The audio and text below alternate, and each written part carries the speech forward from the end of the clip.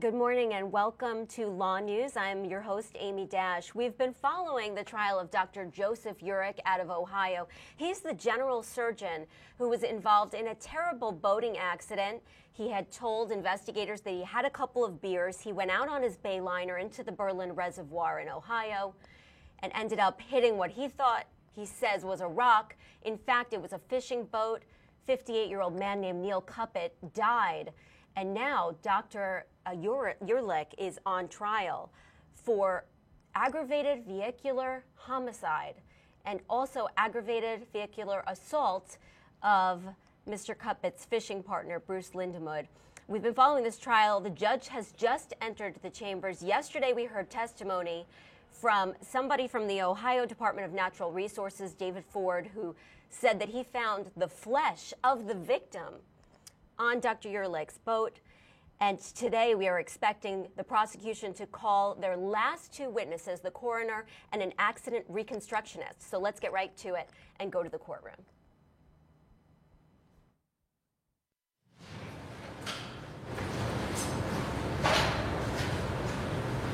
Good morning. Good morning. Could you please state your name for the record, spelling your last name for the court reporter? My name is Dorothy Emma Dean. My last name is spelled D-E-A-N. Okay. And what do you do for a living? I work for the Hamilton County Coroner's Office. I'm a forensic pathologist, deputy coroner. And what is your education and background in order to be a forensic pathologist? I'm a medical doctor. I went to medical school in Toledo. After having graduated from medical school, I studied general pathology in Cincinnati. From there, I studied forensic pathology also in Cincinnati. I took and passed the board examinations for general pathology, that's anatomic and clinical. Can you do me a favor? Of course I may. Can you try to keep your voice up just for the benefit of counsel? My voice does not carry well. Let's do a voice test. This is the microphone, correct? Yes. Okay. Let's try this. Is that any better? Yes. Okay, good. Thank you. You're welcome. Let's start over. I'm a medical doctor. I went to medical school in Toledo. After having graduated from medical school, I studied general pathology in Cincinnati. General pathology is the study of diseases that affect people's body parts. After that, I went to study forensic pathology also in Cincinnati. I passed the board examinations for general pathology. It's anatomic and clinical. I also passed the boards for forensic pathology, so I'm board certified forensic pathologist. I have a medical license for Ohio. After I finished my fellowship training, I worked in Columbus for about 5 years. I left there, worked in Akron for about 5 years, and that's from where this case arose. I worked there for about 12 years, then moved to Cincinnati. And what's the difference between a forensic pathologist and a pathologist? A forensic pathologist is a specialized pathologist. Pathology in general is the study of natural disease of the human body. I can do that. I have done that. And I'm qualified to work in a hospital. But what I wanted to do was examine people who died. I wanted to study their natural disease. I also wanted to study injury. So I took 1 more year of training for that specialty. And as part of being a forensic pathologist, you do autopsies? Yes. And what are autopsies? An autopsy is a medical procedure. The purpose is to examine the body for evidence of natural disease and injury. We take photographs, make notes, or write a report. We also take samples for evidence, because forensics involves the court. We also take samples from the body for toxicology. And how many autopsies have you performed throughout your career? In my lifetime, over 5,200. And have you testified before? Yes. And do you know how many times you testified? I don't keep separate track of that, but it is in the dozens. Now, you mentioned having worked in Summit County Medical Examiner's Office, and that's where this case came from. Is that correct? Yes. And have you done other autopsies involving blunt force trauma? Oh, many. Yes. Do you know how many of those? I don't keep a separate record of those either, but I can tell you a lot. All right. Now, when did you receive the body into your office? I can tell you when I did the autopsy, and that information is on the autopsy report. I did the autopsy on Mr. Cuppett's body On May 11th. May 11th. And Of that's- 2015. Okay. And you mentioned your report. And You may. I'm going to hand you State's Exhibit 46. Could you take a look at all of those papers?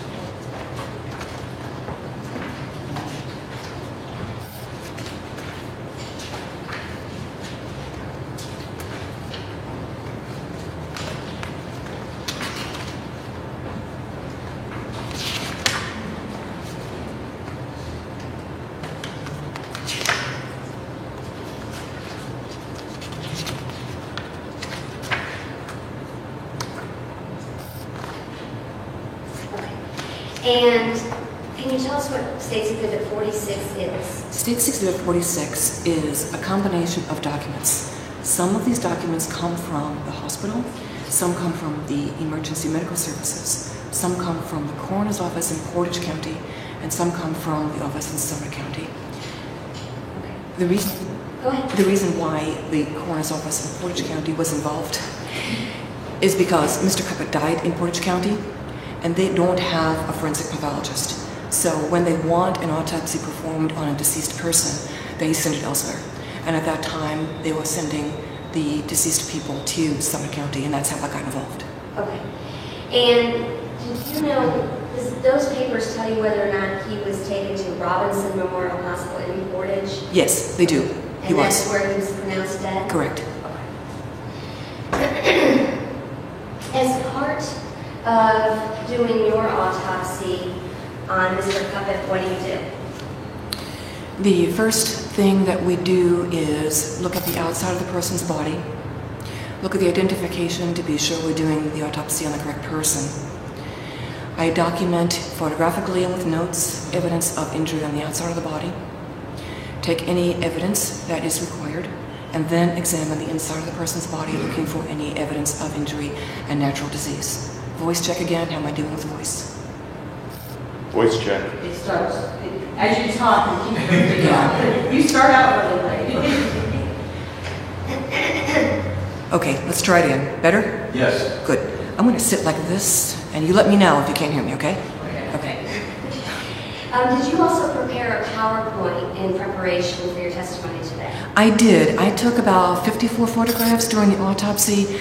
I take way many more photographs than I need to present in court. I culled them and organized them to show the injuries that are important for you, yes. Your Honor, permission to... You may.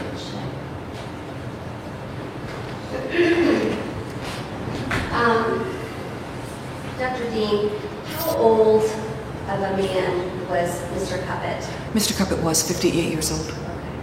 Now, on this slide, you have his cause of death, but did you go through some steps in order to determine that cause of death? Yes, actually, if I may say, I determined the injuries that Mr. Cuppett sustained, and Dr. DiPiero, who is the coroner for Portage County, officially determines the cause of death for the death certificate. It seems like a convoluted system, but it's very organized. So the Portage County coroner is responsible for the death certificate document, and that's where the cause of death is written down. But the pathologist who examines the body tells Dr. DiPiero what the injuries were so he can formulate a correct statement.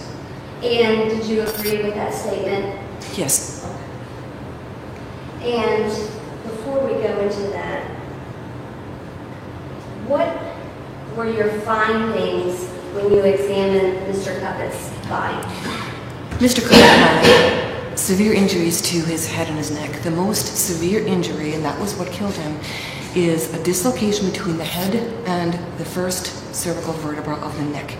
The reason why that is important is not the dislocation itself, but the energy required to cause that dislocation went through the brainstem where the center for breathing is located. That caused him to stop breathing. There's no more sensation to breathe when that is so severely injured. He also had some other injuries to his facial structures. One of his jaws was broken, some of his teeth were broken and falling out. He had a fracture break in the hyoid bone on the left side and the thyroid cartilage on the right side. Those are the major injuries to his head and neck. Can you tell what side of the neck or his body that force came from? I cannot. Okay. You can just tell us that there was a severe location, dislocation of the cervical vertebrae and the head? Yes, it's not possible to determine definitively from where the force came, but that it was a tremendous amount of force that went through that area.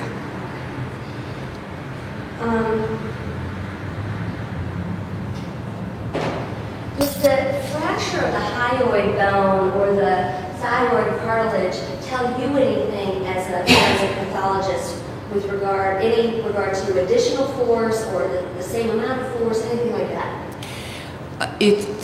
Less force is required to break those structures, but the importance of having them broken is that there is direct force on that area.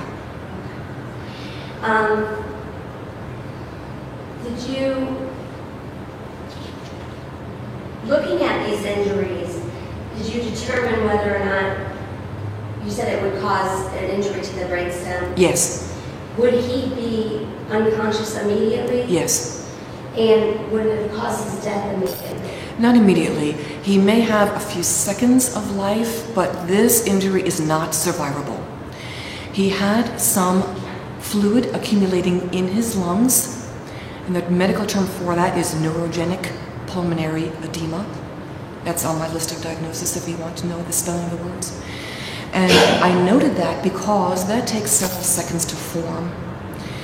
The brainstem is injured, and the body's reaction is to push fluid into the air spaces.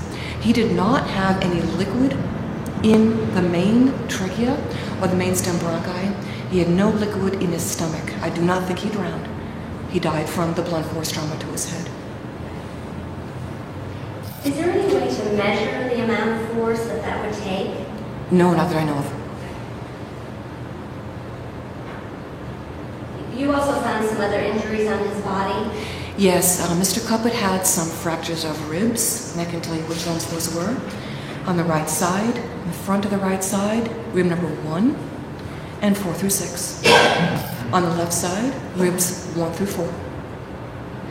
And you're indicating on your own chest where rib number 1, that's top of the rib cage? Yes, top of the rib cage behind the collarbone.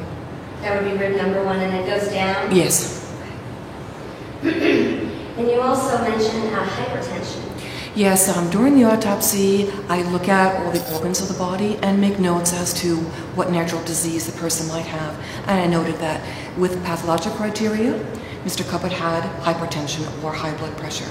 I don't know about his clinical status. I can only tell you with pathological criteria, he had hypertension. Did any of these injuries contribute to his death?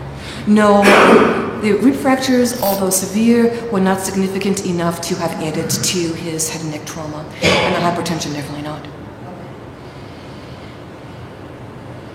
I'm showing you a photograph.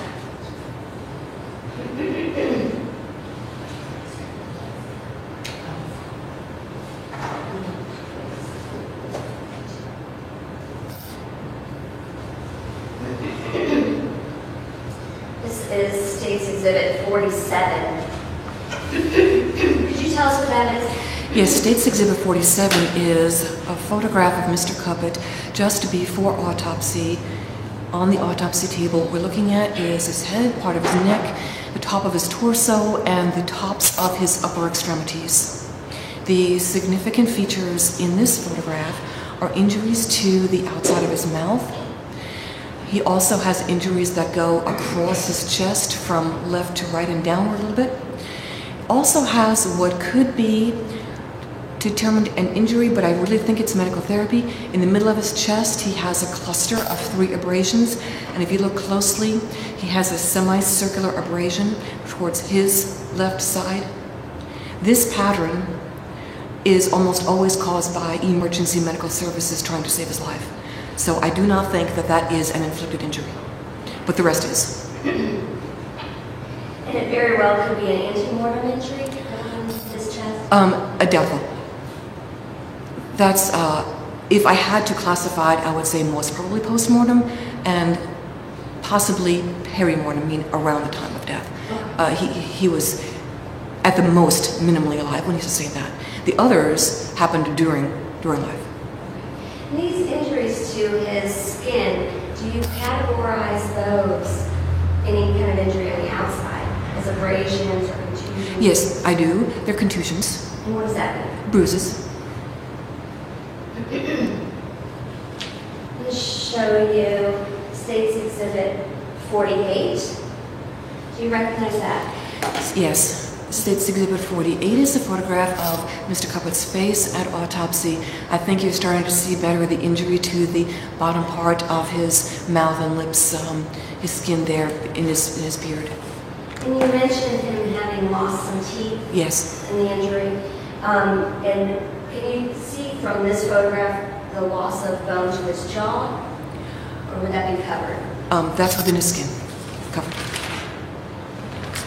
Show you State's Exhibit 49. Can you tell us what that is? Yes, 49 is a closer photograph of the injuries you saw 2 photographs ago of the bruises across his chest in diagonal pattern. And that's when you mentioned about the broken ribs that start at the collarbone and go down. Correct. Let me show you State's Exhibit 50. Can you tell us what that is? Yes, that's another bruise across the right side of his arm, in continuity, I believe, with those across his chest. It is an interrupted pattern, but if you can put those photographs side by side, you would be able to see they are contiguous. Okay, so they line up with the bruises across his chest. Correct. Were these bruises made contemporaneously with his injuries? Yes, How do you know that? by my experience. There is no evidence of healing here. I'll show you State's Exhibit 51. 51. Can you tell us what that is? Yes, State's Exhibit 51 is a photograph of Mr. Cuppet's chest with the abrasion bruise pattern closer up, and I think you can see better the semicircular bruise around on his left side. There is a space where his chest makes a little bit of a divot, and then the bruising goes on the right side. This pattern is very consistent with emergency medical services. And then I'm going to show you State's Exhibit 52. Can you tell us what that is? Yes, State's Exhibit 52 are some bruises and abrasions on Mr. Cuppet's legs. And can you tell from your experience when these bruises were made? These are contemporaneous with the other injuries. There's no evidence of any healing of these bruises at the time of autopsy. Correct. Were there any broken bones in his leg? No.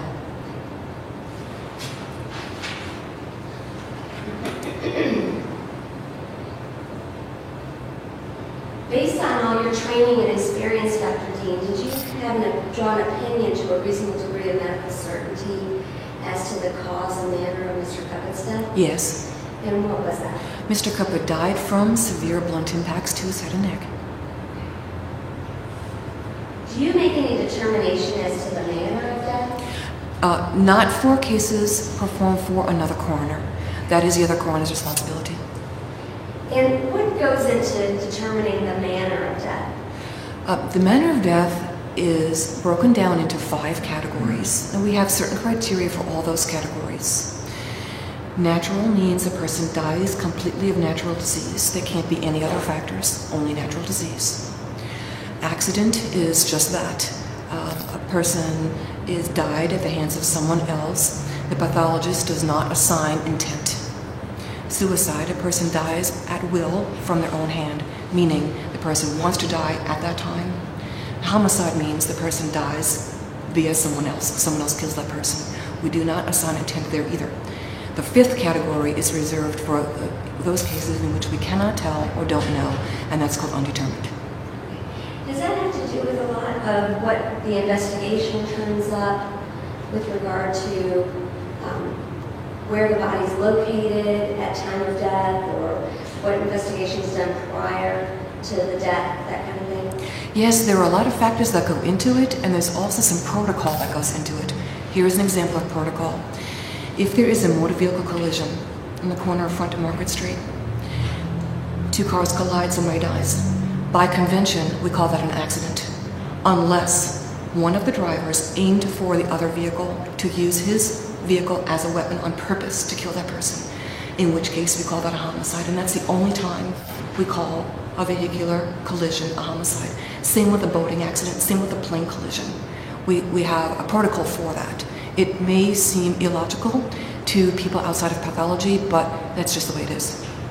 So unless you found purpose, you wouldn't call it a homicide? Well, we have to rely on the investigation, and the investigation will reveal any purposeful intent to kill. That it disregards any other actions by the person driving. Let's get back to the motor vehicle collision now. If the person is somehow incapacitated via drugs, alcohol, or a medical disease, and they run into somebody, even a pedestrian, if they did not aim for that person to kill him on purpose, pathologically we say it's an accident, although we know that person can be prosecuted for whatever crime they did. But that's beyond us. You may.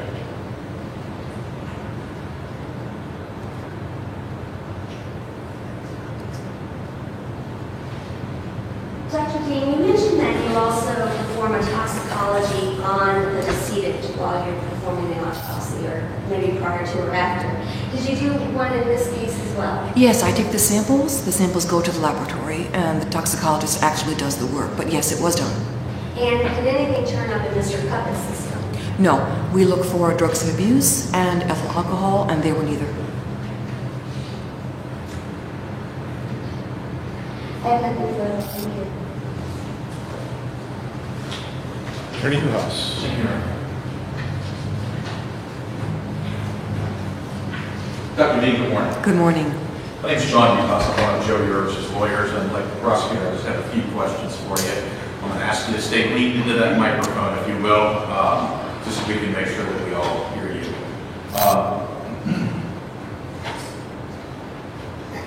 I'm sorry. No. Can I interrupt for 1 second? Can I reopen? I just wanted to ID. And then it was underneath all my evidence. I'll talk to you shortly. Okay, first one. You may. I'm going to hand you State's Exhibit number 90. Thank you. Could you take a look at that, Dr. Dean? The outside of State's Exhibit 90 has some stickers on it, and it says known standard from, the victim's name, Neil Cuppett, his autopsy number. And inside, there is a label on the back too. A chain of evidence label is on the back. Inside,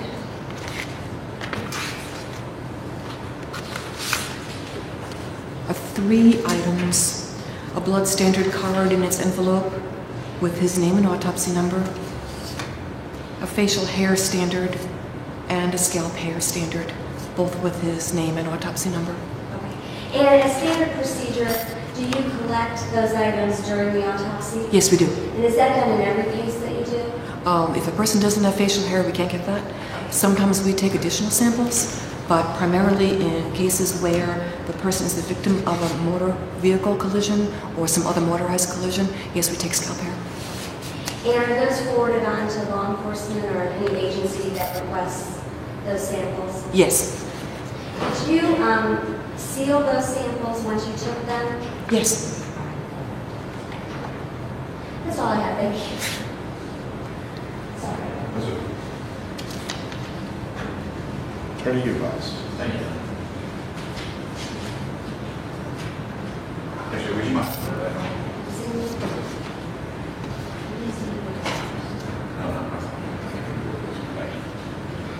Doctor, good morning. Good morning. You mentioned 3 standards, and as has sort of been consistent with your testimony this morning, you sort of faded off at the end, so I did not hear one of them. I heard blood and hair standards. What was the third one? Now, you were supposed to tell me if you couldn't hear me. In this envelope, we have blood, scalp hair, and facial hair. Thank you.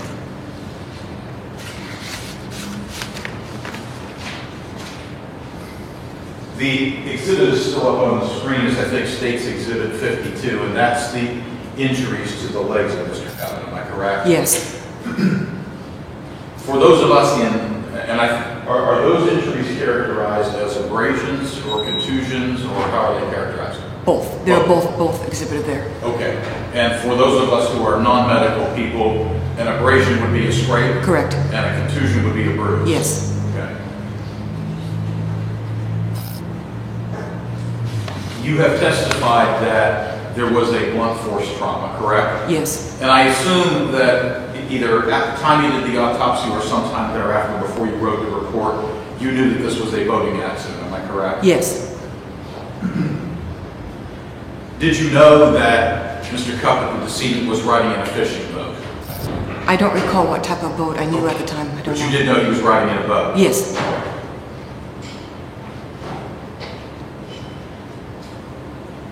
Now, with blunt force trauma, it's possible, isn't it, that the blunt force trauma could be something hitting me in the head, correct, if I'm stationary? Yes. Or would it also be blunt force trauma if I were moving and hit a stationary object? Yes. Both of those would be classified as blunt force trauma. Yes. And is there a way in this case to determine which of those two options or alternatives occurred with regard to Mr. Cuppett's blunt force traumas? No.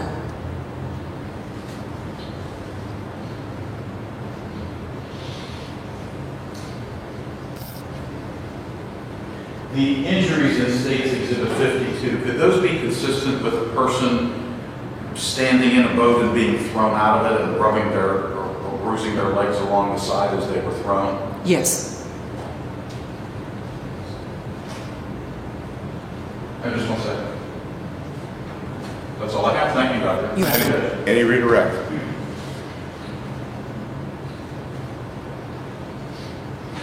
Dr. Dean, when you compile your report, and in fact, it states Exhibit 46.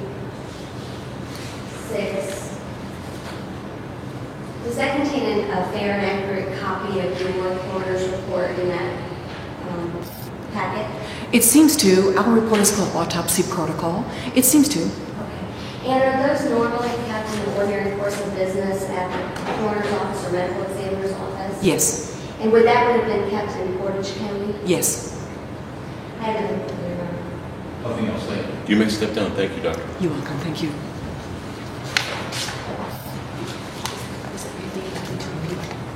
Thank you. I just need the exhibits, please. Thank you very much.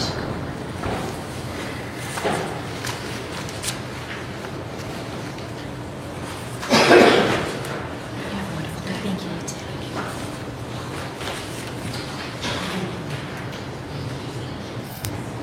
You may call your next witness. Your Honor, the state calls Richard McCullough.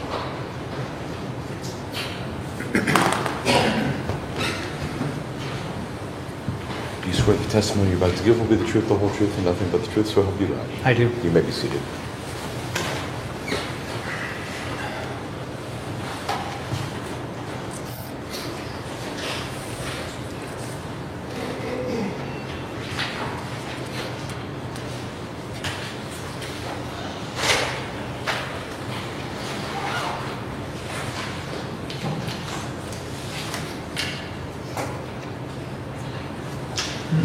Good morning. Good morning. Would you please state your name for the record, spelling your last name with your court reporter? Richard Andrew McCullough, McCullough. And what do you do for a living, Mr. McCullough?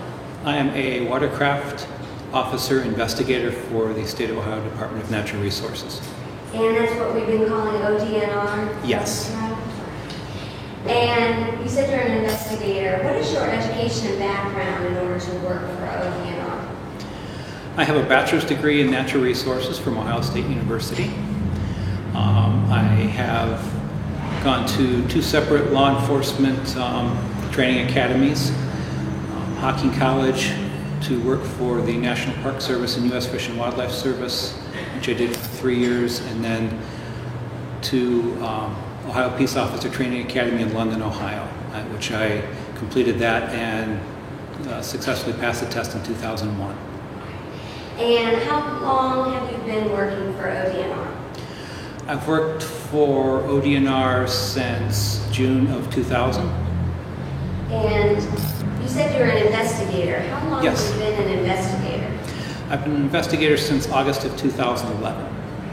In order to become an investigator, did you have to take an additional training and schooling for that? Yes, I had to have additional training in criminal investigation, interview and interrogation, and boat accident investigation in order to do that. Okay. Did you have any training in boat accident reconstruction as well?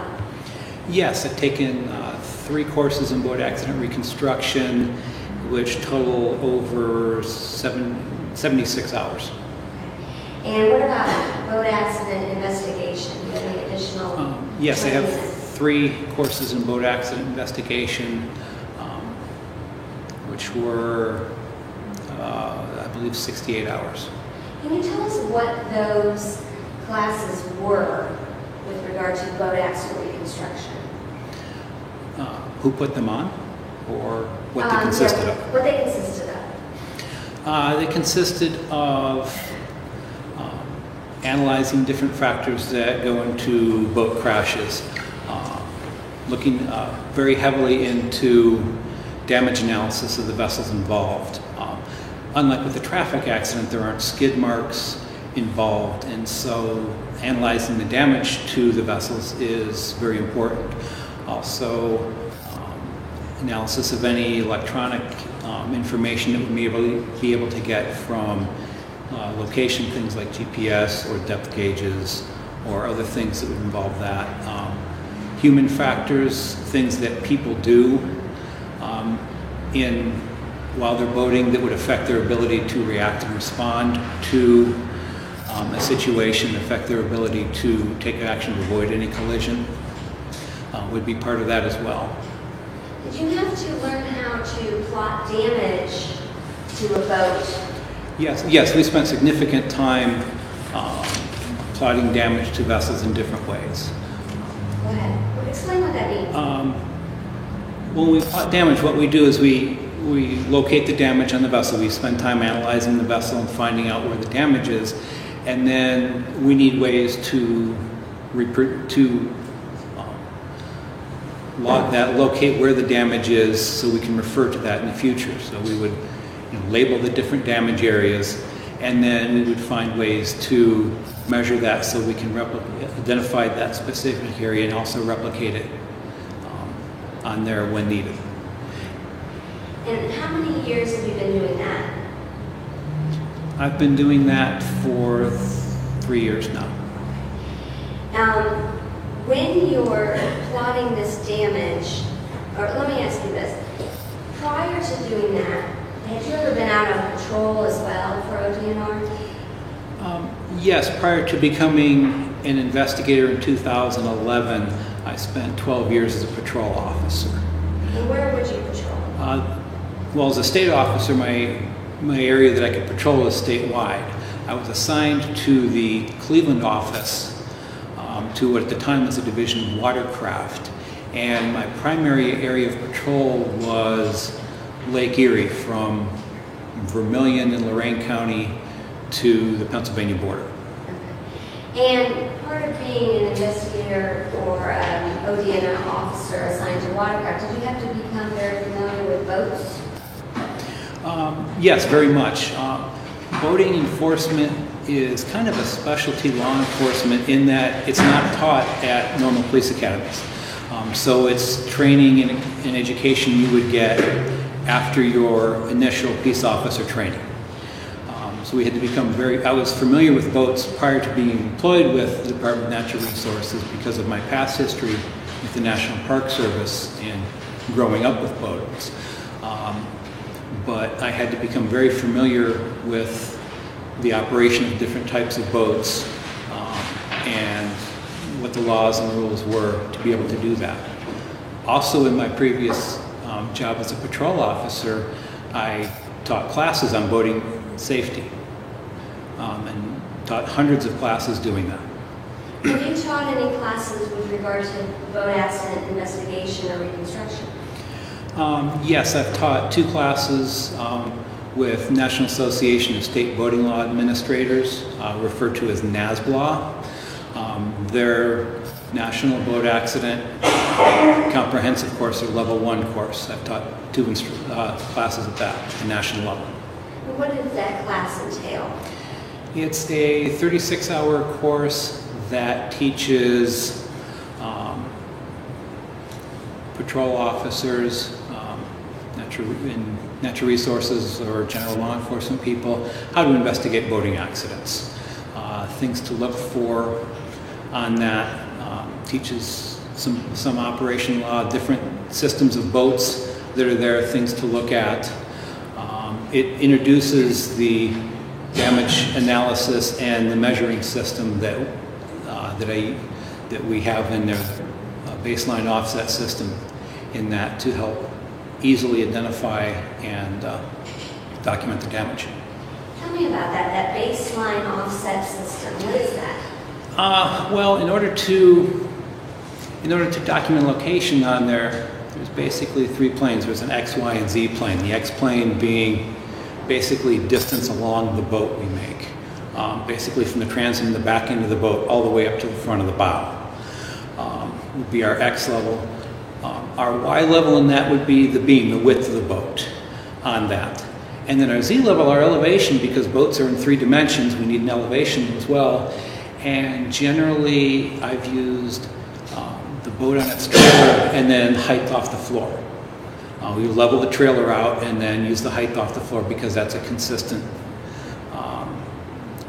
number that can be reproduced. And is that what you used in this case, that baseline offset system? Yes, that's what I used in this case. Did you document each step you took while doing this accident reconstruction? Yes, I documented every step I took on that.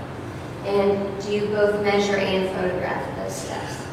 We identified the damage. In this case, we identified the damage, labeled it, photographed it, and then measured the location of each one for each vessel. In most cases, do you respond sometime after the boat crash, after responding officers are finished with the boats, that kind of thing? Sometimes I am asked to come during the event if something happens and I can get there in time to help. But frequently, by the time I get involved, it's after the initial response. What about in this case? Do you have, when did you get involved in this case? I was called by my supervisor at the time at approximately 12:43 in the morning of May 9th, 2015. And were you asked to respond to this site? I was asked to respond to this site for a, what was told to me at the time was a severe boat collision. And how long does it take you, you agree to go, right? Yes, I agree to go. How long does it take you from where you're at to get to Berlin Reservoir? It took me a while. I live on the south side of Cleveland, and the officer or the investigator who usually covers that part of the state was gone and not able to respond. So as the next closest person, I was asked to respond. It took me over 75 minutes. I don't have an exact number on that. I just remember that coming up when I plugged in the time into my GPS. Were you aware of other ODNR officers that were being called out?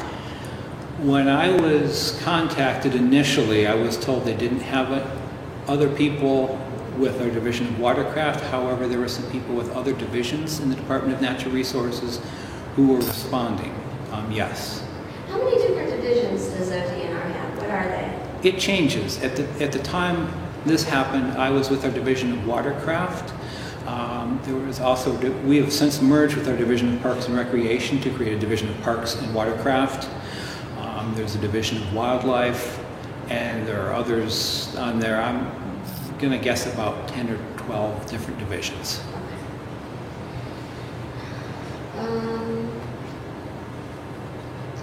On the way to Berlin Reservoir, do you hear about this phone call that's been testified about who somebody calling in and wanting to give information? During my response, I wasn't told about phone calls specifically that came in. However, during the response, I was told that the Portage County Sheriff's deputies who were there determined a second boat had been involved in the location of that. Okay. And is that the location you responded to? Yes. And where was that? I believe it was on Hawthorne Drive.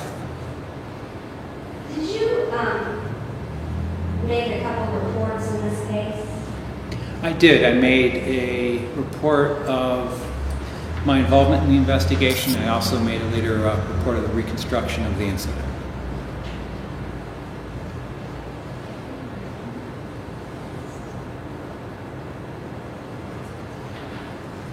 Hey, Bertram. You may. I'm going to hand you State's Exhibit number 59 and 65.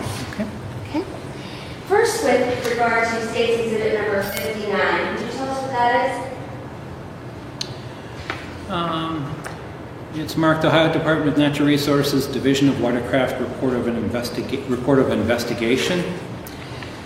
And it appears to be a photocopy of my report of involvement. And does that include your narrative about what you did during this case? Yes, it does. And is that a fair and accurate representation of your report? Without reading it over word for word, it appears to be yes.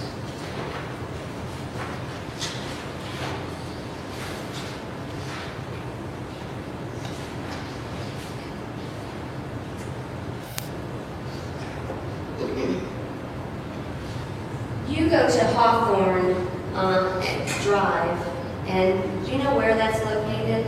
What city?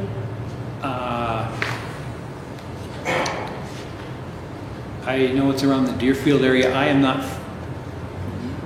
intimately familiar with the area. This was never a lake that I patrolled when I was a patrol officer. And so once I found out the address, I had to put that in my GPS. What did you do once you got there? When I got there, I knocked on the door. I was met by a woman later identified as Angelina Rodriguez. And she said that their baby was... It's not to prove the truth of the matter asserted. It's about the baby. Overruled. She told me that their baby was asleep and directed me to the docks, where she said another deputy was there. Okay. And did you go back to the docks? I did. Do you recall what time that was? I do not. I did not put the time of arrival in my report. Okay. But you said it took you about 75 minutes to get there? As an estimate, yes. Okay. What did you do, or what did you see down at the docks? I was met there by Portage County Investigator Zwick. She was taking pictures of the boat down there. I identified myself to her, and I asked her if she minded if I took photographs as well. She approved, and then I took photographs of the boat that was down there, which was a red and white bayliner, had a wakeboard tower on it. And you took photographs that night? Yes, I took photographs that night while it was tied to the dock.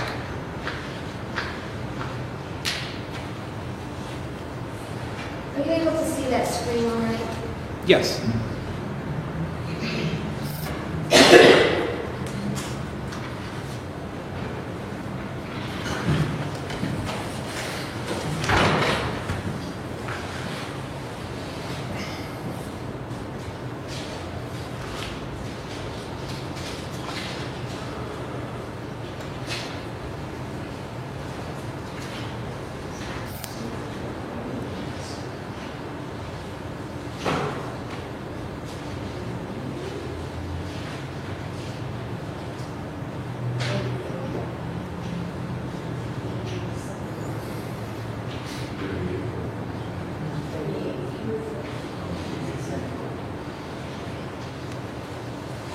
I'm going to show you State's Exhibit 38. Do you recognize that? Yes, that's a photograph of the Bayliner vessel that was at the dock behind the address there. Now, I kept these photos, 2 on a page. Can you tell us what the other photo on that paper is? It appears to be a different view of the bow section of that same vessel. And those were taken that night when you got there? Yes. State's Exhibit 39. Can you tell us what that is? Appears to be a photograph of the inside of the same red and white Bayliner that was at the dock there. Also showing part of the wakeboard tower attached to it. And how about the second half of 39? Appears to be a photograph of that vessel showing the wakeboard tower, what it looked like there on that, and also the interior, part of the interior of the boat. Can you see the steering wheel in that photograph as well? Yes, I can. I'll show you State's Exhibit 40. You see that? Yes. Appears to be a photograph of the starboard bow area of that same vessel.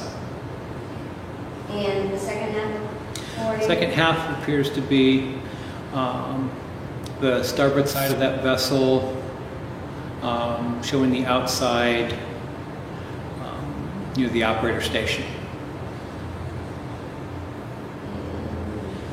State's Exhibit 41. What that is? It's a copy of a photograph showing the red and white outside of the hull that identifies the vessel as a Bayliner. In this hull of the, outside of the hull of this Bayliner, is there a black piece that goes through that? Yes, the black piece there is called the rub rail. And what that does is that connects the hull, the bottom part of the boat, with the decking in the upper part of the boat. It's actually a seam in the boat, and that covers that seam there. And it's also the part where it's usually the widest part of the boat, and it's called the rub rail because it rubs up against the dock and other things. And the second half of 41 there? Second half of 41 appears to be a photograph showing the rear part of the passenger cabin on the starboard side of that same Bayliner. State's Exhibit 42. 42 appears to be a photograph of the starboard side looking down into the operator compartment. You can also see the front passenger seat on that, the windshield of the boat, part of the wakeboard support towers. And the second half of 42. The second half of there appears to be a photograph of that Bayliner up in the forward part where the passengers can be. There are two beverage holders that are there, one of which has part of the ring there, and it looks like a small debris field there. Did you, later on, you take closer pictures of that damage there? Yes, later on I take closer pictures of that. State's Exhibit 43. 43 appears to be a photograph taken from the port or left side of the boat, showing the operator station, the steering wheel, the throttle. The red thing hanging down is the emergency lanyard cutoff switch that's designed to turn off the boat. In an emergency, appears that the ignition keys are in the ignition. There's a blue cable that's hanging down from the radio that was there that looks like it would be to plug something in. Okay. Is that like one of those cords you would plug into your phone? Yes, you can plug into a phone or MP3 player or other similar thing.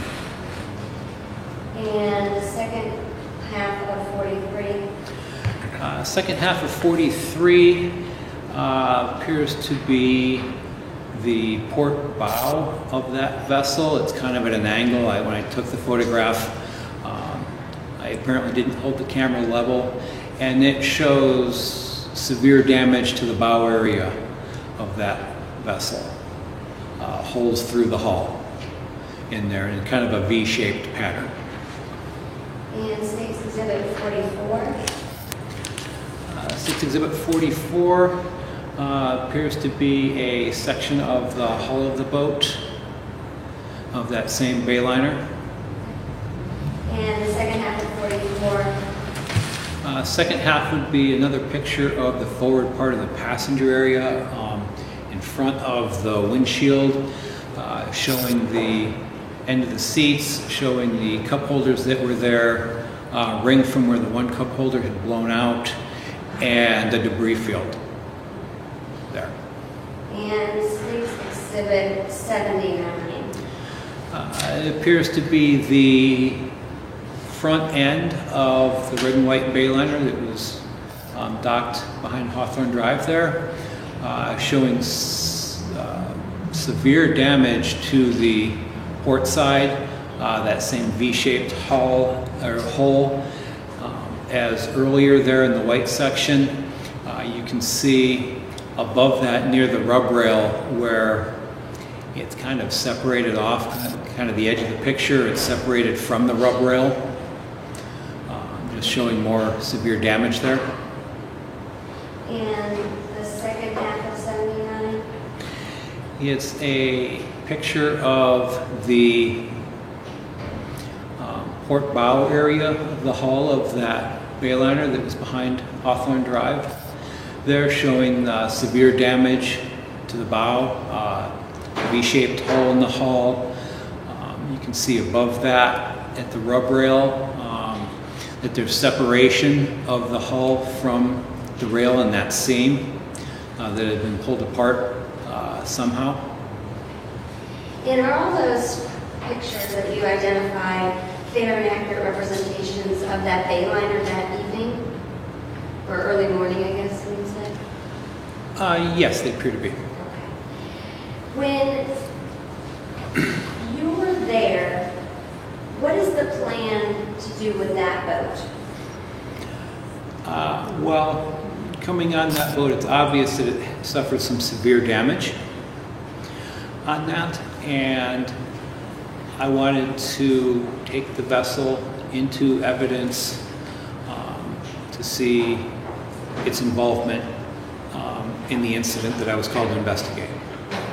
Now, we've already heard some testimony that that boat was later in the garage at ODNR. Yes. How does that boat get there?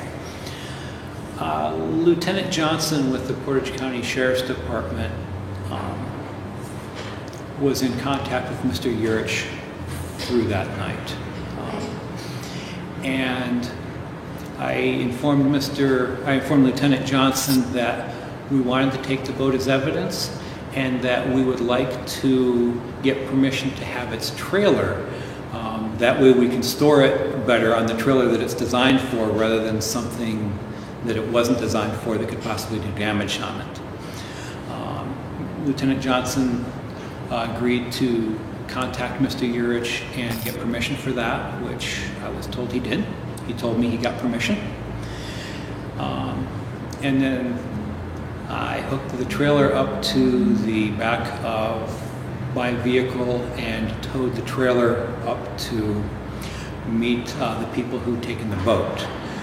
Now, getting the boat up there, we were not going to operate it up there. We didn't want to destroy any value that we could have gotten off of it by starting the motors or operating it. Two other, at the time, watercraft officers brought their boat down to the residence and towed the boat up to the location there where we removed it from the water.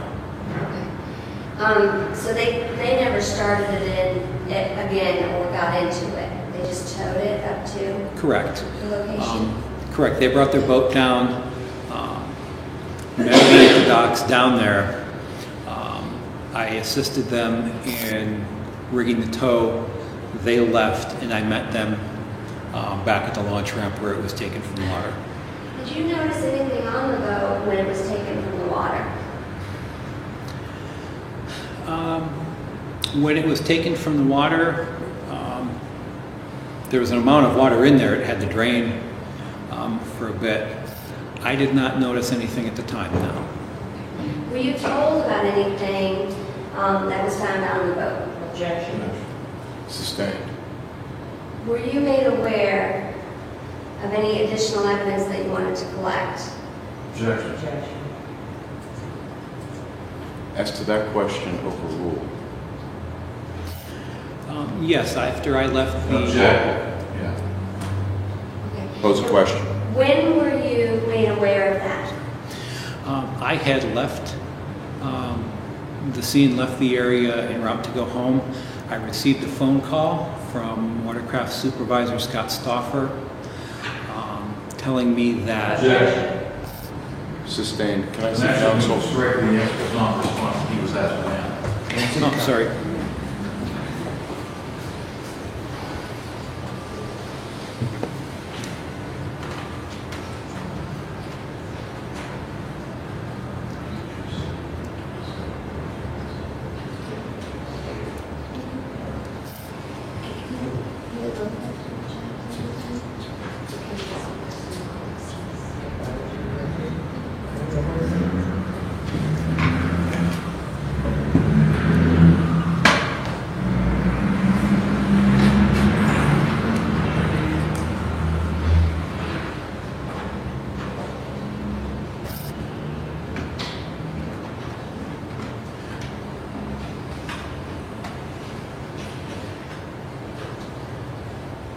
Did you have those boats secured that night? When I left, the boats were being secured by other officers. I asked them to inventory the vessels and to secure them. And to your knowledge, was that done? To my knowledge, it was done, yes.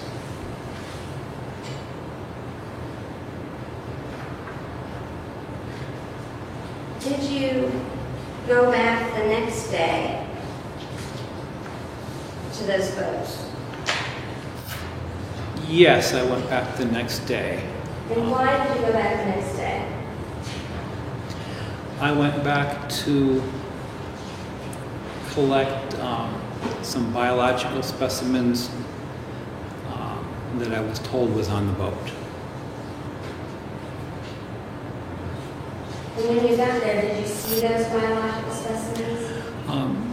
Yes, on the Bayliner, I saw on the port bow what appeared to be some hair, tissue, and what appeared to be a piece of bone or tooth.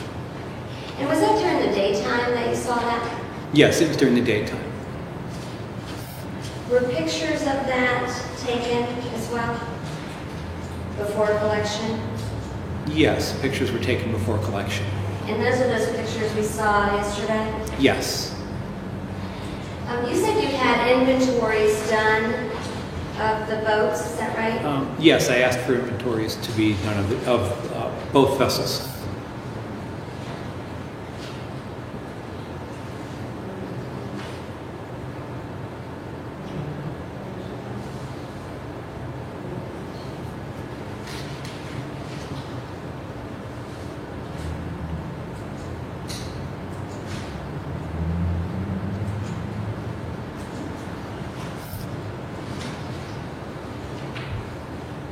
I'm going to hand you some, may I have you? You may. States Exhibit 111, 112, and 113. All right, thank you. Could you tell us what States Exhibit 111 is? 111 appears to be a copy of the Ohio Division of Watercraft boat inventory form that was completed for the Bass Tracker. Okay, and can you tell us what States Exhibit 112? 112 appears to be a copy of the Ohio Division of Watercraft boat inventory form completed for the Bayliner. Okay. Can you tell tell us what was inventory on the Bayliner? Objection. Overruled.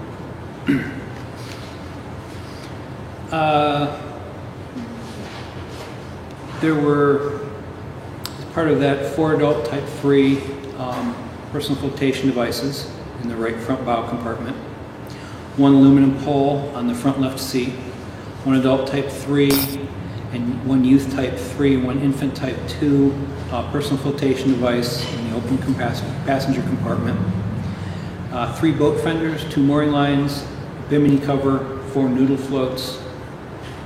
Objection, Your Honor.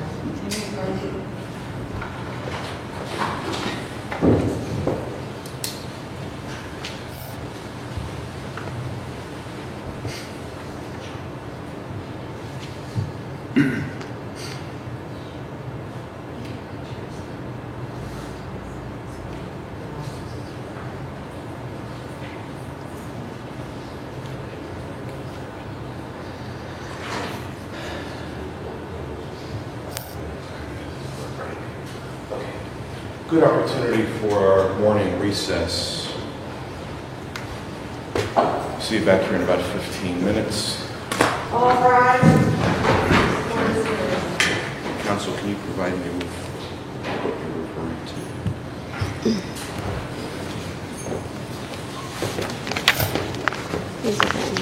Thank you.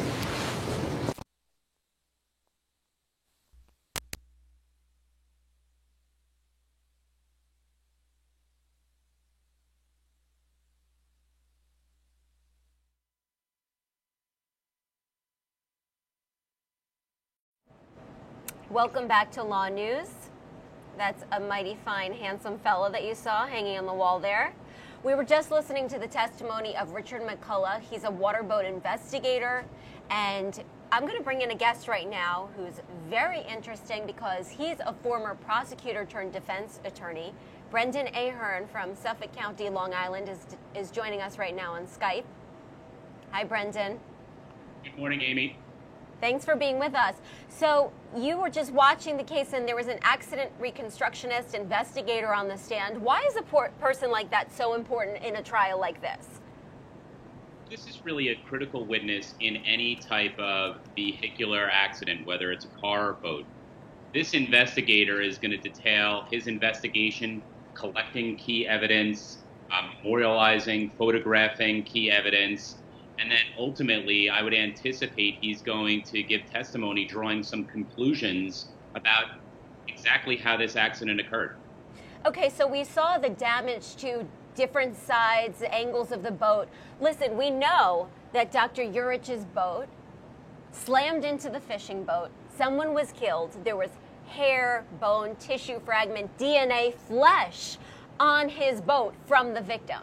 So why does the judge have to even see the boat damage? Is it a bit redundant, or is this just the way that things go? Well, in part, this is the way that things go, but you're also required to lay out all of your case from beginning to end, and that includes describing for this judge exactly how this investigation took place. Now, what's of interest is the damage pattern doesn't necessarily speak to the knowledge that would impute to Dr. Urich at the time that he's operating to differentiate as to whether he struck a boat or struck a rock as he initially claimed. Right, and why is that so important? I mean, obviously that would bear upon intent. Is that correct? Well, I think one of the key elements here of the leaving the scene of an accident charge is that he had knowledge that he had been in contact with something that involved a human as opposed to a rock. There's two very different responsibilities. One, he has to stop and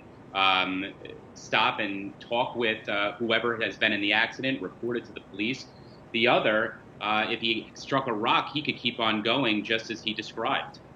Right, so pertinent to the leaving the scene of the accident charge, it would be relevant, but I'm not so sure that it would be relevant to the aggravated vehicular homicide. It seems to me that under that statute, he was negligent if he was driving this boat, speeding, which many witnesses said that they saw that he was going at a very fast speed, intoxicated, and hit the other boat. Is that true, that it really doesn't matter whether he knew that that was a fishing boat or a rock if he was drunk, speeding, smashed into it, and killed somebody? Well, the answer is if they're able to prove all those elements, that will be sufficient and significant evidence, particularly with respect to the aggravated vehicular homicide charge. However, that damage pattern doesn't necessarily tell you those things. There's other information that can be gleaned, though, from the documentation that we just saw. What you see also is the proximity of that, what was described as the operator's station, the steering wheel, where Dr. Urich was at the moment that that impact occurs, as well as what he could see as he's apparently speeding through that waterway. Let me ask you a question, because there's big debate over whether the lights were on the fishing boat. If the lights were off, does that make him any less liable on the vehicular homicide charge? It's certainly a very significant fact. If those lights are on, the argument from the prosecution is clearly he should have seen them, he should have been mindful, he should have been scanning the waterway for these very conspicuous type of lighting that boats are required to have. But if those lights are off, traveling through a dark waterway and striking a boat that does not have lighting or is not well lit is a much different circumstance. Then there's an argument that Dr. Urich was not negligent because he struck something that was not appropriately lit. But what about the fact that he's drunk and he's speeding? Aren't those two facts in and of themselves enough, regardless of whether the lights were on in the boat? Again, yeah, of course it is. But they have to prove that. Obviously, of major significance in this case was the suppression of the blood and urine that occurred back in the fall of 2016. The state does not have available to them those toxicology reports, and this judge cannot consider them. Yeah, that's major. That's major. And we were talking about that before. I have a big problem with that in this case. And here's the problem. The laws are completely different from state to state, yet I'm sure that there's a scientific threshold over how you're supposed to store blood samples, whether they need to be refrigerated, if so, for how long. I spoke to multiple experts that said that blood can go, as long as it has the proper preservatives, that it can go for days, depending on the content, without being refrigerated and be a valid sample.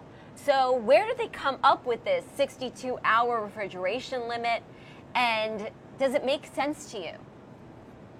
Well, the answer lied in the age of that statute. That was a statute that was created, to my knowledge, about 40 years ago. And at the pretrial hearing, the state offered the expert witness testimony of a forensic toxicologist who articulated that that blood sample handled under these conditions with the preservatives would not be adversely affected, and it would be a valid sample. This goes to the issue in criminal trials of weight versus admissibility. Is the evidence admissible, and then what weight should be given to it? I'll tell you that obviously there's been significant advances in the technology for testing blood and urine samples in these type of criminal contexts. But here, the judge was bound, or was compelled to rule that he was bound by this statute, which mandated specifically how that blood sample should be handled. Well, that's a really big problem in our system, because this is a common story that's now bearing upon the outcome of a case involving somebody, a victim whose life was taken. And we have an outdated statute that nobody in Ohio has cared to update. And because of that, because of the laziness of these lawmakers, this evidence was not admitted, and I guarantee you there would be a totally different result. Do you agree that he would probably have taken a plea deal had the evidence been admitted? Well, I think a blood alcohol level that's nearly twice the legal limit would completely change the dynamics of how this case proceeded and negotiations, because that would be evidence that would be very difficult for his attorneys to refute. Right, and you said that basically the judge was enslaved to the statute, but you were telling me a story right before we came on the air about another similar circumstance where a judge decided to still admit blood and alcohol samples, even though they weren't handled properly. Can you tell me a little bit about that, just to prove that there can be some leeway, there can be some discretion, but this judge chose not to exercise it? Well, every judge at the trial level is the gatekeeper of evidence, and the judges are bound to enforce the laws that are set forth by the legislature, just like you commented. In New York State, there similarly are statutes that say how blood samples must be taken in this context and how they are to be tested. And you're correct. I told you that previously I had been involved in a litigation and involved in a vehicular assault. This was back at my time when I was a vehicular homicide prosecutor. And the blood sample had been taken in a manner that didn't agree with the statute. The judge held a hearing. Similarly, we called a forensic toxicologist who gave testimony that under the manner in which the blood was drawn and the manner in which it was tested, the differentiation from the statute wouldn't affect the validity of the result. And there, in my case, the judge ruled in my favor that the blood would be available, and that promptly led to a plea in the case. So, yes, judges have the availability to exercise some discretion, but I also am mindful of the fact that this judge had to look back at a statute that he was bound by. He didn't write that statute. He was compelled to be bound by its terms. And I think his ruling flowed from a statute that in all likelihood is antiquated. I heard from somebody, another forensic toxicologist that I spoke with last night, who couldn't make it on today, but he was telling me in California, the law is such that you can have a blood and alcohol sample basically simmering in a hot car for days, and it would still be admitted into evidence. So I have such a problem with the fact that the laws are not uniform and there's no scientific threshold, but there's just an arbitrary handling process that varies state to state, is outdated, and like you said, despite the advanced technology that we've seen in being able to figure out the validity of a sample like this and how it needs to be stored, a lot of these crime labs, they don't even have the machines that can assist them in conducting proper analysis of these samples. They don't spend the money on the updated technology. Has that been something, do you have any knowledge of that? In all my dealings in courts here in New York State, they typically have had what's called a gas chromatograph or gas chromatogram, or GCMS, a mass spectrometer. This is considered the gold standard for testing blood samples in these types of cases. So I've never seen a circumstance where a lab did not have that available to them or didn't make use of a more sophisticated lab, perhaps at the state level, that did have that technology. So I don't think there's a good excuse for why that type of technology wouldn't be available, and I'd expect it to be available. That's encouraging. So we also heard testimony today from somebody from the medical examiner's office, a pathologist, and I found what she said really interesting, because essentially what she said is that they ruled that this death was accidental due to the blunt force trauma. She said definitely was caused by the impact of the boat, not by drowning due to the nature of the injuries. But the fact that they made a determination and ruled it accidental, and she said that was based on the medical examiner's interpretation of the investigation, that it was not purposeful. Well, that's in stark contrast to what the prosecution is saying. So how can they just make their own determination and then say, oh, but this shouldn't have any bearing on the prosecution taking a totally different stance?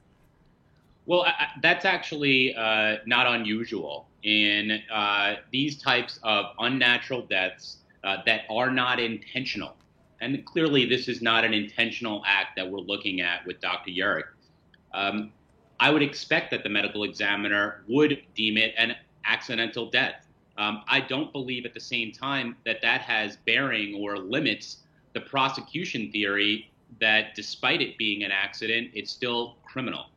Right, but you know what? Semantically, when you hear homicide, because the medical examiner, they can rule it a homicide, right? So if you're going to just look at the pure nature of the language and you hear homicide as the charge in court, but you hear accident from the medical examiner instead of homicide, well, how do you reconcile that?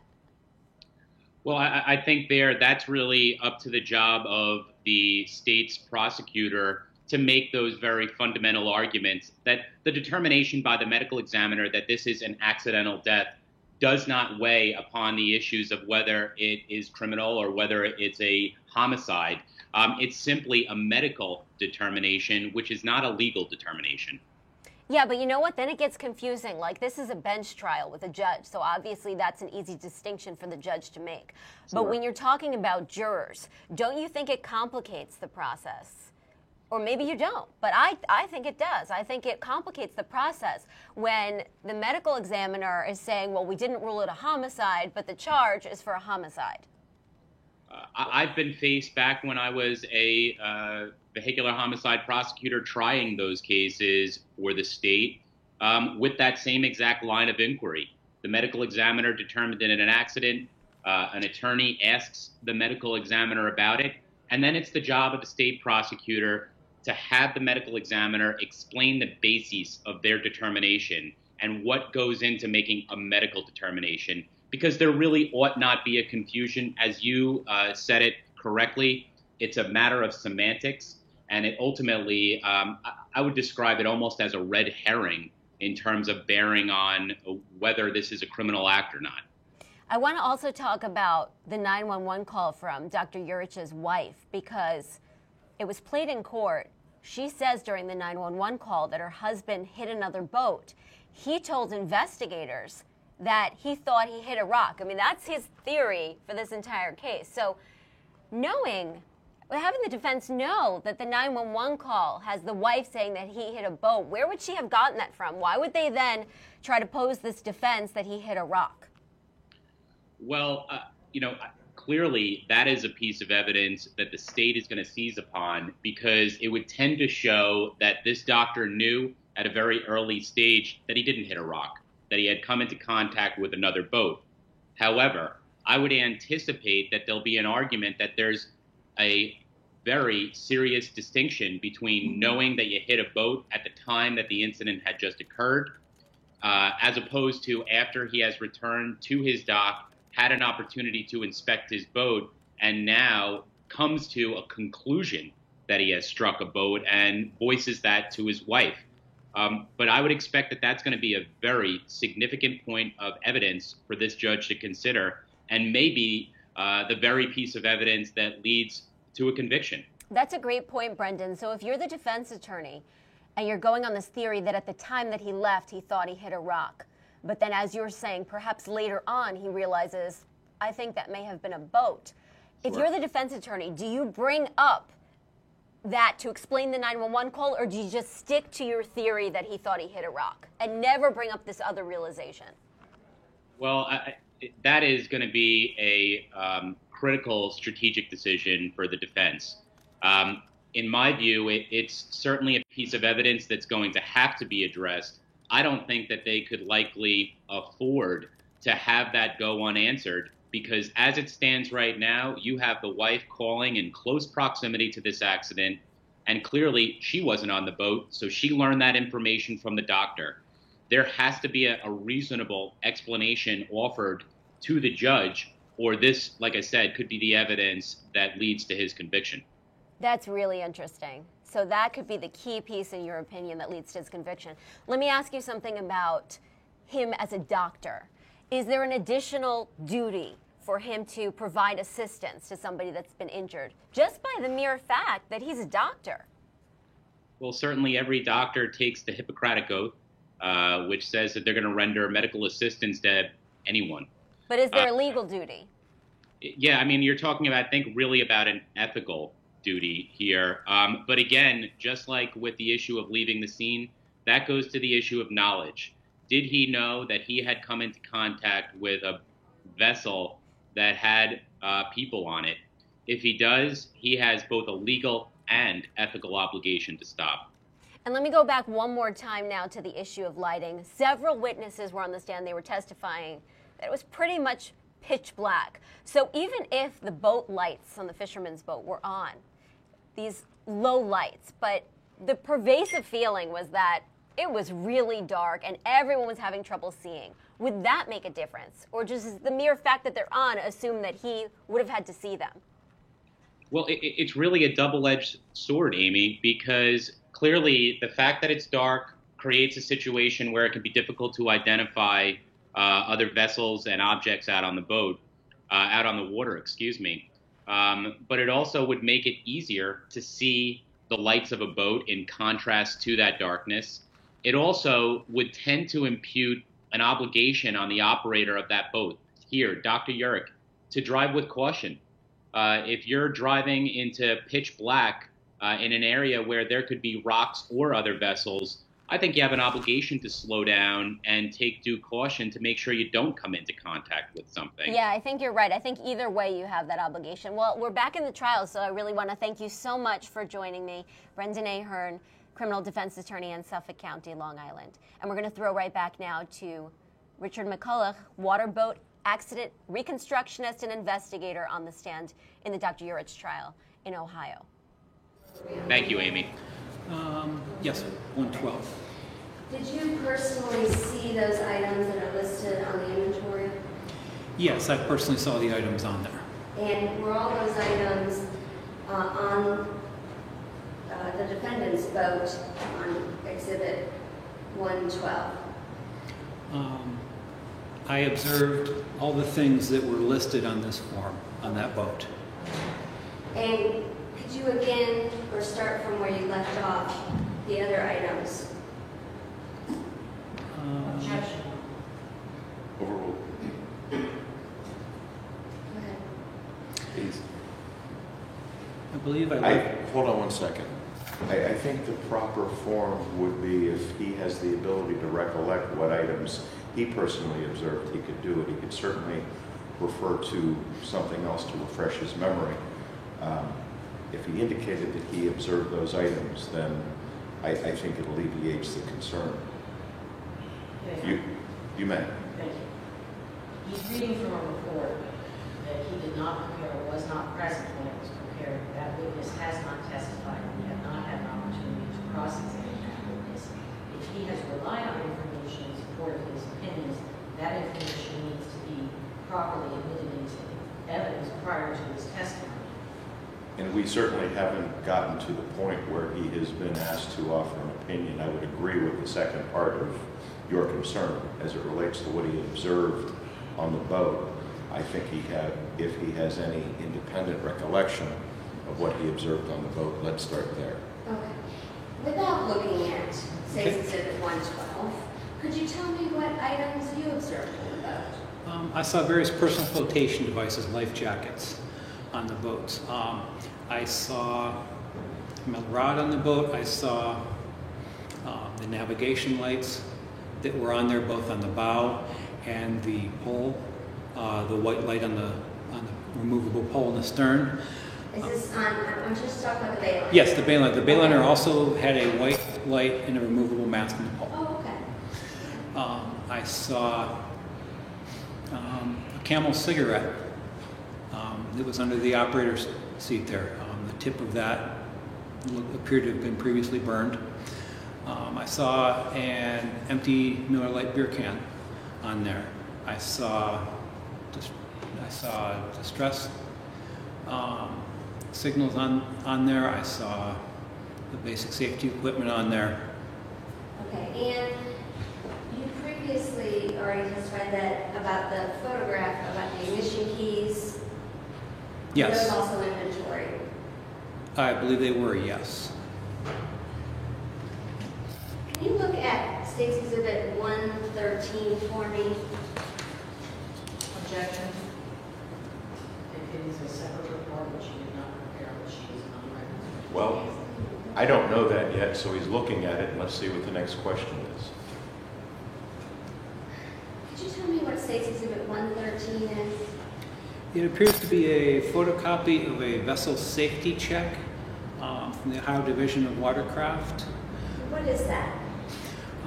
Vessel safety checks are performed by any of our officers or investigators on that to document the required safety equipment that has to be on a vessel. And when was that vessel safety check performed? Objection? Sustained as to laying a foundation as it would enable this witness to testify from the document. Were you present during a vehicle safety check for the Bass Tracker, Mr. Lindemuth's boat, during this investigation? I was present when it was conducted, yes. And on what day was it conducted? It was conducted on May 10th of 2015. And what does that vehicle safety check look for? Oh, mine, I think it's a vessel safety check. And it's okay. It looks for the equipment that any vessel, in this case, the Bass Tracker, would be required to have on it in order to legally operate on the water. And was the Bass Tracker checked for that equipment? It was, yes. And did it have that equipment? It had all of the safety equipment that it needed to have. It did not have a capacity plate on the vessel. That's the only, and is that required? It's required when it's manufactured to have a vessel safety check, or excuse me, a vessel capacity plate. It's required for all vessels that are made since 1977 that are less than 20 feet long. Okay. So did it have personal flotation devices on that Bass Tracker? Yes, it did. And how many did it have? There were 2 Type 3 personal flotation devices, which are commonly the flotation vests that people have on. And there's also 1 Type 4 personal flotation device, which is something that either looks like the seat cushion or a larger version of the Lifesaver candy, the ring on that. That's designed to be thrown to someone in the water rather than to be worn on it. And all vessels that are 16 feet or greater have to have at least 1 of those on board. And all vessels have to have at least 1 appropriately sized and good condition wearable personal flotation device for everyone on board.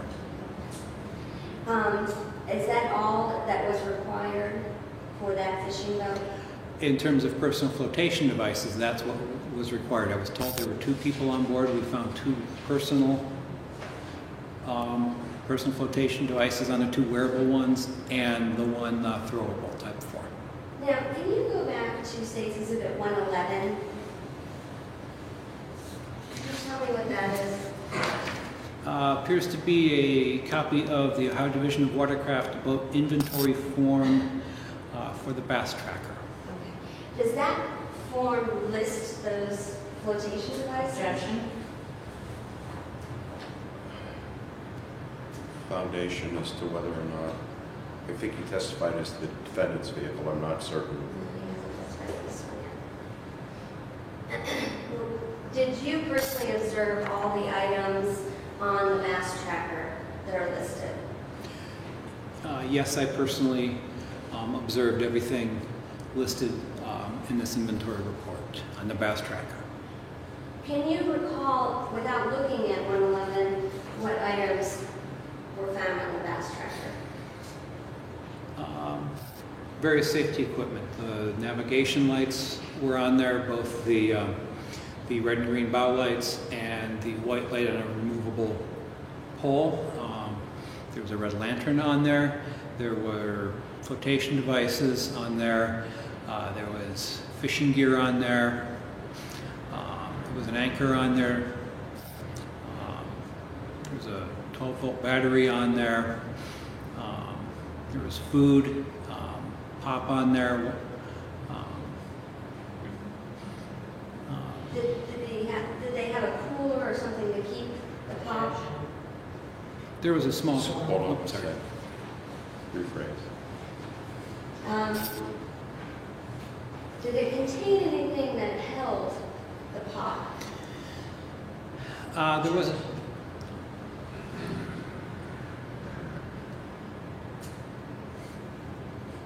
I guess the pop assumes facts, not in evidence, so could you rephrase? Okay. Can you list some more things that you remember? There was a small cooler that held the pop, that held Girl Scout cookies that were in there. There was fishing tackle, fishing poles. There was an anchor in there. There was a sound signaling device that was in there. What about any electronics? You mentioned before that you were looking for electronics. Yes. There was a depth gauge that was at the operator station up on top of what we call the dashboard on that, and that was the only piece of electronics that we discovered on there. You mentioned that on the Bayliner that you found a partially lit cigarette, a Camel Yes. cigarette. Yes. Did you find anything like that on the We found a pack of Camel cigarettes that was in the Bass Tracker.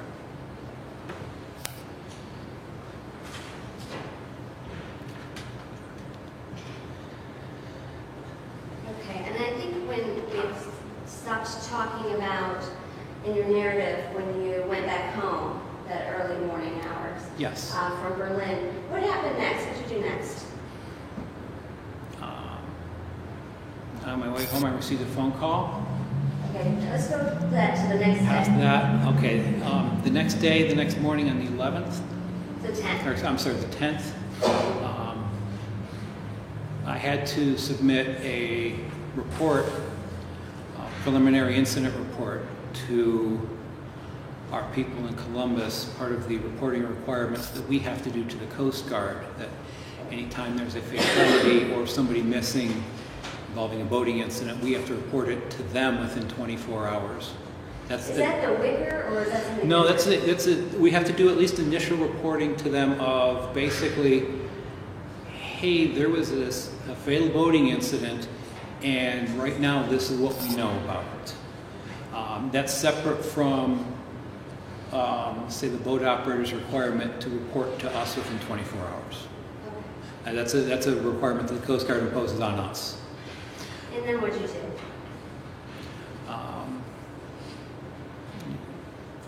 Can I refer to my... Would that refresh your recollection? Yes, it would. Please do that.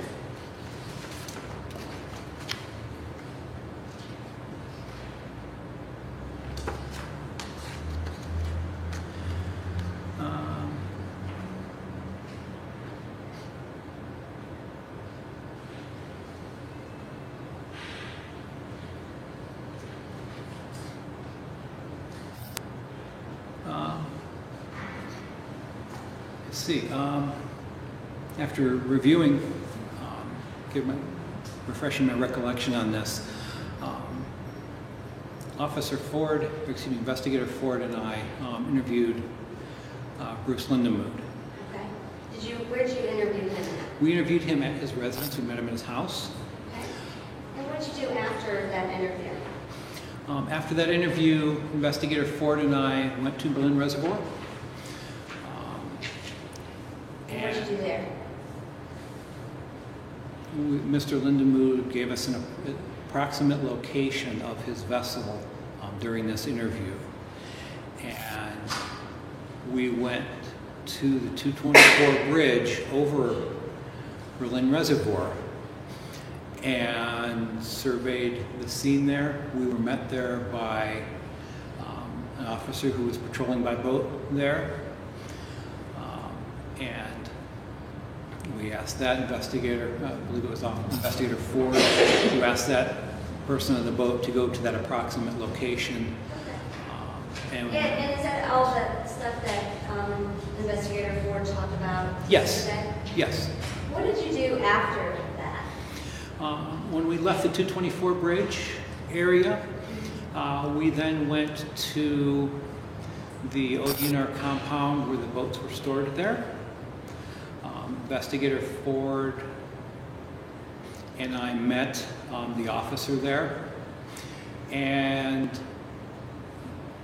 we looked at the vessels that were there, and we collected the evidence, the biological evidence that was on the bow of the Bayliner. Okay, and is that all those envelopes that Investigator Ford identified yesterday? Yes, all those envelopes. Did you aid in the recovery of that evidence? Yes, I assisted Investigator Ford in covering that evidence, safeguarding it. That evidence, those envelopes are sealed with a signature. Do you recall the signature on them? Yes, I believe my signature is the first signature on each of those. Did you take additional photos of the bass tracker in the daylight? We did. Now that we had better visibility and it was daylight, we took photographs of the bass tracker.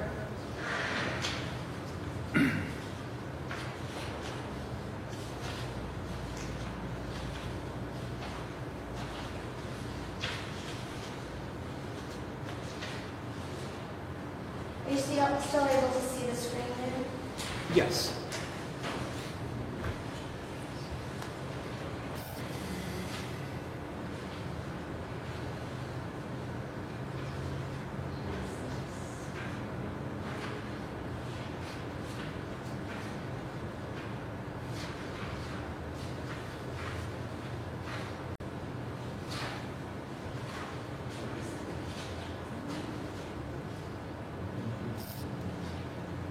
All right. I'm going to show you what's been previously identified that I wanted you to see. State's Exhibit 11. Can you see that all right? Yes.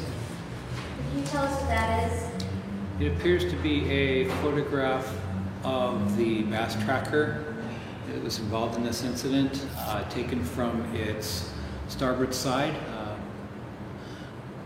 On that shows the boat itself. It shows severe damage to the bow of the boat. It shows the Johnson outboard motor that was on there. It shows stuff in the boat. Red lantern on the back part. It shows some lines around there. A couple seats. It shows the depth gauge and the operator station on there, and a trolling motor on the bow. Is this photograph taken prior to you doing your reconstruction or accident reconstruction analysis? Yes, this picture was taken when I was there. When we did the reconstruction on that, the vessel had been placed on a trailer.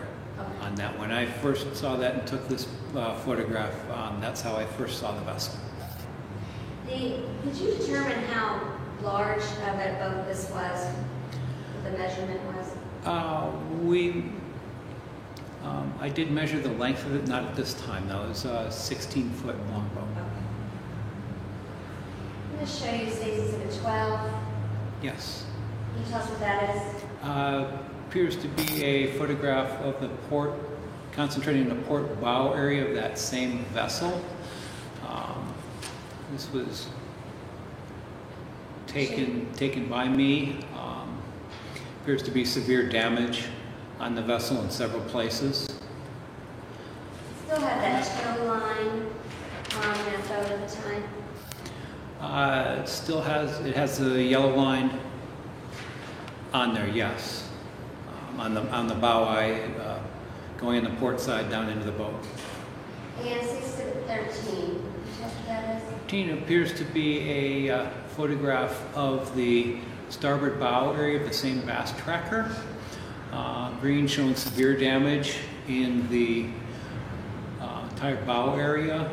There's a trolling motor that's on it. There's seats. There's several pieces of line that appear to be in the bow. Looks like the yellow line from the bow eye coming across the port side by the fishing rod holder. Shows the operator station, shows the outboard motor. I'm going to show you now State's Exhibit number 26, the first tab. 26 appears to be a photograph of the stern or back area of the same bass tracker. It shows the outboard motor lifted up in the position that I first saw it in. on there, a 50 horsepower motor. And can you tell us what location this is taken at? Is this at the ODNR facility? This is taken from the ODNR facility at Berlin Reservoir. I'm going to show you the second half of Exhibit 26. Do you recognize that? Yes, it appears to be a photograph of the port side, kind of the back half of the same bass tracker. It shows the operator station steering wheel depth gauge on it. Shows the Johnson 50 horsepower outboard motor trimmed up on it in the location, in the position that I first saw it in. I'm going to show you 6 Exhibit 27. Can you tell us what that is? 27 appears to be a photograph of the most forward part of the bow of the vessel, showing an aluminum deck plate on that vessel that has a series of scratches or striations on it. Also showing damage to the aluminum gunnel on either side of that deck plate. What does that mean, gunnel? Gunnel is basically the top of the vessel as it goes around. In this case with the bass tracker, it would be the aluminum, the silver-colored aluminum, almost, it's not quite a rail, but that aluminum area that goes around, and it marks the top of the boat, and you want to keep that above the water, because if it gets below the water, water starts coming into the boat. I'm going to show you the second half of 27. Yes. Do you recognize that? Yes, it appears to be damage to the starboard side bow area of the gunnel.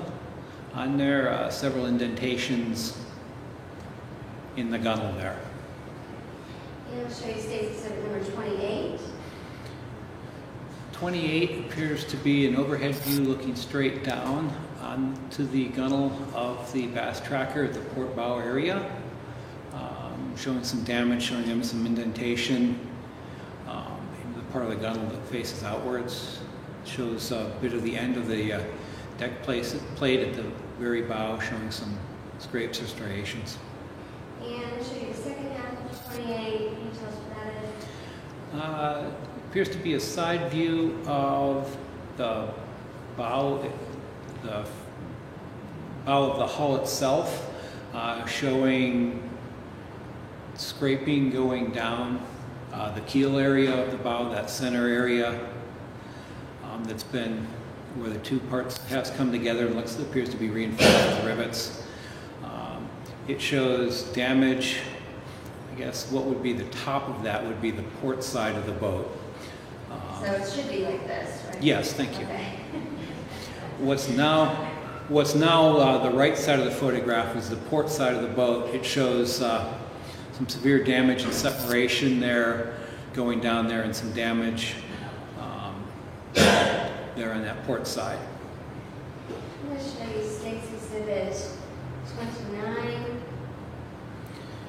And it appears to be a photograph of the bow deck of the bass tracker. It shows the bow plate on it. It shows the gunnel, the silver part going from either side of the bow plate around the top of the boat. It shows an electric trolling motor that's on there with some line on there. It shows the navigation lights on there that were on a mast, a small post that had been sheared off and were laying there on the bow deck. Appears to have suffered some damage or some separation of the bow deck to the rest of the boat itself in there. In the second half of 29, tell us what that is. Second half of 29 appears to be a photograph of the inside, the interior of the bass tracker. It would be the port side of it back towards the stern. The rear part shows part of, or excuse me, I'm mixed up on that. That's the interior of the bow area right just aft of the bow decking on there. Appears to show a seat in there, a rod holder, the yellow line that came from the the bow eye from the front taken in there. There's a Folgers coffee cup in there. There's some other line. What looks to be a green soft-sided case in there, and some fishing gear visible under the bow deck. I'll show you State's Exhibit 30. You recognize that? 30 appears to be a closer up photograph from that last one showing the Folgers coffee cup, fishing gear on there, a bunch of line, and And the second half of 30. second half of 30 appears to be the part of the operator station of the Bass Tracker, showing the steering wheel with a knob that had been added to it at some time. It shows the throttle area with the OMC and the level of the throttle sticking up. And now State's Exhibit 31. Appears to show this is the back deck of the Bass Tracker. Shows part of the outboard motor Johnson that's tilted up. Shows some line on that back decking. Shows the white 360-degree all-around white light on a mast that was not in the was laying on the deck. The place where it goes is on the bottom left area, right by where the light part of the mast is, kind of that black circle hole, which is where that would go on there. And State's Exhibit 32. State's Exhibit 32 appears to be a picture of the port side, taken from the port side bow area of the Bass Tracker. Shows the bow area, shows severe damage and deformation of the port side of the vessel. Shows the bow decking with the trolling motor placed on it. Shows a couple seats, steering wheel, and the depth gauge. I'm going to show you the second half of 32. This appears to be a photograph of the port side of the same Bass Tracker, showing severe damage to that port side there. Is this a lower angle? It's a lower angle of the same picture on that. And State's Exhibit 33. 33 appears to be a photograph taken from the port side of the Bass Tracker, kind of in the amidships in the middle of the boat. It shows the depth gauge that's on there, shows parts of 3 seats, shows the yellow line from the bow eye passing through it, shows some fishing gear on it. And the second half of 33. Appears to be a photograph taken from the starboard side, from the outside of the Bass Tracker, showing the operator station, the steering wheel, 2 seats, fishing gear, a rod holder, a bunch of line in it. The yellow thing that you can see below the whistle, there the whistle is attached to the lanyard on the far left. Goes down there. That would be required sound signal that vessel this size would have to have. The yellow thing behind that would be the required Type 4 personal flotation device on there. Looks like right next to that whistle is a fishing net.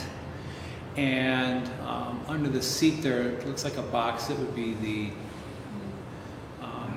from here it appears to be the top of a box for a required fire extinguisher for that vessel. And State's Exhibit 34. Appears to be the back deck taken from the outside on the port side of that same Bass Tracker. It shows on the left, bottom left, some fishing gear, shows parts of 2 seats, shows a red lantern that's on its side, shows the navigation light on its mast, shows some lines, it shows the outboard Johnson motor on it. And the second half of 34. Appears to be a shot looking primarily downward that shows some clothing from the back deck of the bass tracker. States Exhibit 35. Appears to be a photograph taken from the starboard side bow area, showing severe damage to the bow deck, showing part of the trolling motor on there, some wires down at the bottom, be from that trolling motor. Shows rope, fishing gear in there from here. And the second half of 35? Second half would be taken from outside the port bow area of the same bass tracker. Appears to show the base end of the mount for the trolling motor. Shows a gear system and wiring with that. Shows part of the deck of the boat in there. I'm going to show you States Exhibit 36. Okay. This appears to be part of the bow deck of that same bass tracker. Shows the propeller end of the trolling motor. It shows some lines on the bow deck. It shows the red and green navigation lights on the mast or the post that they were on, that were sheared off and laying on the deck. Wires going from the post of that down into the hole where it would have been from, or would have been mounted. And the second half of 36. Second half of 36 appears to be a photograph from that same bass tracker, showing the bow decking area, severe damage to the hull itself, the starboard side from what was taken on, and the you can see the inside of the severe damage on the bow side there, or port side there. Shows the propeller end of the trolling motor. Shows lines on there. Shows separation of the bow deck area from the starboard side of the boat there, down in the bottom middle part there.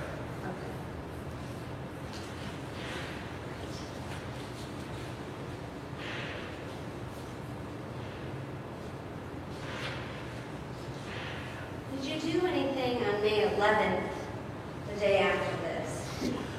On May 11th, I attended the autopsy of Mr. Cuppet. Okay. And did you collect anything that was taken at the autopsy? Yes, I was collected samples there of Mr. Cuppet's hair. Do you still have it? Sorry. I'm going to hand you States Exhibit 90. Okay. Do you recognize that? Yes, I do. What is that? This is an envelope marked with evidence tape signed by me that's labeled as known standard from Neil Cuppet. And what happened to that standard after you collected it?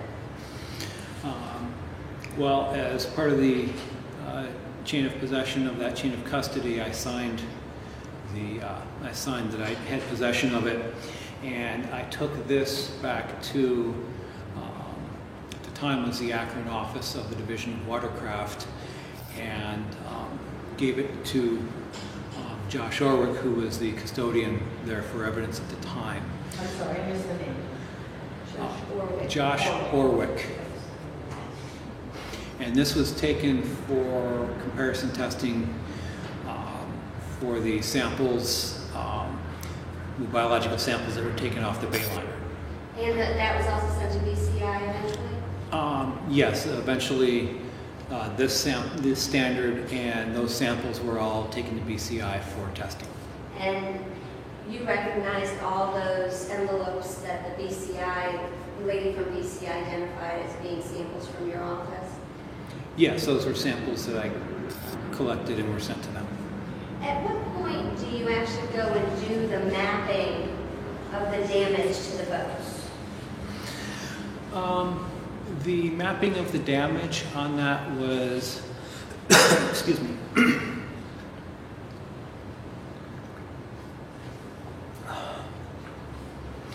The mapping of the damage was done on May 13th, 2015.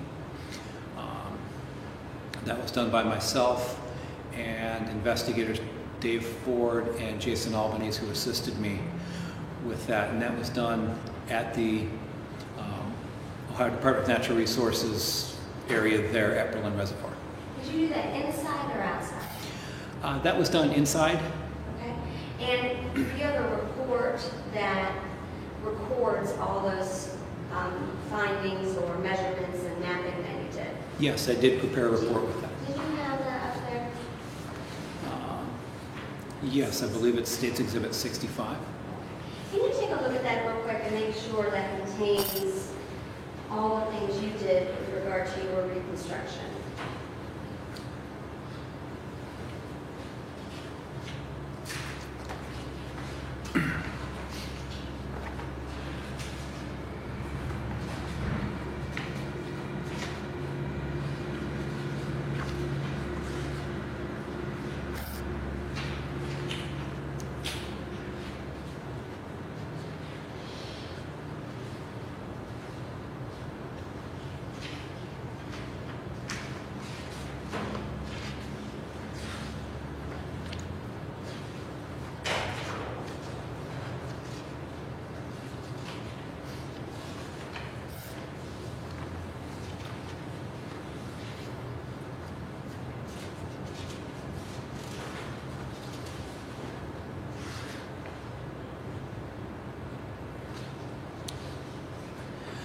Yes, without comparing word for word, it appears to be an accurate copy of my report.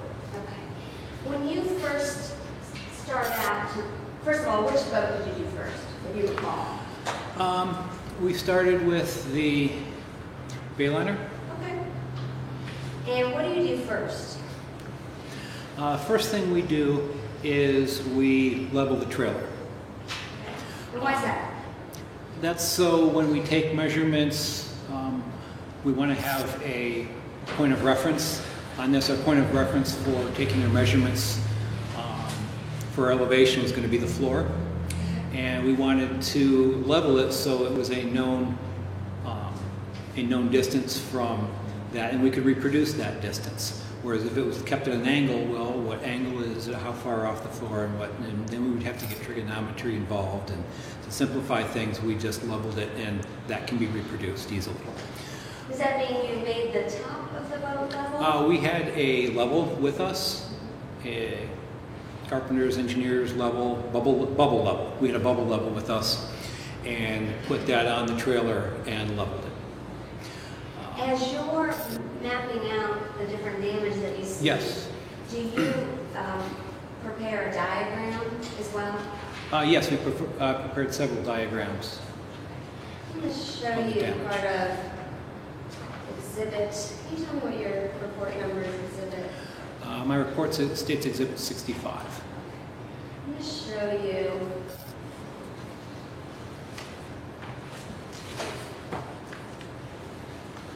Do you recognize that from States Exhibit 65?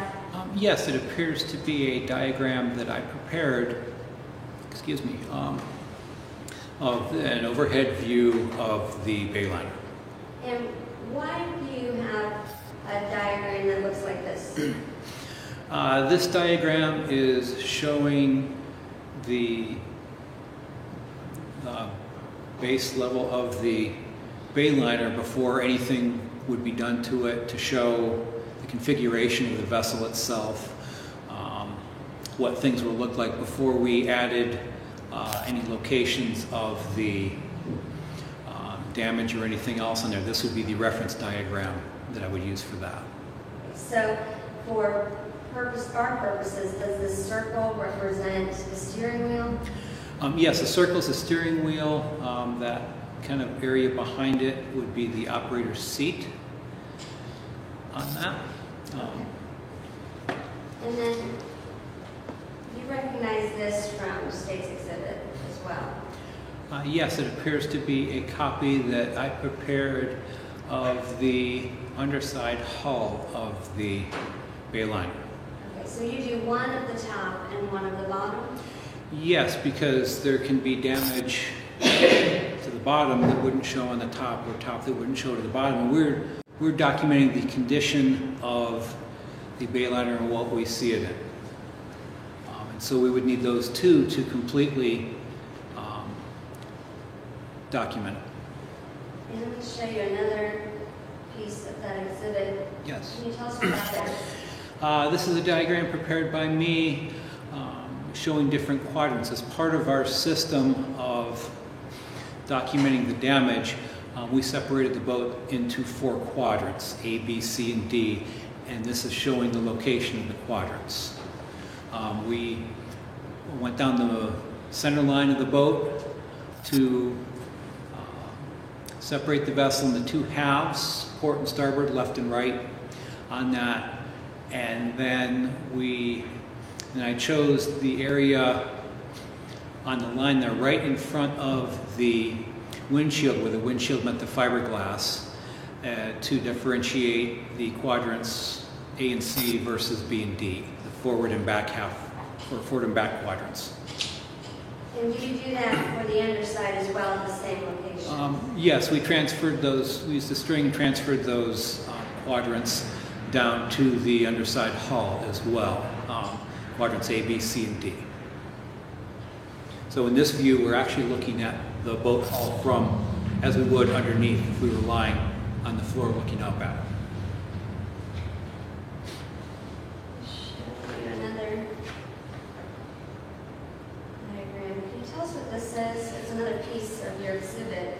Yes, it appears to be a copy of my report. The diagram was prepared by me, showing damage. So where we plotted damage and other items that would be visible from the top of the bay liner. Is there another area in your report that references those numbers that you have on this diagram? Yes, as part of this, I also prepared, as we measured and documented that, I prepared part of my report that listed the dimensions of that damage, so I could reproduce it. There's also a part of my report where I did the assessment of the damage for this, and that describes what that damage was. In your report, what is this we're looking at? What are you looking at in D32? May I refer to my report Please. Throughout this to refresh my memory? If that would refresh your recollection, please do. What was the number again? D what? D32. D32 was a cup holder on the bow of the vessel. We saw pictures of it. The one cup holder was not present when it was there, and we could see part of the damaged ring that was laying there next to that in the debris field. And what is D33? D33 was where we saw a 5-inch crack that was in the hull, and as part of that, for photographic purposes, we used some black fingerprint powder to try to help it show better in photographs. We took photographs before applying that powder and then after applying that powder. That was applied strictly to help contrast in photographs. In this diagram, you also reference B7 and B8. What are those?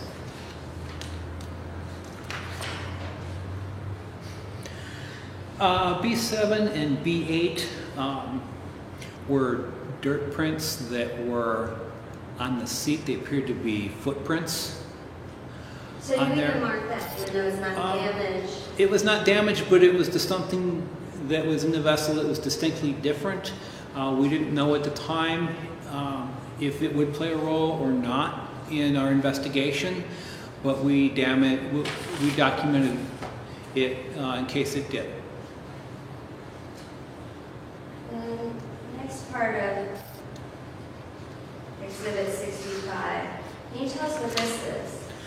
That appears to be a copy of the underside of the bayliner, the hull area of the bayliner, and this is after all the damage was surveyed.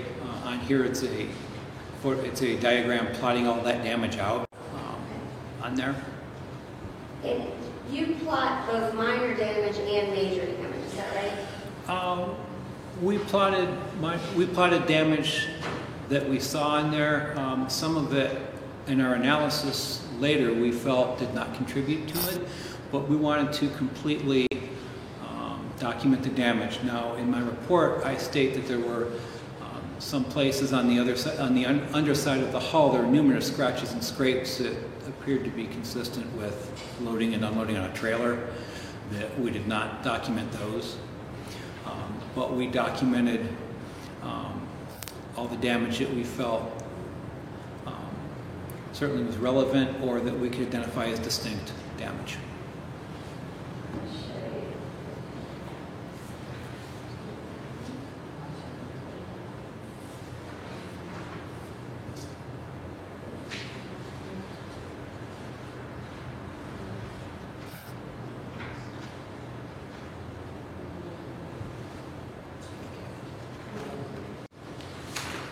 Show you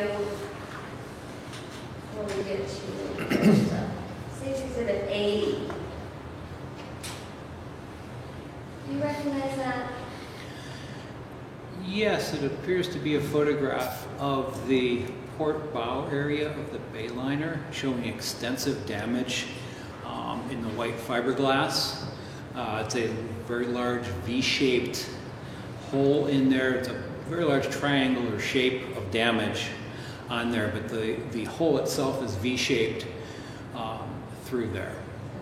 And this is before, I can see some grass in this photograph. Is this before it's taken into the garage?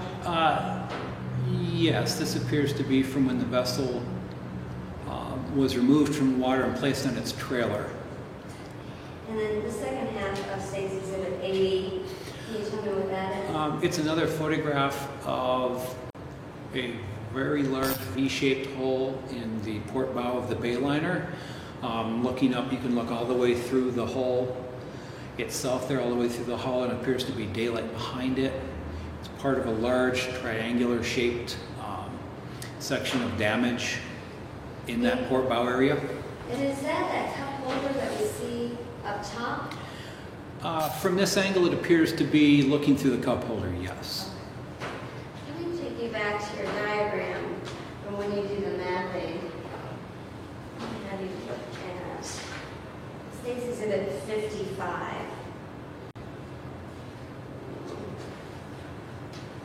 Do you recognize that?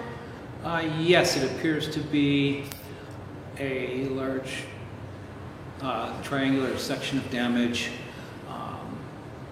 That same area as the last photograph, showing extensive damage in the port side of the port bow there of that bayliner.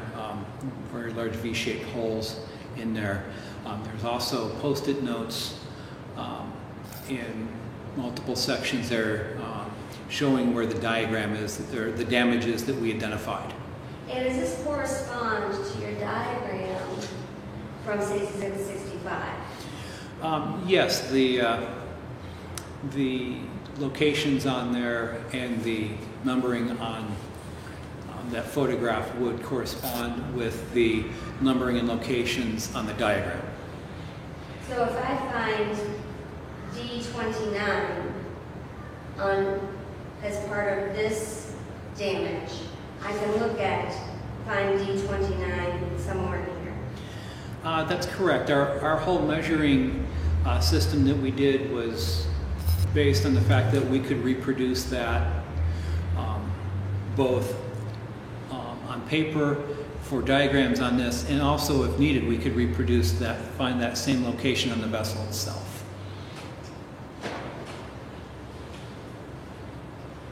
Do you measure those from location to location during your assessment? During the assessment, after identifying the damage and labeling it, it was photographed. As part of that process, we also measured the damage on that. And that was all done at my direction using tape measures. I believe I was the person on that who held the tape measure. And what are you measuring it from? We use a process called baseline offset. And what we do is we measure it from a known location and see what the distance is from that known location out to where we need to measure, out to where that is.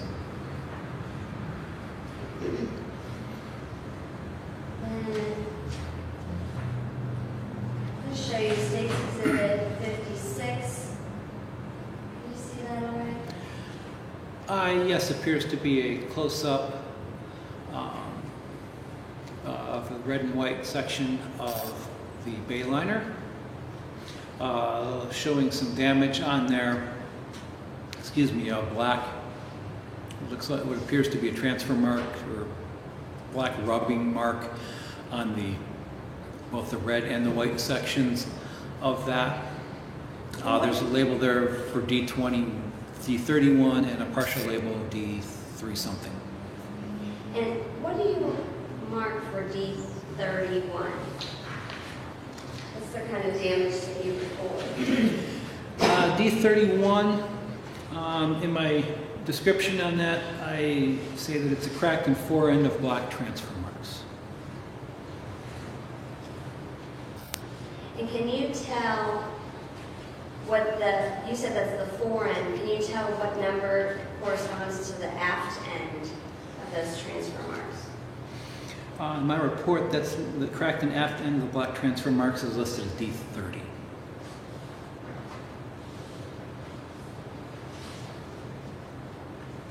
Let me show you State's Exhibit 103. Can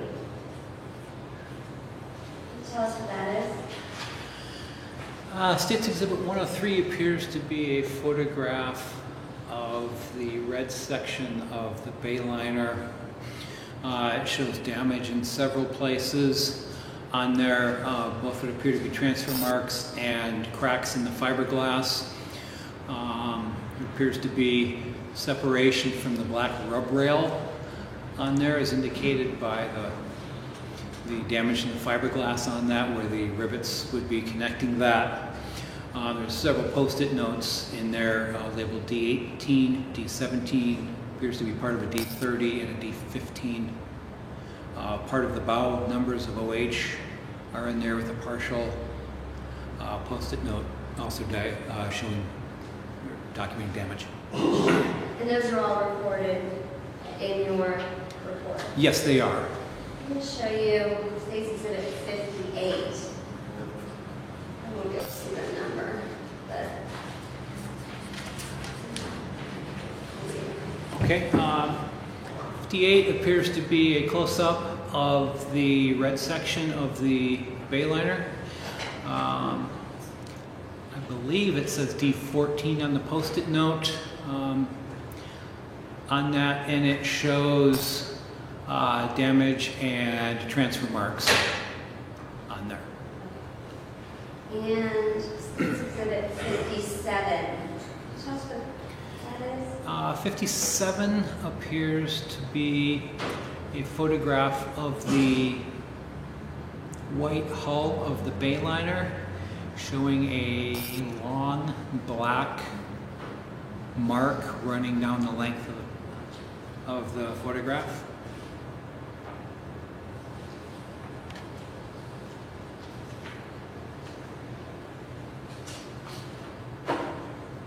After documenting and mapping everything that you see, and I don't want to ad nauseum go through every letter and number,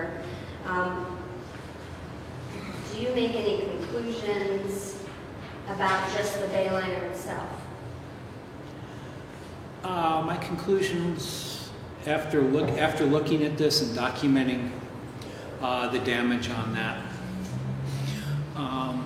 At some time it was involved in a violent collision with something. The port bow area is severely damaged with holes in there. It appears to be, something that pierced the whole hull, something that was involved with high speed. With that, just by looking at the bayliner, something high speed, high energy had to do that. That's not damage that I've seen in my experience with lower speed incidents. Appeared to be something that pierced it to cause that V shape on that. Just by looking at the bayliner, it didn't appear to be something in the water itself, because when we see people hitting things in the water itself, logs, rocks, things like that, the damage is more down on the bottom of the boat as opposed to that large V-shaped triangle-shaped area that was on that was up on the sides of it. That was up towards the bow area of the vessel, so something impacted it on the bow. At this stage, just looking at that damage, I don't know if it hit something or if it was hit. Now, so you're saying it had to be something that's outside of the water? Something at above the water. Above that vessel, I observed that vessel for a long time sitting at its dock, and it was not taking on water through that large area. Okay. Did you then measure the bass tracker as well? Yes. After measuring the damage on the bayliner, we then measured the damage on the bass tracker. And did you do the same method, that baseline method? Yes, we used the same method. We leveled the trailer to be able to reproduce the same measurements when we got them, and we used the same baseline offset method to measure the distance. We put that vessel in, we made quadrants with that vessel on there, A, B, C, and D as well on that, using the center line of the vessel on that for our side to side, and then from our fore and aft divisions of the quadrant, we used the front end of the operator station. So I'm going to show you what's contained in Statement 65. Is that your rendition of the diagram for the bass tracker? Yes, it appears to be a copy of a document prepared by me showing the 4 quadrants looking down on the bass tracker from above. The circle on the left side in section C would be where the operator station would be.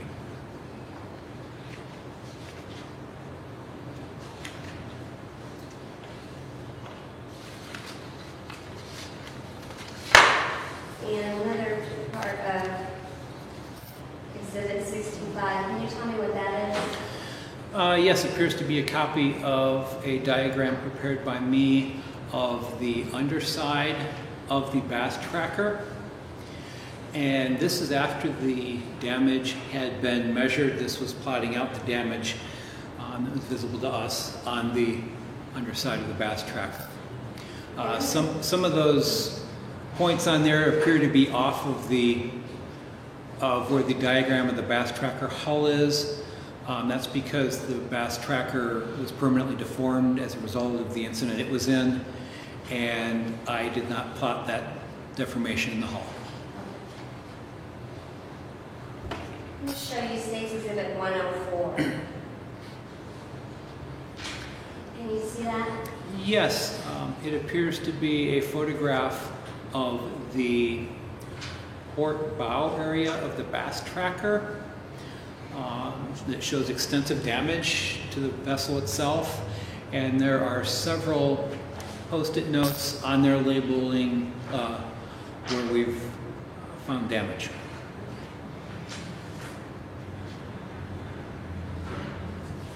And do all these numbers correspond with some of the numbers that you have in your damage account for the bass tracker?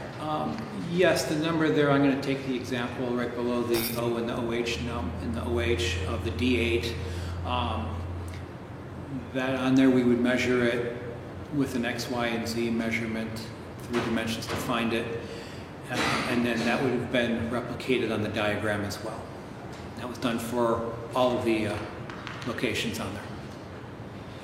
Was there anything on the BASS tracker that you wanted to measure to help or aid you in the accident reconstruction? There were several things that we looked at that to help us with the reconstruction. We looked at the navigation lights. We looked at the trolling motor because it appeared that the trolling motor had been removed as part of the collision that it was involved with. Why did you think that? Its decking. Well, we could see a weathered area on there, and we could see where it looked like the fixtures had been ripped out of the deck on that. And when we put the base of the trolling motor over there, they corresponded with the fasteners on that corresponded with the holes that had been ripped out on. And it appeared the weathering of the carpeting on there, that pattern matched on that. And so as part of that, we did place the trolling motor over there during part of our section during part of our analysis of the damage to see where the trolling motor would have been, because we were told the trolling motor had been down. So we wanted to see if the trolling motor had been down, then there may have been some damage to corroborate that. We also looked at trying to find where on the BASS tracker that it would have been hit at, and as part of that we looked at the bow deck itself, that aluminum piece right at the most forward part of the boat.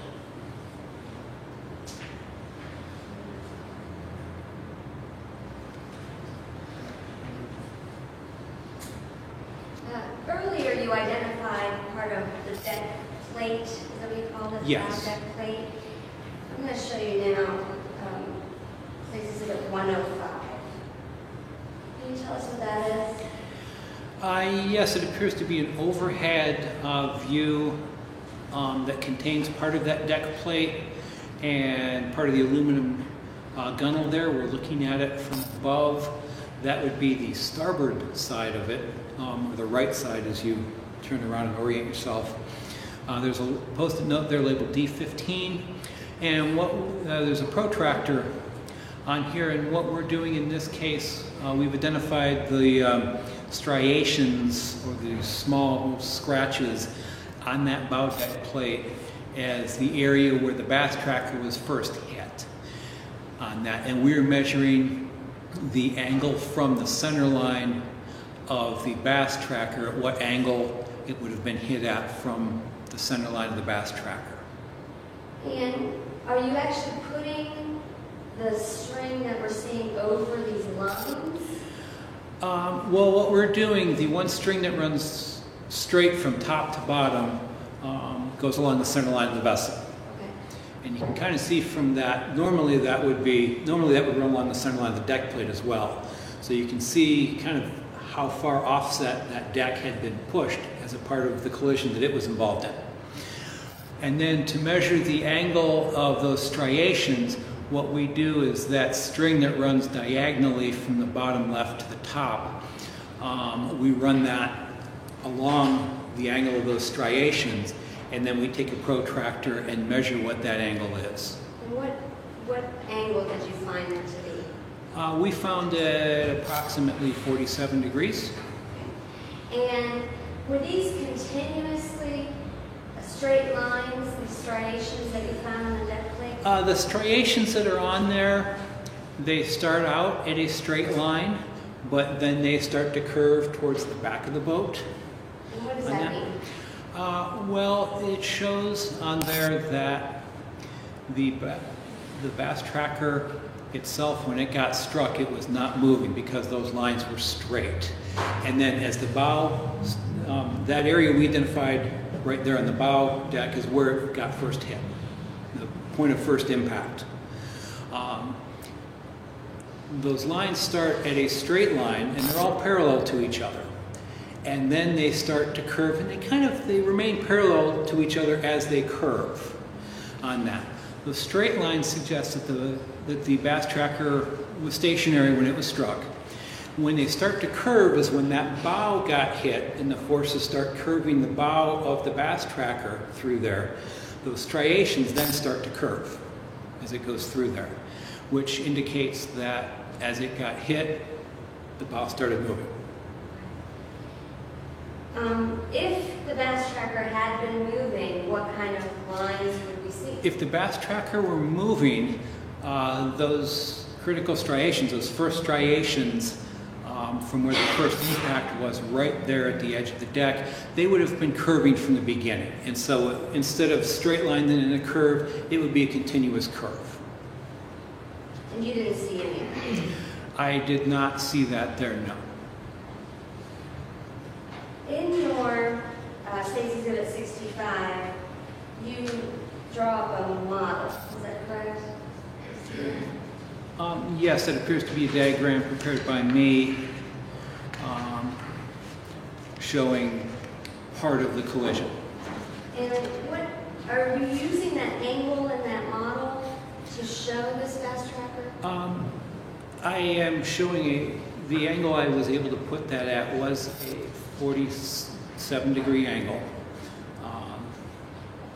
from the bow of the bass tracker on there. So that's how they would look like at that angle. Yes. Are you able to tell if you knew that the bass tracker or that the bayliner hit the bass tracker, if the bayliner made any kind of deviation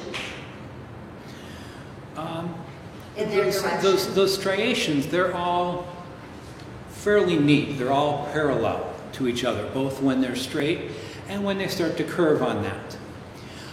If the bayliner would have been making any hard, severe turning or any other thing on that, then they wouldn't have all been parallel on that, because as the bayliner would have made a hard turn, part of that with boats, it's not like a car where the tires stay on the road and the tires go around. Part of boats, when they turn, part of it is they slide on that. And that sliding, and then the boat kind of angles up on the side, kind of like a motorcycle or bicycle when they take a turn. That's called heeling. Well, when that happens on that, and that sliding happens, those striations wouldn't be nice and neat and all parallel to each other. It'd be a jumbled mess if some slid over other striations. And so it would not look nearly as neat as it did there. So you can say that the bayliner was going in a straight line? Objection. Best of form. Can you say anything about the bayliner? It appears it was not taking a hard turn when that happened on that, or something to evade with. Can you tell us about this, first of all, this baseline method, this baseline offset. Baseline offset. Is that a nationally recognized method of accident reconstruction? Yes, it's taught in courses. The courses that I've been involved with were the National Association of State Boating Law Administrators, NASBLA as that acronym is called. Both their comprehensive level 1 course and much more detailed in their reconstruction level 2 course. It's taught in that, and I've taught it when I've taught that class. I've taught that method. Do those classes also teach you about measuring these striations and looking for straight lines versus curved lines, that kind of thing? Yes, damage analysis is very important with this. Another difference between vehicle crashes, there's no skid marks on the water. So we can't look at skid marks to determine what vessels were doing prior to the incident. And damage analysis is very big with this. So those striations are emphasized, especially in the reconstruction classes, of identifying those and determining their characteristics. Going back to State's Exhibit 55. Yes. Can you tell us what this is again for record? It's a photograph of the port bow area of the Bayliner, showing extensive damage, triangle-shaped damage with a very large V-shaped hole in there.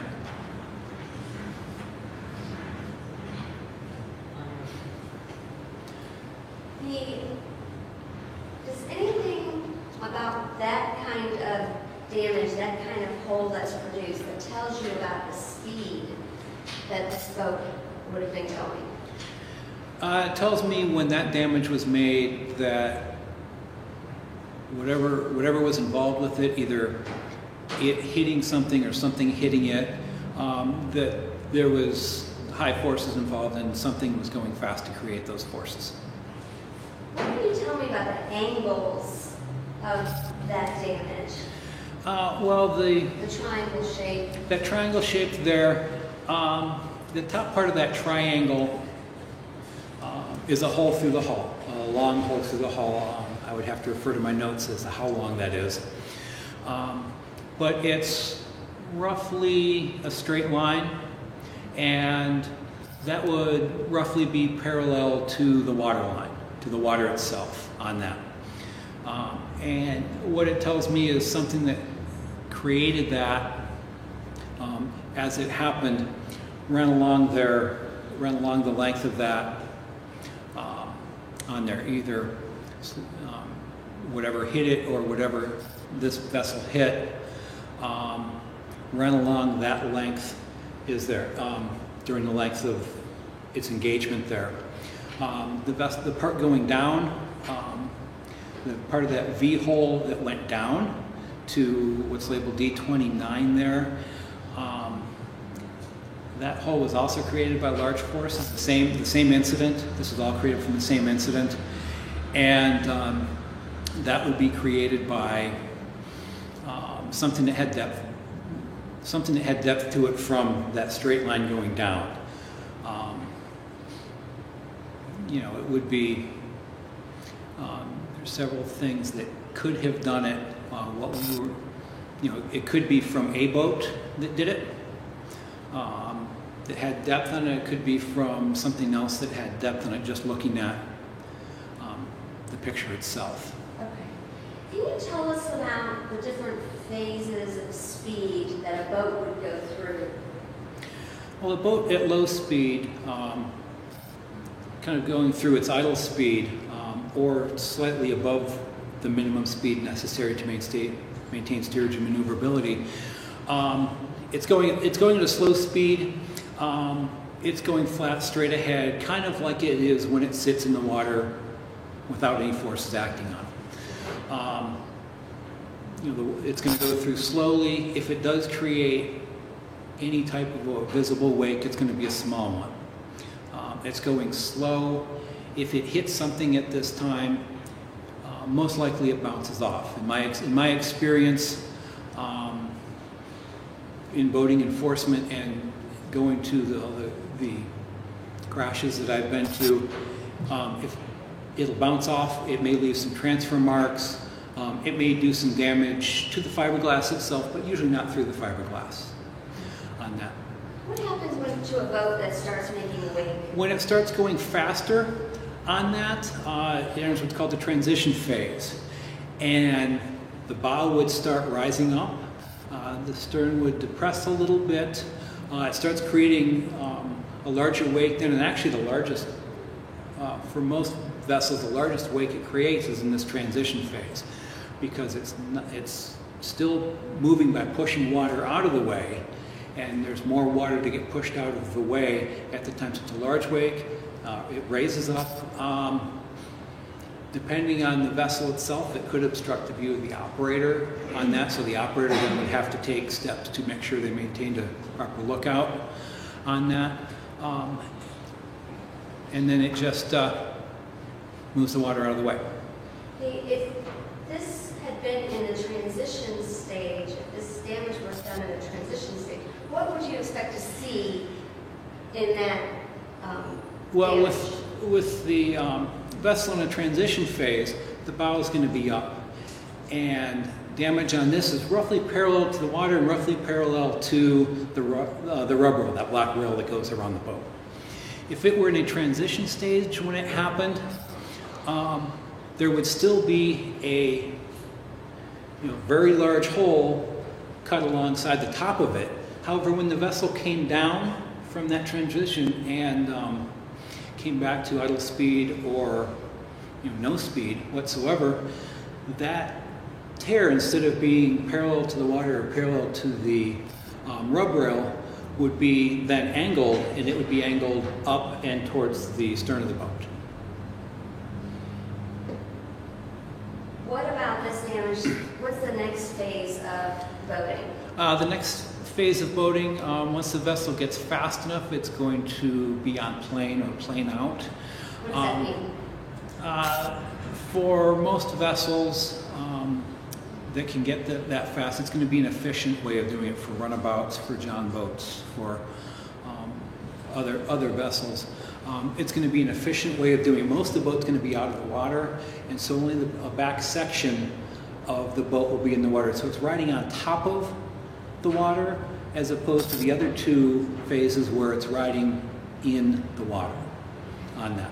So on a plane would be a faster speed? It would be a faster speed, yes. That's where you would get your fastest speeds on that. And the engine's going to be its most efficient at those speeds and being on plane. And did you, throughout the investigation, did you learn how fast the defendant said he was going? Well, as part of my investigation, as part of preparing this report, I referenced several sources on that. And one of the sources that I referenced was Lieutenant Johnson's report. And that had a speed of 25 miles an hour to not over 25 miles an hour. Also, as part of my report, I contacted Bayliner and spoke with technicians at Bayliner. And as part of that, I was told the top... Objection. Sustained. Was it possible that the Bayliner could have been on a plane at 25 miles per hour? From what I was able to find, Objection. limited. Rephrase. What were your conclusions regarding that Bayliner? My conclusions were that the vessel was on plane when that damage occurred. And that's because that top line is parallel with the water? That top line is parallel to the water, parallel to the rub rail on that, as to be expected of a boat when it's on plane, and it's basically fairly level. And you already said if that boat was slow, would it cause that damage, that kind of damage? No, if it were at idle speed, it wouldn't hit anything and cause that much damage.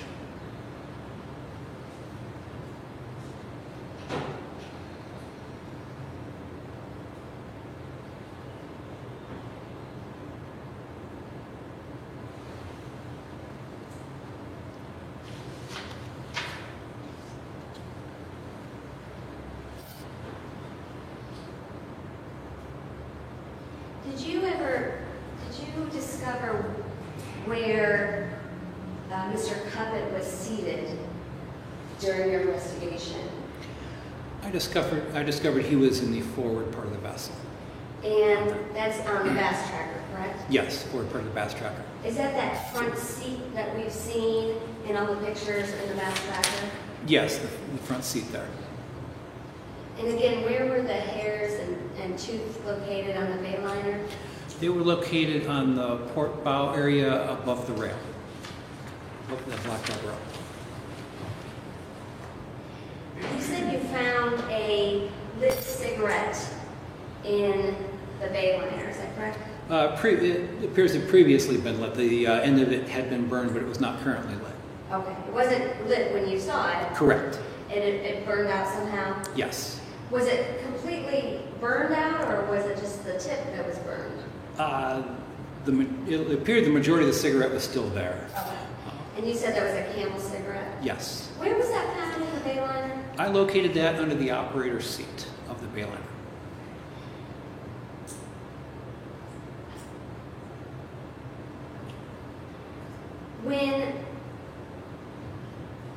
When the bass tracker was hit, can you tell which way it rotated? It rotated severely to port. Okay. The bow rotated to the left. And on you that, the indicate stern would have been that to the in your right. diagrams? Yes, yes. The stern would have rotated to the right. Do you make any conclusions as to the amount of force or anything like that? Looking at the damage of the bass tracker, it was severe damage. The bow was, both sides of the bow were permanently deformed severely on that, to where that boat's no longer seaworthy. On that, I certainly wouldn't feel comfortable putting myself out in that boat. And it was very severe damage on that.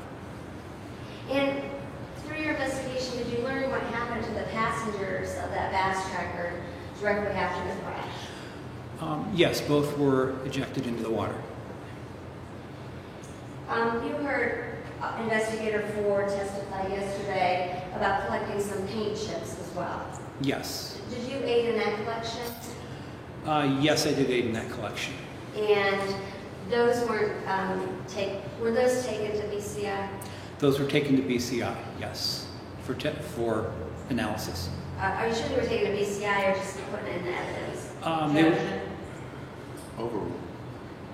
Go ahead. when I collected them, they were taken and eventually taken to the Akron Watercraft office and given to the evidence technician there. They were later taken to BCI for analysis. And what about the lights? Were the lights taken to BCI? The lights themselves. The light bulbs. The light bulbs? Okay. The light bulbs from the bass tracker were removed and they were secured, also taken back to the Akron Watercraft office and eventually taken to BCI for analysis. Now, it's my understanding that some cars are equipped with like a black box that would tell speed and stuff like that. What about these boats? Would either of these boats be equipped with equipment like that? Data recording black boxes are not something that vessel manufacturers have historically put on. Recently, some manufacturers have started putting them on.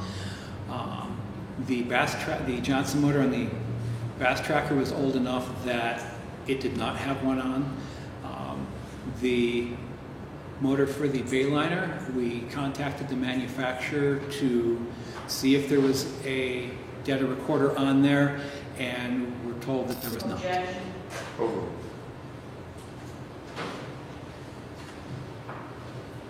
Were you with Investigator Ford testing after collection of all the evidence when the lights on the bass tracker were tested again? Just the lights, not the light bulbs.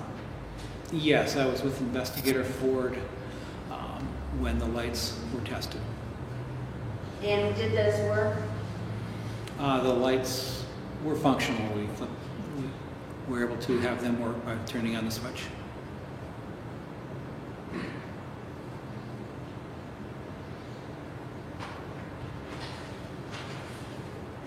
Did you have that lantern that's been identified multiple times tested in any way during this case? The lantern, when we first saw it, had been tipped on its side in the back of the bass tracker. As part of our investigation, we turned the lantern up and the light came on. We also, as part of our investigation, tried to find out what the condition was of that lantern prior to any incident. And did you just do that by talking to Mr. Lindemann? Yes, as part of our interview with Mr. Lindemann.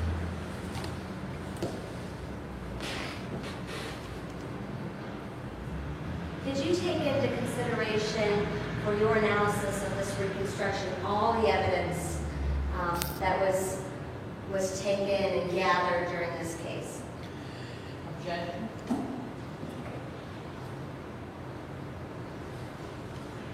Can you rephrase? What did you take into consideration in your reconstruction analysis? In order to prepare my report for my reconstruction analysis and to reach my conclusions, I relied on my own reports, the reports of the other ODNR officers who responded. I relied on the reports of people from other agencies, from Portage County Sheriff's Department, interviews from people conducted by Mahoning County Sheriff's Department. I relied on the 911 calls that were made to both Portage and Mahoning County. I relied on witness statements, interviews that were conducted by other officers, and my own experience. And did you draw an opinion to a reasonable degree of reconstruction certainty, I guess you could call it, as to the cause of this accident or the cause of this collision? Yes, and I'd like to refer to my report if I can. If that would refresh your recollection.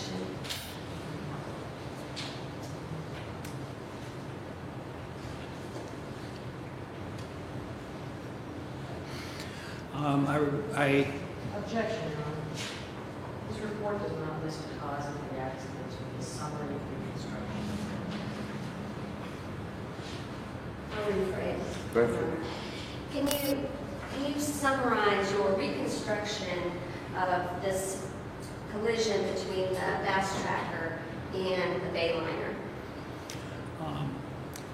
For my summary, I confirmed that the Bass Tracker was underway. It was not tied to the dock, it was not tied to shore, and it was not making way at the time of its collision. Making way being it was not moving relative to the ground, the water, anything in there. It was sitting in place on that when it was struck by the Bayliner. I confirmed that the Bayliner was on plane when it struck the Bass Tracker on that, and that it was the port bow of the Bayliner that struck the Bass Tracker on that. And the angle that they hit was an angle of approximately 47 to 49 degrees off of the bow of the Bass Tracker. And the Bayliner struck the bow passenger of the Bass Tracker, and the force initial impact caused severe rotation of the Bass Tracker on that. I had preliminary indications that the navigation lights on the vessels were on. However, I did not reach a final conclusion on that by the time this report was completed. If you had to reach a final conclusion about that after listening and seeing the report from BCI, could you now? Objection. Sustained.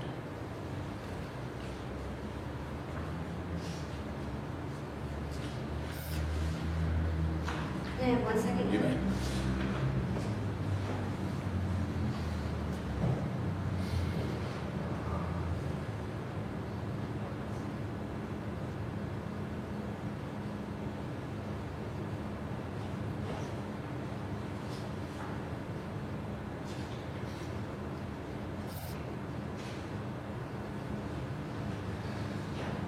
All right, then I have no further questions at this time. Thank you. May I see counsel?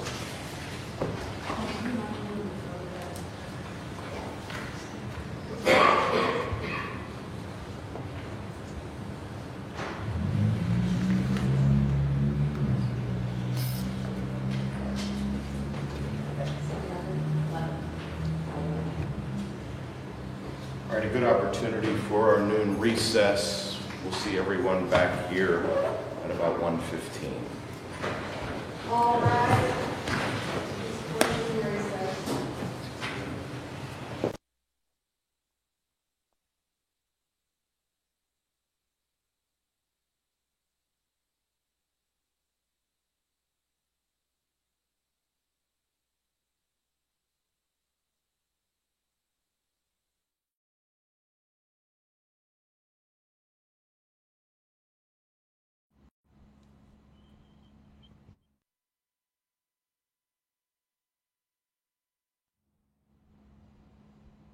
And welcome back to the Law News Network. That was Richard McCulloch, watercraft investigator in the Dr. Urich trial, testifying in Ohio.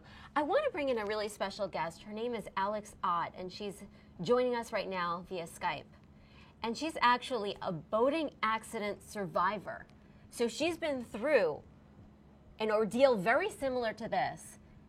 Alex, it's great to have you with us. Thank you so much. Yes, Hi, thank you Alex. for having me. Why don't you just start by telling us what exactly happened to you? Well, first, I just have to point out that both what happened to me and what is occurring in this trial, there was nothing about it that's accidental when alcohol is involved. I was sitting still on a jet ski behind my dad's house on a lake here in Kentucky where I live, which is very close to Ohio. And there was a bass boat going a little over 60 miles an hour. And I don't remember this, but evidently I gave my mom a thumbs up to say that I saw him coming.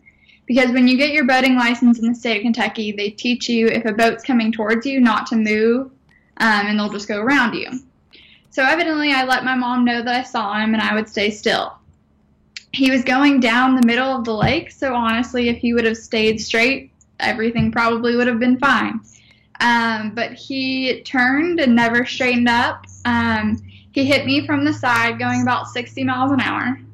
He threw me off the jet ski, went up over the jet ski, and then came down on top of me after I landed face down in the water. Oh my gosh. I have really severe injuries from head to toe that I will live with for the rest of my life. I have a severe brain injury, which is classified as shaken baby syndrome. My brain shook inside my head and started bleeding in 4 places, and they couldn't get it to stop. Wow. I shattered my jaw, so my face is metal from here to here. I have 3 plates and 12 screws in my face. I broke my neck, broke my collarbone, lacerated my liver, and then when I was thrown off the jet ski, I was holding on so tight with my legs, likely because I was scared, that when I was thrown off, I took the handlebars with me. And if you've seen a jet ski, you know how hard that would be to do. So I actually shattered both of my femurs, and they were unable to put them back together through emergency surgeries. So I now have metal rods in both of my thighs rather than bones. And when the boat came down on top of me, the propeller came down on both of my legs. I have severe propeller scars on my left leg that luckily only required stitches, and I lost my right leg. Unbelievable. So you have a prosthetic now that you wear every day? Yes. To be able to walk. And so tell me about, that's an unbelievable story. I mean, we're so sorry for what you've gone through. If it's any consolation, you look beautiful. I can't believe how you sound and look, that you survived. It was truly a miracle. Tell me about the man who was driving the boat. What was his condition? He was 3 times over legal limit 2 hours later. So you can imagine how intoxicated he was when he hit me. This was his 4th DUI, and unfortunately, boating under the influence is just really not anything at this point in the state of Kentucky. It's not really penalized or enforced? No. So although he was arrested, and he ended up being charged the minimum fine for a first-time DUI offense, which is $250 in the state of Kentucky. That's it? So there no jail time, no nothing, just $250 and he walks. Right. It's actually a bad situation here in Kentucky. He was in jail for about 4 hours and was bailed out. And the rule is technically that the bail money is supposed to go to the victim of a violent crime. Mm-hmm. However, in the state of Kentucky, we don't recognize common law marriage. So his girlfriend paid the bail money and they gave her money back. So there are no charges whatsoever? Is that the case in Kentucky? He was charged a minimum first-time DUI offense, and we took a civil suit against it, but really no. It's been expunged from his record at this point. Unbelievable. So you didn't have to go through a trial and testify or anything like that? I didn't, but we went through that process. I was very young, though. I was 13. So my parents did. But he gave his house away before he went to trial. So by the time we went to trial, he didn't own property. And he's a blacksmith that gets paid cash. So the civil suit didn't go anywhere. And let me ask you something. Is he able to operate a boat? Do you know? Is he able to drive on the road? Absolutely. He's had Nothing 3 happened with DUIs this guy. since my crash, so he's had 7 in Since total. your crash, he's I know gotten of. 3 more DUIs. Yes, he's had 7 in total that I know of, and I was the 4th. Unbelievable. And do you know if he's been penalized on those subsequent DUIs? It seems like nothing's happening with this guy. I know that he's not in jail. Other than that, I don't really know, but I know that he's not in jail, and I know that he still owns property. So, but you obviously, you have to live with the impact of this crash forever, very similar to what we're seeing in the Urich trial right now. We have some of the family members of the victim, 58-year-old Neil Cuppett from Akron, Ohio, in our chat rooms, following the trial very closely. And sometimes in these trials, with a lot of the minutia, what gets lost is the severe, severe impact on the families of the victims and the victims themselves. And so just describe the impact on your life since this has happened at such a young age of 13. I mean, the impact is incredible. And one thing that I'd like to point out is that in my situation and in the situation that this trial is about, the man in my situation didn't get lasting charges. So I have no doubt that there are days he wakes up and has to think about the fact that he almost murdered a 13-year-old. But most days he gets to forget, and I don't. I will never get to forget the choices he made and what he decided to do to me that night. Because from the multiple jaw surgeries a year that I still have to have, because all the surgery was done from the inside, so they have to go in about once a year and make sure my jaw's not going to fall apart or my teeth won't fall out. And a really severe brain injury that I now have to go through a disability office at my college just to get through it. And prosthetics, if you know anyone that has one, bless their heart, it's the worst process ever. I am still in the process now of trying to get a new foot, but insurance is going to fight me to the death on that. So that's just something that people don't really realize. I do very, very well. I work a lot, and I'm a college student, and I do very well for what has happened to me.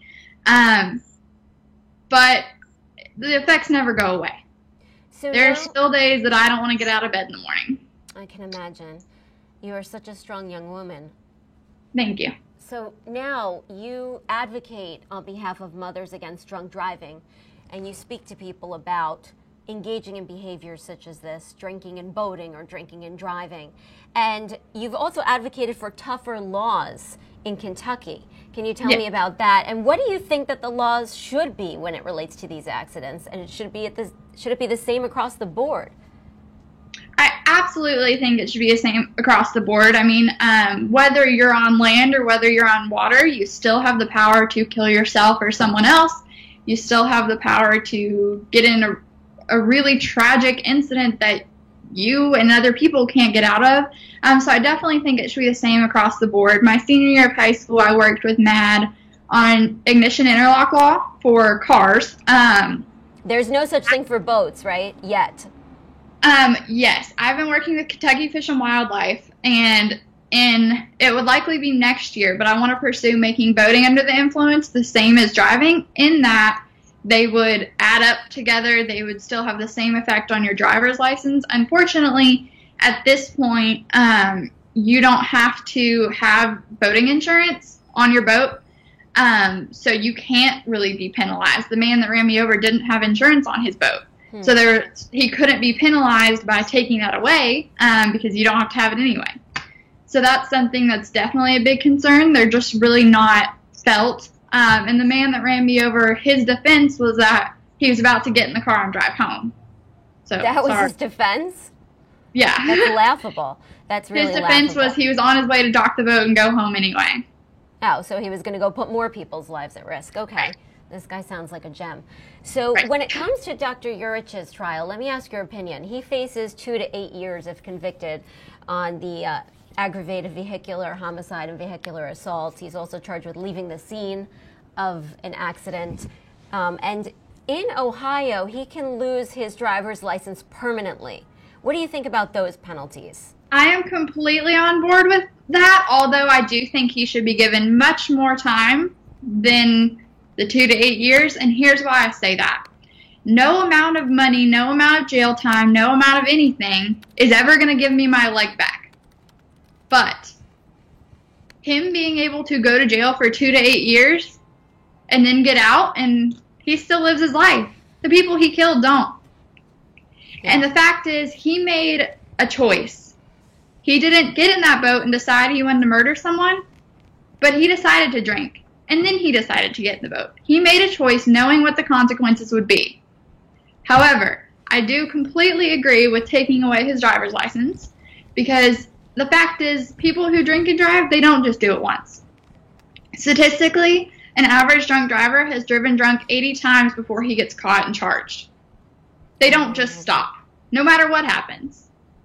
So I think I'm totally on board with getting his driver's license taken away. Obviously, it needs to have the same effect on being able to ever drive a boat again, because this is a culture shift that hasn't happened with boating yet, that I hope one day it will, although it's going to take a really long time.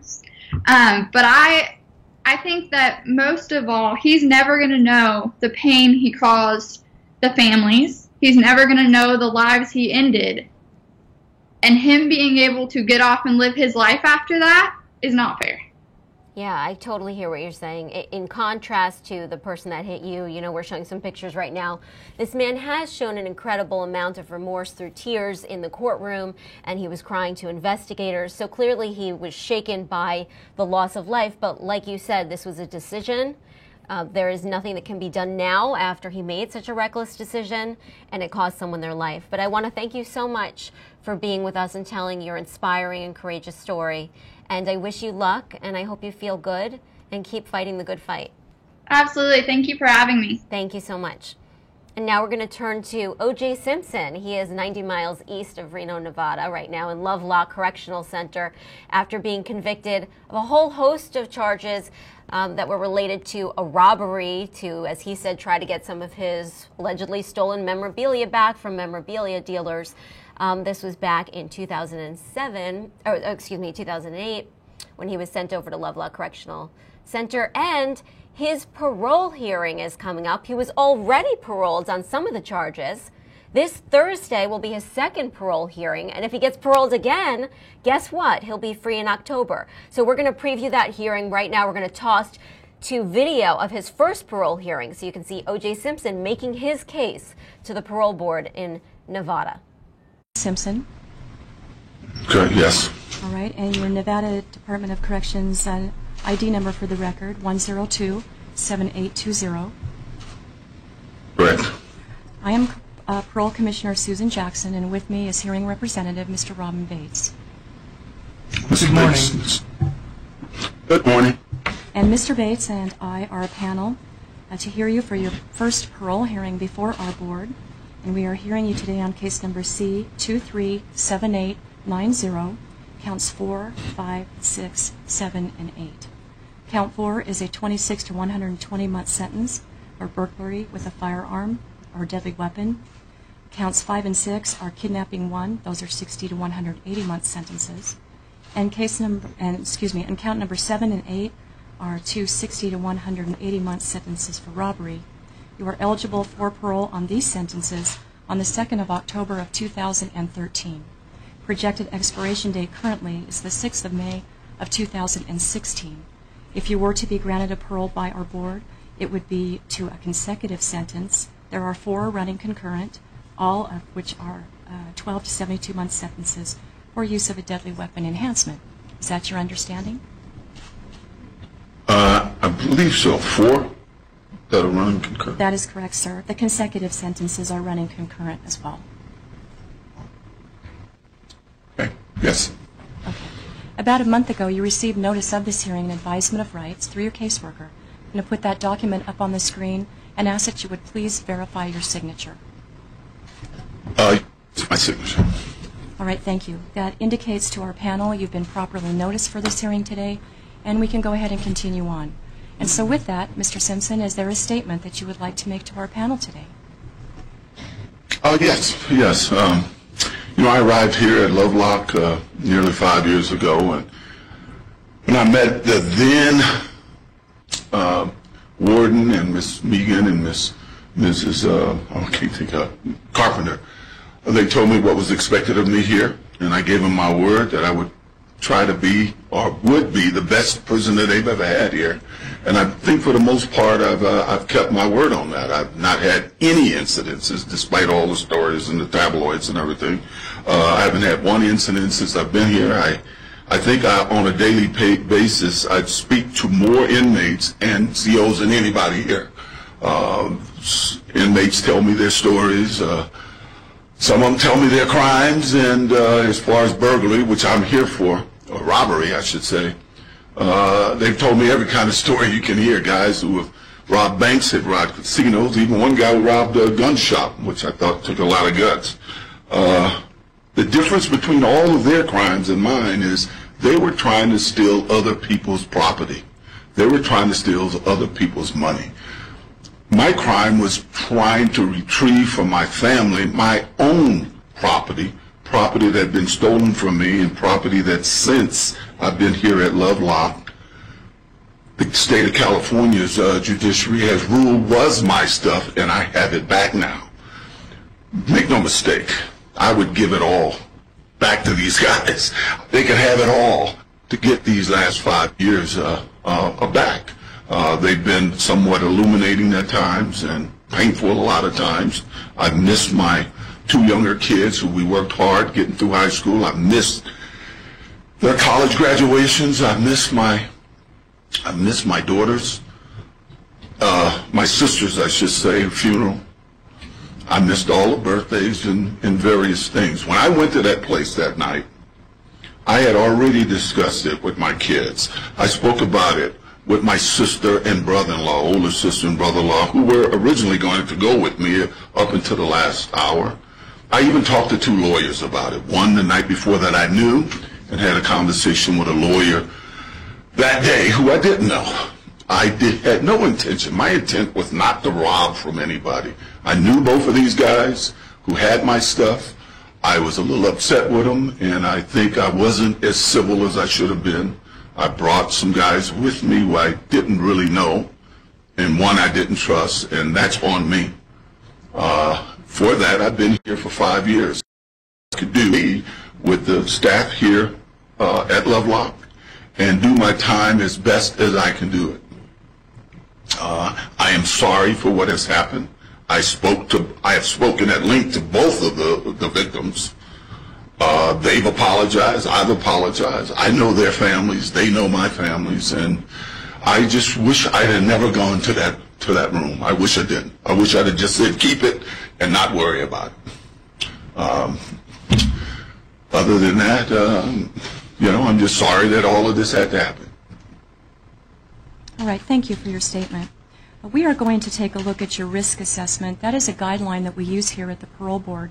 It is a statistical instrument, giving us an indication what kind of a risk you would be, and also a recommendation that the board does consider.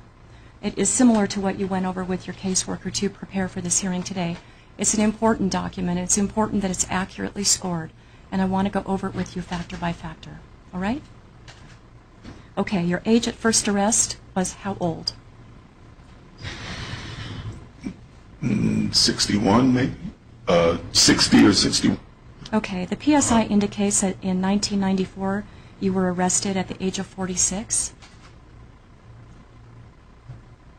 We're talking about this case? No, the age at first arrest, even as a juvenile. How old were you the first time you were arrested, for any reason? And that was O.J. Simpson before the Parole Board in Nevada 4 years ago, which was not many media present. Surprisingly, he was seemingly very humbled by the experience. Whether you think he's genuine or not, that's up to you. But remorseful, saying he wished he had never committed the robbery, explaining and expressing how this incident has affected his life, that he hasn't been able to see his children, that he's missed birthday parties, that he's missed a whole host of things in his life, and he wishes he had never gone in there and tried to steal his stuff back. Well, he's going to make a similar plea this Thursday to try to get parole again on the rest of his charges. And right now we have Brooke Keast, who is a public information officer with the Department of Corrections in Nevada, joining us via Skype, and she is basically the woman in charge of communications at Lovelock, where O.J. Simpson is. Hi, Brooke. Hi, how are you? Good, thank you for joining me. You're on Skype on your phone, so it's a little grainy, but thanks for coming on. No problem. So you are basically wrangling the media circus on Thursday, and you're in charge of it all. What are you expecting for Thursday?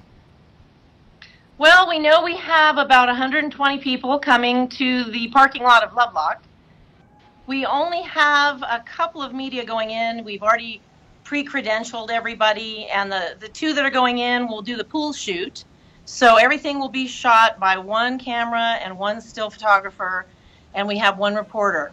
Other than that, everybody else is staying outside. They're not going to see the inmates. They're not going to be a part of it that way. So what we're doing is live streaming it with the help of ABC News. Excuse me. And they're going to make it available to everybody. So everybody who wants to see this will be able to. And I should say that lawnews.com will be covering it with Dan Abrams will be hosting that. And so you can catch it right here on lawnews.com. Who needs ABC, right? You come right here. That's right. There you go. Perfect. Your choice. But how did you choose which reporter will get to go in?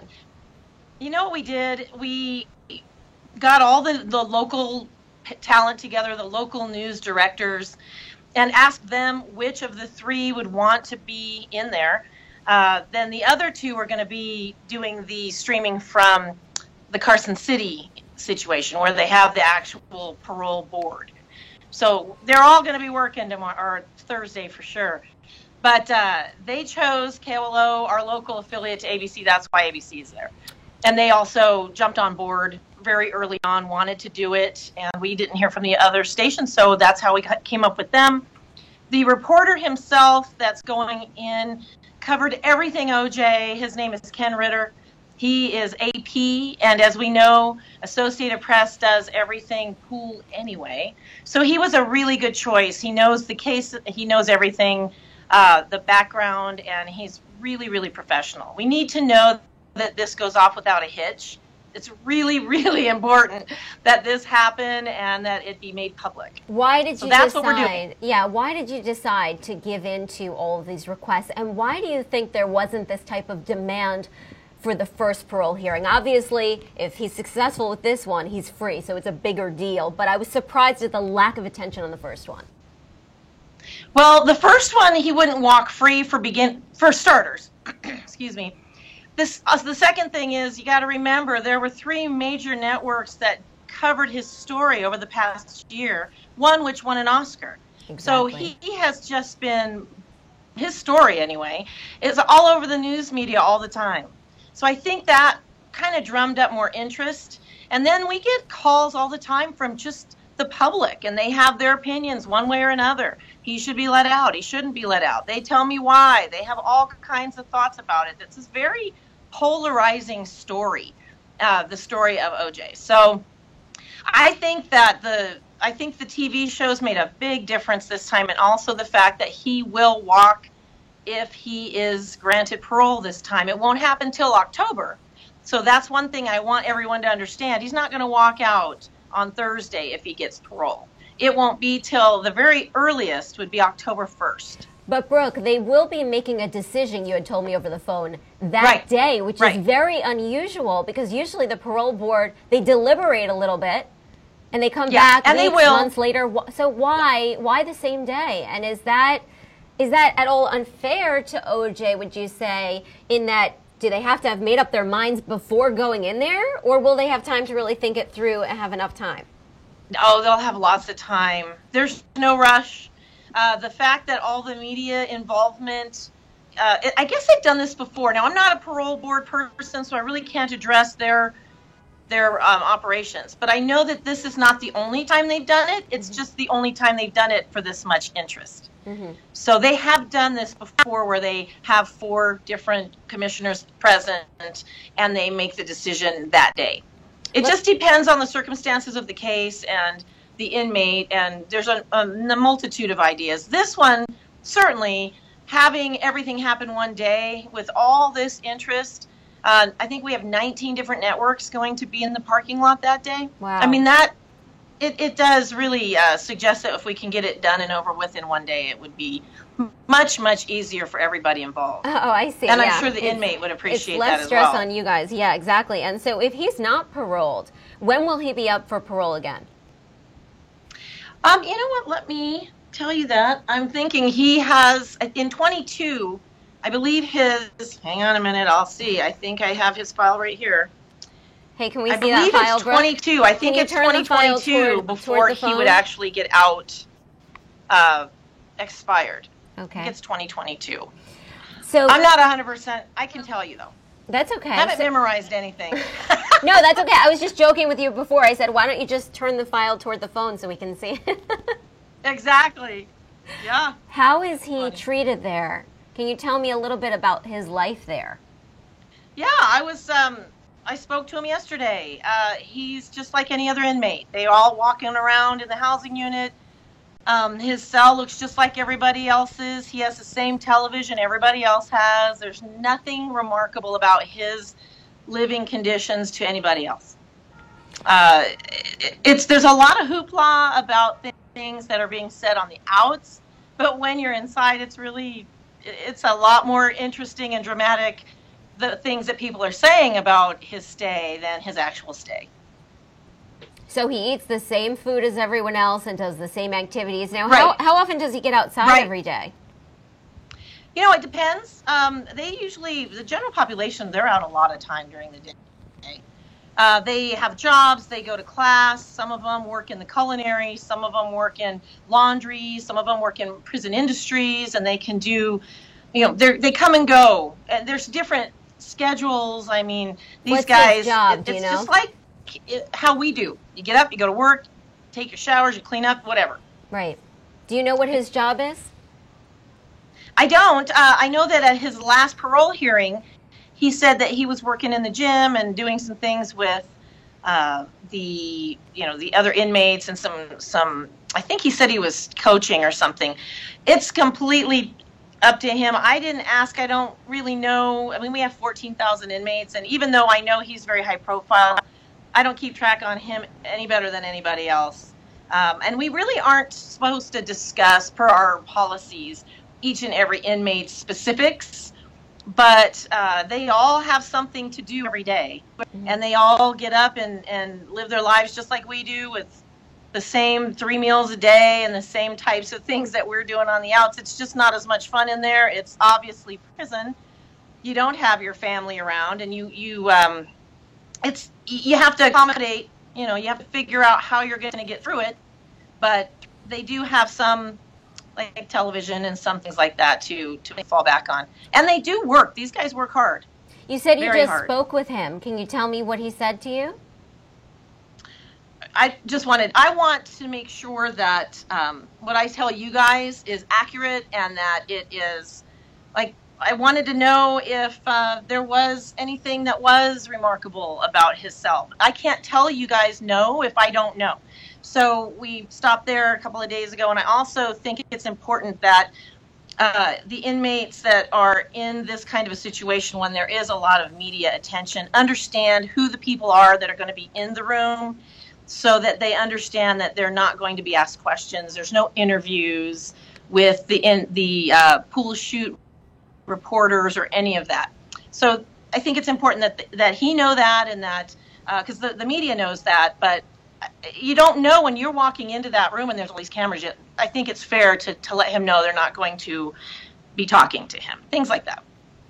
And when you It's asked important, him, I think. So did you ask him, you said you wanted to be accurate in the interviews, did you ask him certain questions, and did he have anything that he wanted to relay to the media for accuracy purposes? I did not. I know he will be speaking that day. And he will have his moment. He'll be telling you himself. Before the whatever he parole wants you board, guys you to mean, know. right? I'm sorry? But he'll be speaking before the parole board, but not separately to the media. Right. He'll be speaking to the parole board, but I think he's going to be able to say anything he wants and anything he wants people to know. The hype gets so just overdone, and there's so much said that is just inaccurate and dramatized. And I think it's up to him. I don't know what he's going to say. I didn't ask him about that. That's not my business. But I wanted him to know what my business was in that room, and what we were going to do, and how professional we want to handle everything. Plus, if he has family coming, or his attorney, or any of these people that are going to stand up for him, then we need to know. So that kind of stuff. We talked about business. And, you know, there is a lot of hype, like you said, and there's this rumor concern among a lot of people, even people that were connected with OJ that I spoke to from his first trial in '94 about, you know, I don't want to comment right now because the parole hearing's coming up and I don't want to say anything publicly that could damage his case. Do you think that the media hype could damage his chances at getting parole, or has the parole board gone through some sort of a procedure to, or made a statement to make it clear that that's not going to play a part in all this? They have it on their website. There's a website dedicated to this particular case, and they have a beautiful statement on there that describes why this is not going to make any difference. And part of it, you got to know, they take an oath for, you know, complete objectivity when they do this, and they need to be, and they are. I mean, they know this. They take their oath, just like a judge or whoever else. I was law enforcement. I took an oath as well. And when you're a service to the community, you know, that's a part of it often.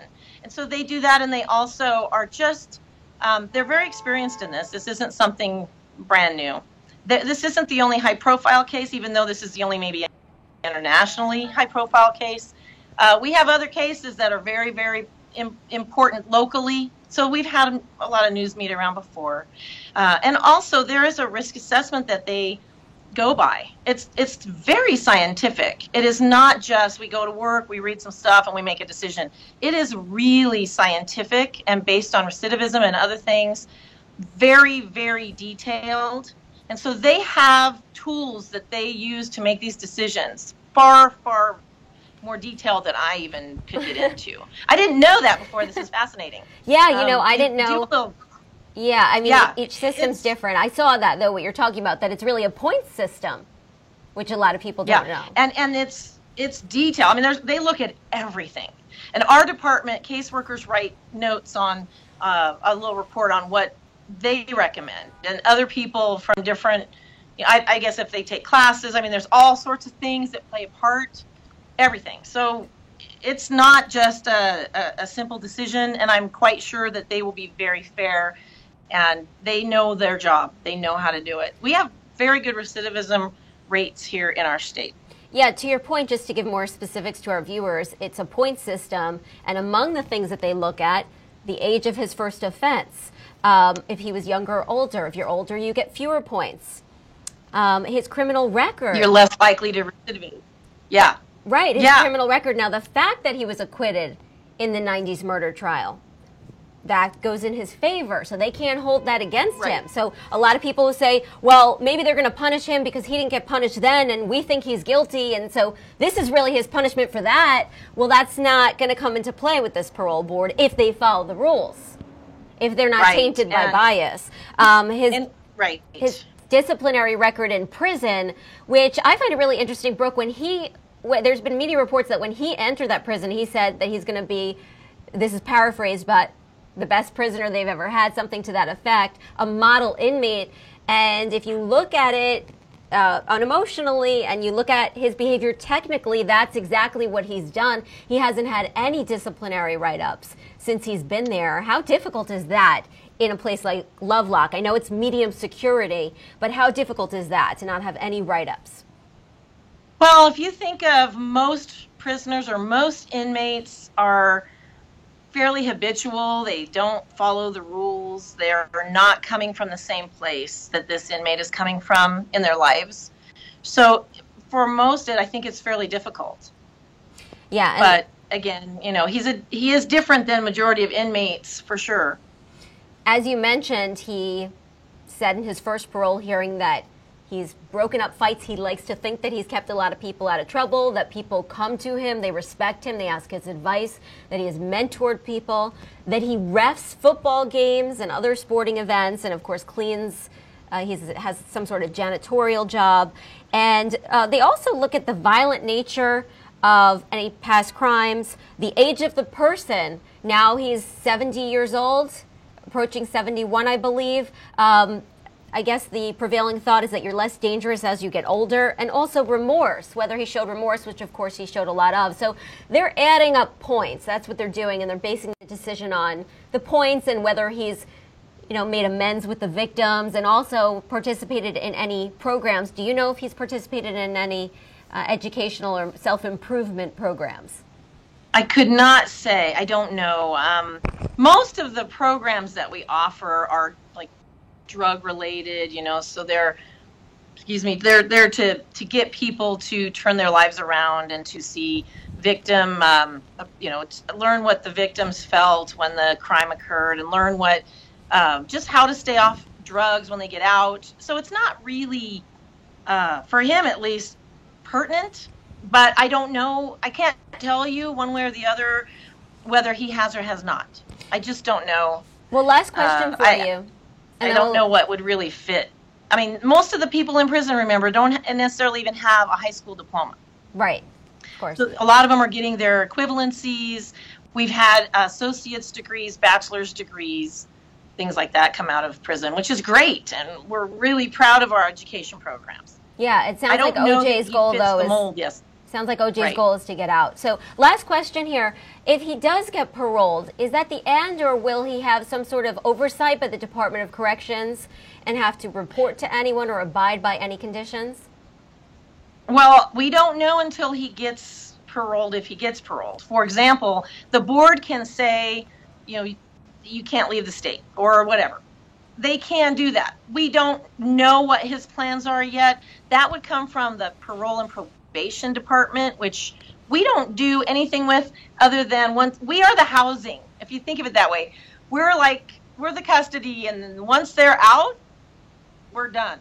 So parole and probation would come in, and they'd have a parole, an officer that would keep tabs on him, whatever that means. Most of the time, what that means is they have to do so many drug tests a month. They have to check in every day or so, or a couple of days, or whatever the circumstances are for that particular inmate. With him, I have no idea how they're going to handle it. We don't know if he's going to stay in the state. We don't know if he's going to go somewhere else. We don't know. We'll find out, I believe, quite a bit on Thursday. Okay, well, thanks. Well, he will get paroled if, correct me if I'm wrong, a majority of the 6 commissioners vote to parole him. So that would be 4 out of the 6. I believe so. Well, there's 4 commissioners necessary to make that decision, and we have 4 that will be at the Carson City office that day. And so we just have to wait and see. If it's a 2 and 2 and there's a problem, they've already discussed having another commissioner on standby to make the decision. Yeah, great. Well, thank you so much, Brooke Keast, the Public Information Officer for the Department of Corrections in Nevada. Thank you for being with us. I really appreciate it. And good luck handling all that media, the aggressive media. I know. It's going to be crazy. Hey, thank you. Speak to you soon. So now we're going to actually let you hear for yourself how the parole board determines whether O.J. Simpson will get parole by rewinding back to his first parole hearing 4 years ago.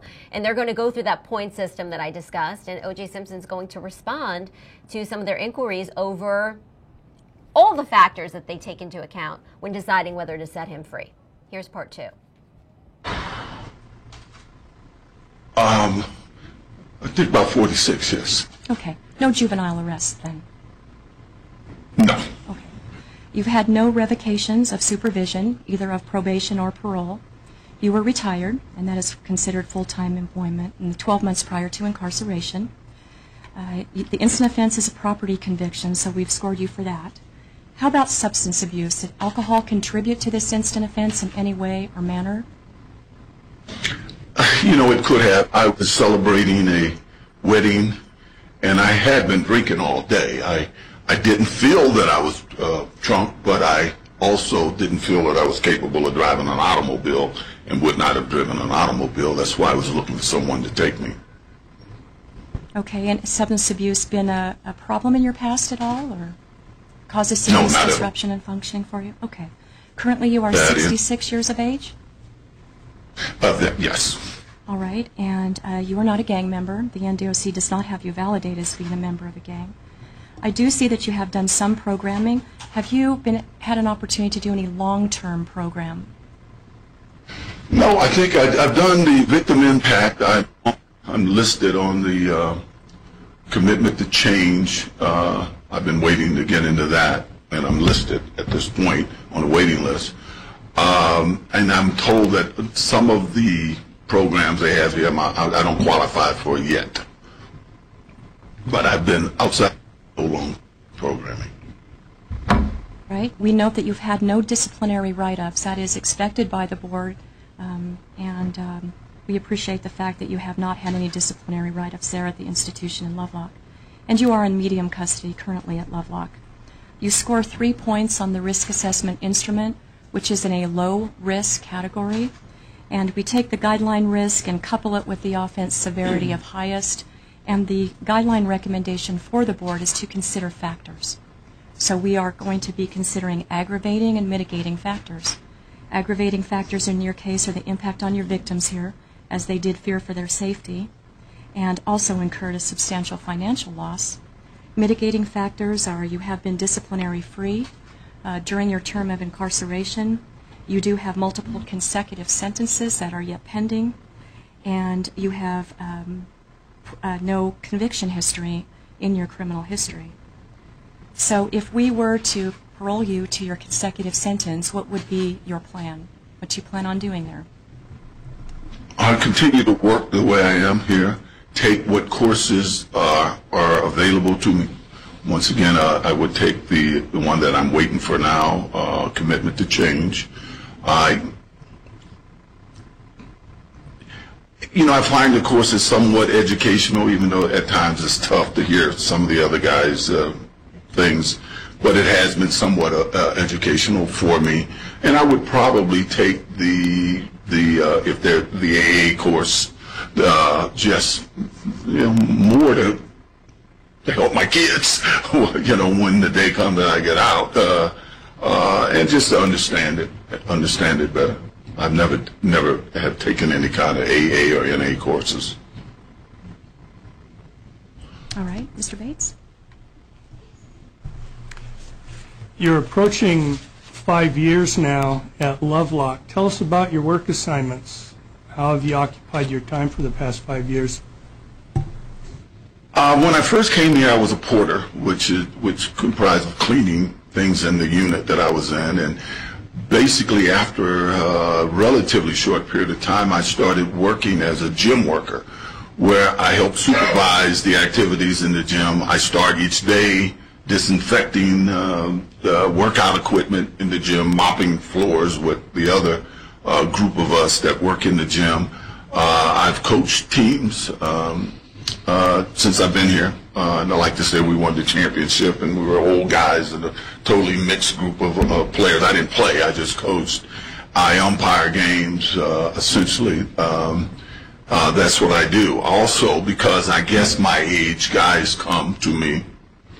I'm sure the powers here know that I advise a lot of guys, and I've like to feel that I've kept a lot of trouble from happening since I've been here by getting involved in some conflicts that some of the individuals here have had. But essentially, that's what I do.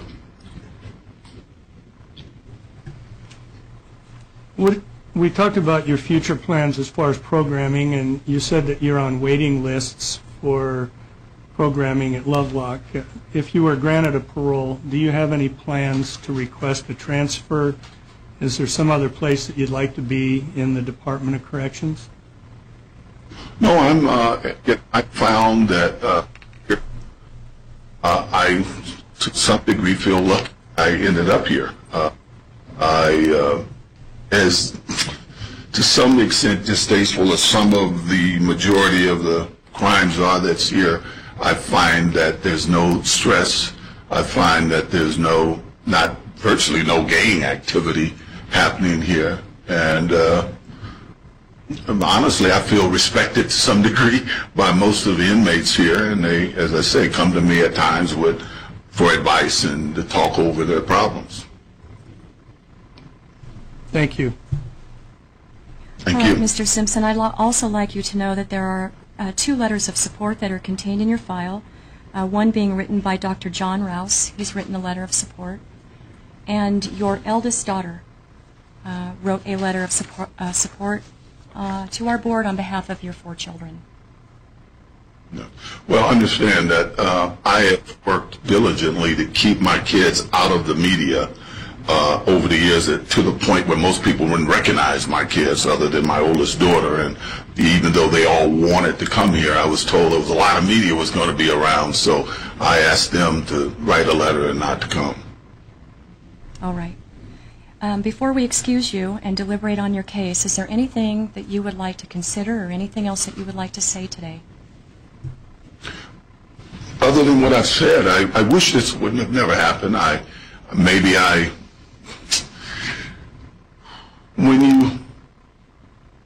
When something's done by friends, I think in my case it hurt me more than the actual fact that they had these things. The fact that guys that I knew their families, they've eaten at my home, and maybe that upset me more and made me less civil than I normally would have been under those circumstances. But I will reiterate that at no point did I go there to take any property from anybody that didn't belong to me, and that's no excuse probably by the way we acted, by the guys that I brought with me and the way we acted when we were there. I really regret that. I've had that conversation, this conversation with both Bruce and Beardsley, and we, for the most part, has put it behind us. But I am just sorry that I had to send the state of Nevada legal system through all of this, because I know it's not been fun for the people involved, as much as it's not been pleasant. All right, and you would agree this had some great impact on your victims in this case? Yes. I think it has. All right. Mr. Bates and I will deliberate on your case today, give a recommendation to the full board. It does take a majority of 4 of the 7 commissioners to grant or deny parole. An order is then forwarded to your caseworker and should have results within about 2 weeks. Okay? Well, thank you. Thank you. Good luck.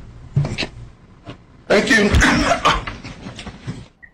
And that is a much older and humbler sounding, at least, O.J. in his parole hearing 4 years ago, expressing remorse, apologizing that the whole robbery incident happened, not mentioning the 1994 murder trial. But of course, the two are connected in some ironic ways, one of which is that 13 years to the day after he was acquitted in the murder trial of Ron Goldman and Nicole Brown Simpson, he was convicted in the robbery trial after he was brought up on charges of kidnapping, armed robbery, and a whole host of other charges related to going into a Las Vegas hotel room with a bunch of guys. I think there were 5 guys with him. Some of them had guns. It was recorded.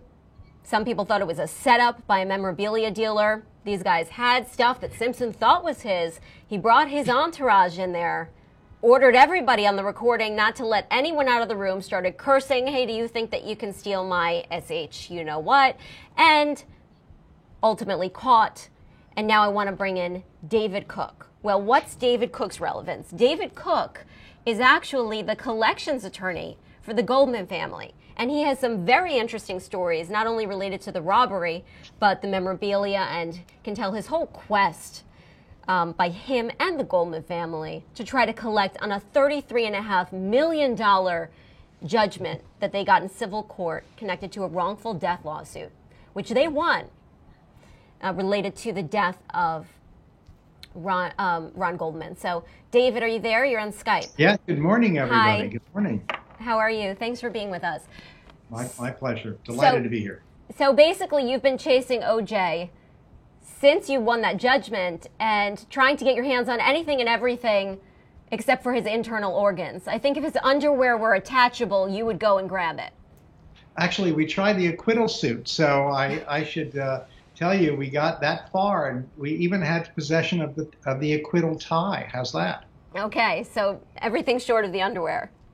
Everything, literally everything, and I can tell you where the acquittal suit sits because we had a court order impounding it. Wow. You know what? We have some pictures, actually, of some things that you still have in your office that you've been able to collect from O.J. Simpson. Just curious, while we show those pictures, how come they're still sitting in your office and you haven't tried to sell those belongings? Well, that's a really good question here. We came into possession of them from prior counsel here, and they've been sitting in my office, somewhat gathering dust, and sooner than later we'll end up monetizing them. So yeah, I think it's just probably waiting for the right moment. How's that?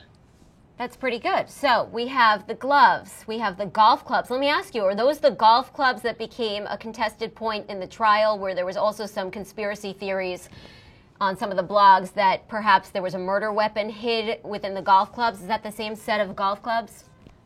Well, we feel pretty confident these are OJ's golf clubs, and when they came to me here, the first thing we did is we went through the golf bags. One of the golf bags is sitting on my right side here, to make sure that we found any gloves, which I did find one, and that we didn't find the Hall of Fame ring. That's what we were really looking for, because the Hall of Fame ring is unaccounted for, so we thought maybe he stashed it in one of the bags here. But nope, we couldn't find it. And if we did, believe me, the whole world would have known. Now, so you've collected a whole host of things, autographs, books, things like that, but what you've been the most successful with is you were able to obtain the rights to this very controversial book called If I Did It. Can you tell me about that? Well, that's a great story, because in August of 2006, after some legal proceedings sort of came to an end, Judith Reagan, on behalf of her own imprint for HarperCollins, announced the publication of If I Did It, which created an enormous firestorm, we call it media firestorm or otherwise. Shortly thereafter, Rupert Murdoch of News Corporation, who owned HarperCollins, decided this isn't working. He decided to pulp the book, and when he pulped the book under the contract with OJ's loan out, in other words, is the entity which he contracted with HarperCollins, is the book rights, If I Did It, reverted back to OJ. It's called a reversion, just going back. And we discovered that HarperCollins was doing business in California, and we served what's called a common garnishment on HarperCollins for the book rights, just like you garnish a bank account or garnish wages. So we garnished them for the book rights. And in the end, when they responded to the garnishment, they said, well, I think you reached the book rights. So after a lot of tussling in the LA Superior Court, we got a court order to sell the book rights. And the order for sale of the book rights in state court was set for April 13th, 2007. The day, actually a couple of days before I believe actually 17th. It was set for Tuesday. On the Friday before, we were in court with the family, the Nicole Brown Simpson family. They wanted to stop the sale or split the proceeds. The court denied that. And after the court denied that, relief means the sale would go forward. The loan out entity filed Chapter 7 bankruptcy in Florida. Fast forward, the bankruptcy judge directed the trustee to give back the rights to Mr. Goldman, and Mr. Goldman was ordered to publish the book. We found a agent, literary agent, who was able to place the book with a big publisher in New York, and lo and behold, the book got published under the name I Did It, of which Fred Goldman was the owner of the rights. He took a little bit of a shellacking from the press of how he could do that, but as he stated repeatedly, and as we certainly support, he said, this is Mr. Simpson's confession, and he published it as his confession. Right, and so you were telling me that there were upwards of 150,000 copies sold, so he made a considerable... 160, excuse me. He made a considerable amount of money on that. Also, interestingly enough, you said that he attempted to try to get the rights to Mr. Simpson's name, likeness, basically his celebrity publicity rights, which that was a trailblazing effort in the legal field by the Goldman family. Well, actually, we sold 160,000 copies. It hit number 2 in the Times bestseller, and it beat out Mother Teresa's book, which means crime pays. How's that? Yeah. So before I came on board, what Fred attempted to do is go to court and grab Mr. Simpson's name, likeness, signature, life story, and transferred to him for purpose of monetizing. The court turned it down. But of the twist of fate, when we got the book out of the other court, we ended up by getting court order, a court order transferring Mr. Simpson's name, likeness, signature, and life story for purposes of publication of the book. So the answer is, did we ultimately succeed in transferring that? The answer is yes, because it became part of the book deal. How's that? I know that because I was the one who drafted the contract for that assignment. Yeah, I mean, I find it really interesting because that would have set quite the precedent had he been able to succeed on that broader attempt. But you had a really interesting story that once they received the rights to this book, the Goldman family went on to Oprah Winfrey's show. And tell me about that story, please, and how it relates to this robbery. Well, once the book was in Fred's hands, and ultimately we placed it with a publisher, as you can imagine, there's a bit of a wind-up process to getting the book ready for publication and all of the pre-publication publicity. Fred through his team of lawyers and the related publicist and the publisher, did a very good job of landing a spot on Thursday. It was a Thursday show with Oprah Winfrey. The Goldmans had been on Oprah Winfrey before, but this would have been the kickoff for the book, so to speak, the launch of the book.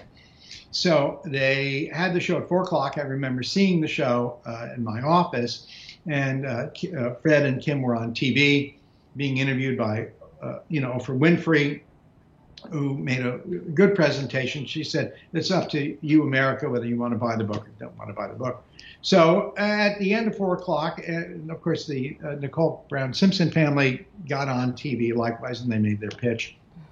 So at the end of the show at 5 o'clock, I said to myself, I'm done with this case. So I succeeded in getting the book published. It got launched on Oprah Winfrey. Oprah Winfrey has like 20 million viewers there. And I said, this is a great deal. I succeeded. And went home, and next day I saw on the CNN crawl that O.J. Simpson is a person of interest in a Las Vegas robbery. And I subsequently found out that on 8 o'clock that night, the same day the book was launched, was the Las Vegas robbery. He waited 4 hours, as we counted, between the launch of the book to committing the robbery. Wow. And the robbery, in part, was memorabilia of which Fred had a legitimate claim to. Mm-hmm. So he was just bound and determined to make sure that Fred Goldman would not get anything after Fred got the book. So we perceive that he, engaged in this rampage to get his memorabilia back because he already got his book.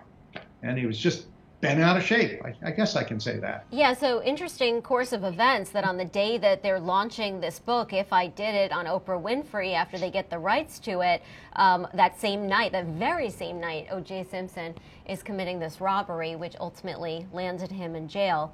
And so after the robbery was committed and the memorabilia, where did that go? And you went after that memorabilia, didn't you? What gave you the idea, and how did you get your hands on the memorabilia? It's a wonderful story. Shortly after the arrest, and nobody really knew at that time what would occur, I walked into court and I said to myself, well, God forbid that this memorabilia, and God forbid the trial is going to be over, and this is an asset of Mr. Simpson. I went into the Los Angeles County Superior Court, LA County Superior Court. And I turned to the judge there and I said, I'd like a turnover order directing that the Clark County District Attorney turn over to the Los Angeles County Sheriff the memorabilia when the trial's over. Well, I got a little bit of a from the court saying, how can I, as an LA County Superior Court judge, order the Clark County DA in another state to turn over evidence in a crime? How's that? That seemed to be a pretty tall order. But after a little bit of chatting with the judge, and he said, I'll sign, okay? And he signed. So we sent it to the Clark County DA, and I don't want to say that we didn't think much about it until after the conviction. I received a call from the Clark County DA. Very nice people. And he said, Mr. Cook, we have this order. We're going to honor it. And I said, a little embarrassed, I said, excuse me, what order we're talking about? You know, a little bit of a second for me. And he said, no, the order you got from the LA County Superior Court, Judge Glass is going to honor it. You need to come down here tomorrow, you know, Las Vegas, or hire a lawyer to make arrangements so we can get all of this stuff out of our hands and sent back to the LA County Superior Court. All of the memorabilia from the robbery that belonged to O.J. Simpson, that That's they had correct. ruled had belonged to him. Right. And so right. you got your hands on it, and then now, though, you were telling me the footballs went back to O.J. Simpson and his family. Why didn't you guys sell that? Let me ask you this, though, David, because this is such a high profile. I mean, just the fact that a lot of people think that O.J. Simpson committed those murders. A lot of people don't, but a lot of people do. It's very controversial. So the people who do think that he was guilty of those murders, even though we have to say he was acquitted, right? But the people who think that feel that he got his justice through getting convicted on these robbery charges. That's the theory, that he was put in jail finally and it's better than nothing for those people. So because of that prevailing theory, this robbery took on a whole nother level of significance. So I would assume that the memorabilia would be extremely valuable, the memorabilia that led to O.J. Simpson being put in jail. Why didn't you try to sell that? Well, first of all, the court said to us, before you sell it, you have to give about $6,000 to O.J. Simpson. Why is that? Because under the law, what the court did is the court declared the footballs to be, and there was only 9 deflated footballs, and the court would say, well, you know, these are family heirlooms, and under California law, he awarded Mr. Simpson an exemption of $6,000. And then what we did is we also did a little bit of pricing here to figure out what these things would go for or not. So we entered into a deal that we have the right to ultimately sell them, essentially, and figuring that whether or not Fred Goldman is going to sit there and write a $6,000 check, sign his name of money to O.J. Simpson arising out of the sale. And that became beyond a monetary matter about whether or not the victim of a murder is going to pay the murderer money. That was a bit of a problem. So that becomes a very emotionally difficult thing to do, you're saying, for Fred Goldman to write a check to the man that he believes killed his son. So he instead forwent all of this very valuable memorabilia, which I think could have gone for way more than the $6,000 because he didn't want to write that check.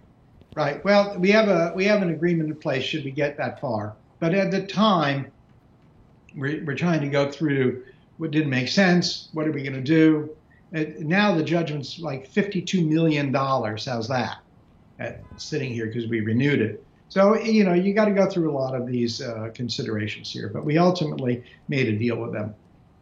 You're saying your judgment is not $33.5 million anymore. It's $52. No, not something.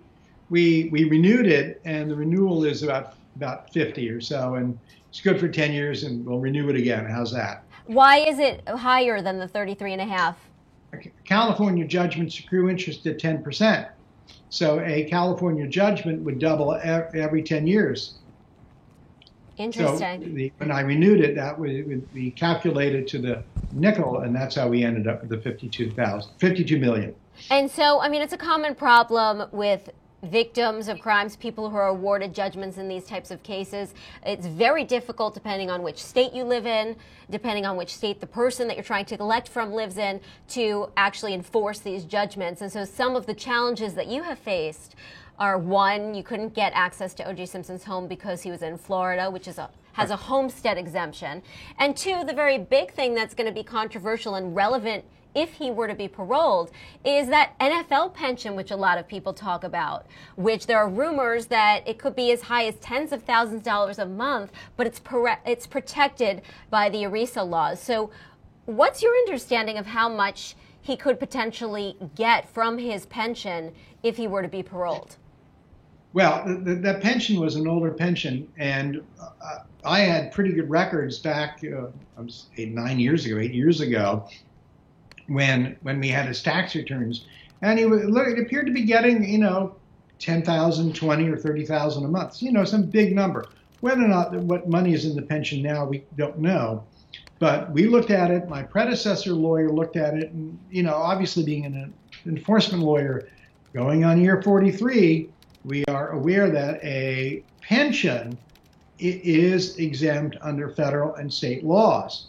And we said, this is kind of going nowhere. If he's getting big money out of it, maybe we can ultimately reach it when it gets traced down. Well, we'll get there when we get there. He's been in custody of the Nevada prison authorities for some time. So if he's paroled, we'll crank this guy up. The good news is we're in good health and we're good for another 10 years with Mr. Simpson. That may be bad news for him. And can you renew it after that, David? It will renew it. No, I'll renew it. And then I'm sure, God forbid one day I'll retire, my successor will renew it. How's that? This thing will live forever. Okay, so basically what you're saying is the Goldman family, you and whoever else they hire are committed to pursuing this judgment basically until O.J. Simpson goes to the grave. Something like that. I think that's, I can say that on behalf of Fred, as I would say on behalf of any family who suffered a murder. They will not let this go. This is, I will share this with everybody. The worst thing you could ever say to the person who's been the victim of violent crime, a murder in the family, is the most awful word is closure. There is no closure, and they don't like to be told there's closure, because that would marginalize their loss, and they will never, ever be comforted. Their loss is forever and actually expands over the years, so like throwing a rock in a pond. It just reverberates. As we like to say, when Fred Goldman woke up that day that his son was murdered, he never knew that by nightfall he would never see his son again. So, but what's left, David? I mean, is there really anything left? You were saying that you were trying to chase some money in offshore accounts. That didn't pan out. The Employee Retirement Income Security Act that we were referencing before, that protects his pension. The home was foreclosed upon, you told me. You've got some of the memorabilia. You were able to get your hands on the Rolex, but then you found out it was a fake, unfortunately. Yes, I must tell you, not only did I get I got my hands on the Rolex watch. The court ordered the watch be turned over to us. I flew back to San Francisco, and when I flew back, because I'm located here, not there, I must tell you, I was get on the airplane, and I had his Rolex watch, and I said to myself, well, I can't put it on the tray, you put through the metal detector. I wasn't sure whether I put it in my briefcase because people hear it.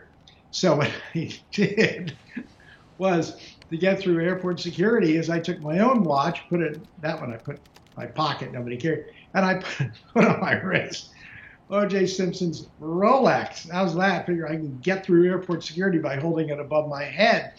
And I discovered, first of all, this thing weighed a ton, and second of all, he clearly had a bigger wrist than I do. How's that? So I walked through it, and then I put it back in my pocket. So a lot of effort to only find out that it's a fake. But what's next, David? I mean, what are you going to go after next? Well, we see about every 6 months or so, some producer says, oh, we have a show coming out, a cable show or this show or something like that. Whether or not these people are real or internet fantasy, we don't know, or they're just trying to talk it up, either entice Mr. Simpson or entice advertisers or backer or promoter. I couldn't begin to tell you. But my best guess is that Mr. Simpson has one of the most recognizable names in the United States, next to you-know-who. And I would not be surprised, in fact, I would be surprised if it didn't occur, that the minute he's paroled, that he will attempt to monetize his fame, monetize his name, monetize whatever he could do, hoping that despite this terrible story, that somebody will be willing to throw money at him. That is our belief. In our years in dealing with this doesn't strike me as the person who would literally, retire and disappear.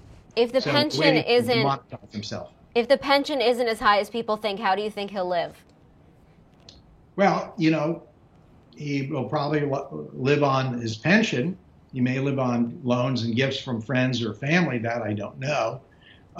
This person, when, for years and years and years, when he was being actively chased before he went to jail, seemed to have a first-rate lifestyle. In fact, every time he walked into a restaurant with an entourage, it ended up in the media. This is well before the internet and big-time cable. It was a big story in the mid 2000s. So, but it's safe to say that whatever he tries to profit off of, you guys will be right there on his tail. You even were telling me you already have checks on your desk from royalties related to his films. I know he was in Naked Gun was very popular, and some other entertainment pieces that he participated in. We got for a long time, and we still get a few dollars of residuals from like Naked Gun 1.5, I think it was called. Over the years, we got money from Towering Inferno, which some folks can see on whatever. We got Capricorn 1, I can't remember the name of the movie. And one time we got movie money from Frogman. How's that? Wow. I think I got most of them memorized here. So we get a few dollars here and there. Well, interesting. Thank you for telling us that. So it sounds like he's got the memorabilia now back, at least the footballs from that robbery. But if he ever tries to sell them, you have some sort of an arrangement where the Goldmans would actually. We have as I recall, I haven't looked at it in some time, but I think we have some rights to these footballs. Yeah. Should it get that far? How's that? Well, thank you, David. Thank you so much for coming on and educating everybody about the collection and enforcement Thank you for letting me having process. this opportunity. All right. We'll speak to you soon. And David has a book out called The Debt Collector's Handbook, where he details a lot of his efforts. So we just wanted to plug that and thank him for being on. And we are going to toss back now to the Urich trial in Ohio, the surgeon that is up on charges related to a boating accident. But at 1 o'clock, our magnificent, amazing, stupendous host, Aaron Keller, will be back here, and he will lead you through the Dalia Dippolito hearing, which is concerning a Florida woman who was convicted after 3 trials. She was convicted for the second time on a murder for hire charge. Now her attorneys are going back to court trying to overturn and get a retrial, essentially saying that one of the jurors was sleeping. Not the first time that I've seen a sleeping juror at a trial. I see it all the time, especially at murder trials, you may be shocked to know. But this is what they're attempting to do. Their desperate attempt will be coming up shortly, and Aaron Keller will lead you through it. For now, we're going back to the Urich trial. I'm Amy Dash, and thank you so much for joining Law News Network.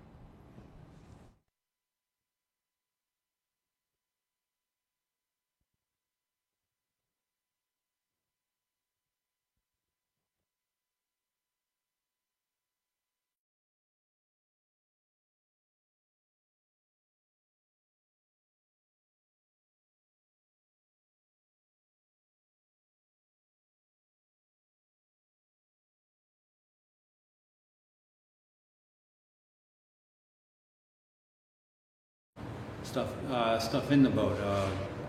Red lantern in the back part. It shows some lines around there. A couple seats. It shows the depth gauge and the operator station on there, and a trolling motor on the bow. Is this photograph taken prior to you doing your reconstruction or accident reconstruction analysis? Yes, this picture was taken when I was there. When we did the reconstruction on that, the vessel had been placed on a trailer. Okay. On that, when I first saw that and took this photograph, that's how I first saw the vessel. Did you determine how large of a boat this was? What the measurement was? I did measure the length of it, not at this time. That was a 16-foot long boat. Okay. I'm going to show you Stacey Exhibit 12. Yes. Can you tell us what that is? Appears to be a photograph of the port, concentrating on the port bow area of that same vessel. This was taken by me. Appears to be severe damage on the vessel in several places.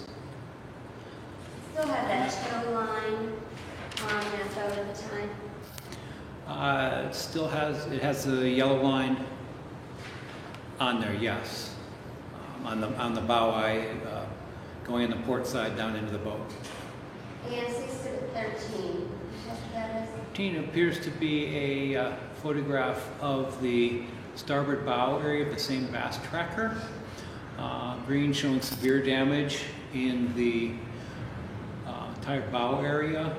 There's a trolling motor that's on it. There's seats. There's several pieces of line that appear to be in the bow. Looks like the yellow line from the bow eye coming across the port side by the fishing rod holder. Shows the operator station, shows the outboard motor. I'm going to show you now State's Exhibit number 26, the first half. 26 appears to be a photograph of the stern or back area of the same bass tracker. It shows the outboard motor lifted up in the position that I first saw it in. On there, a 50 horsepower motor. And can you tell us what location this is taken at? Is this at the ODNR facility? This is taken from the ODNR facility at Berlin Reservoir.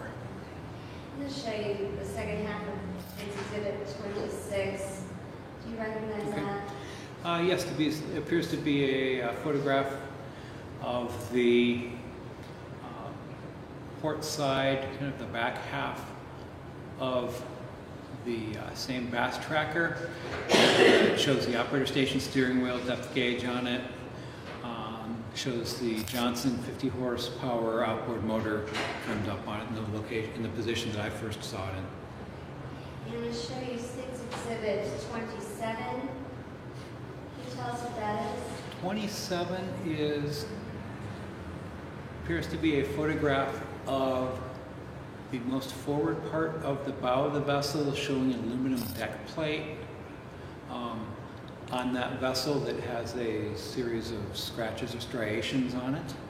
Also showing damage to the aluminum gunnel on either side of that deck plate. What does that mean, gunnel? Gunnel is basically the top of the vessel as it goes around.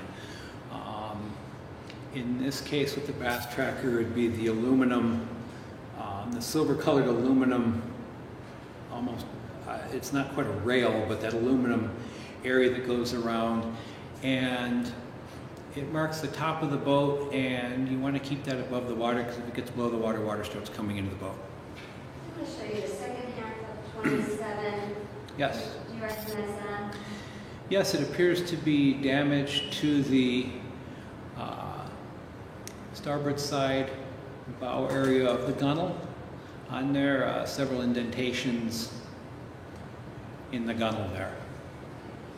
And I'll show you State's Exhibit number 28. 28 appears to be an overhead view looking straight down onto the gunnel of the bass tracker at the port bow area, showing some damage, showing them some indentation in the part of the gunnel that faces outwards. Shows a bit of the end of the deck plate at the very bow, showing some scrapes or striations. And I'll show you the second half of 28. Can you tell us what that is?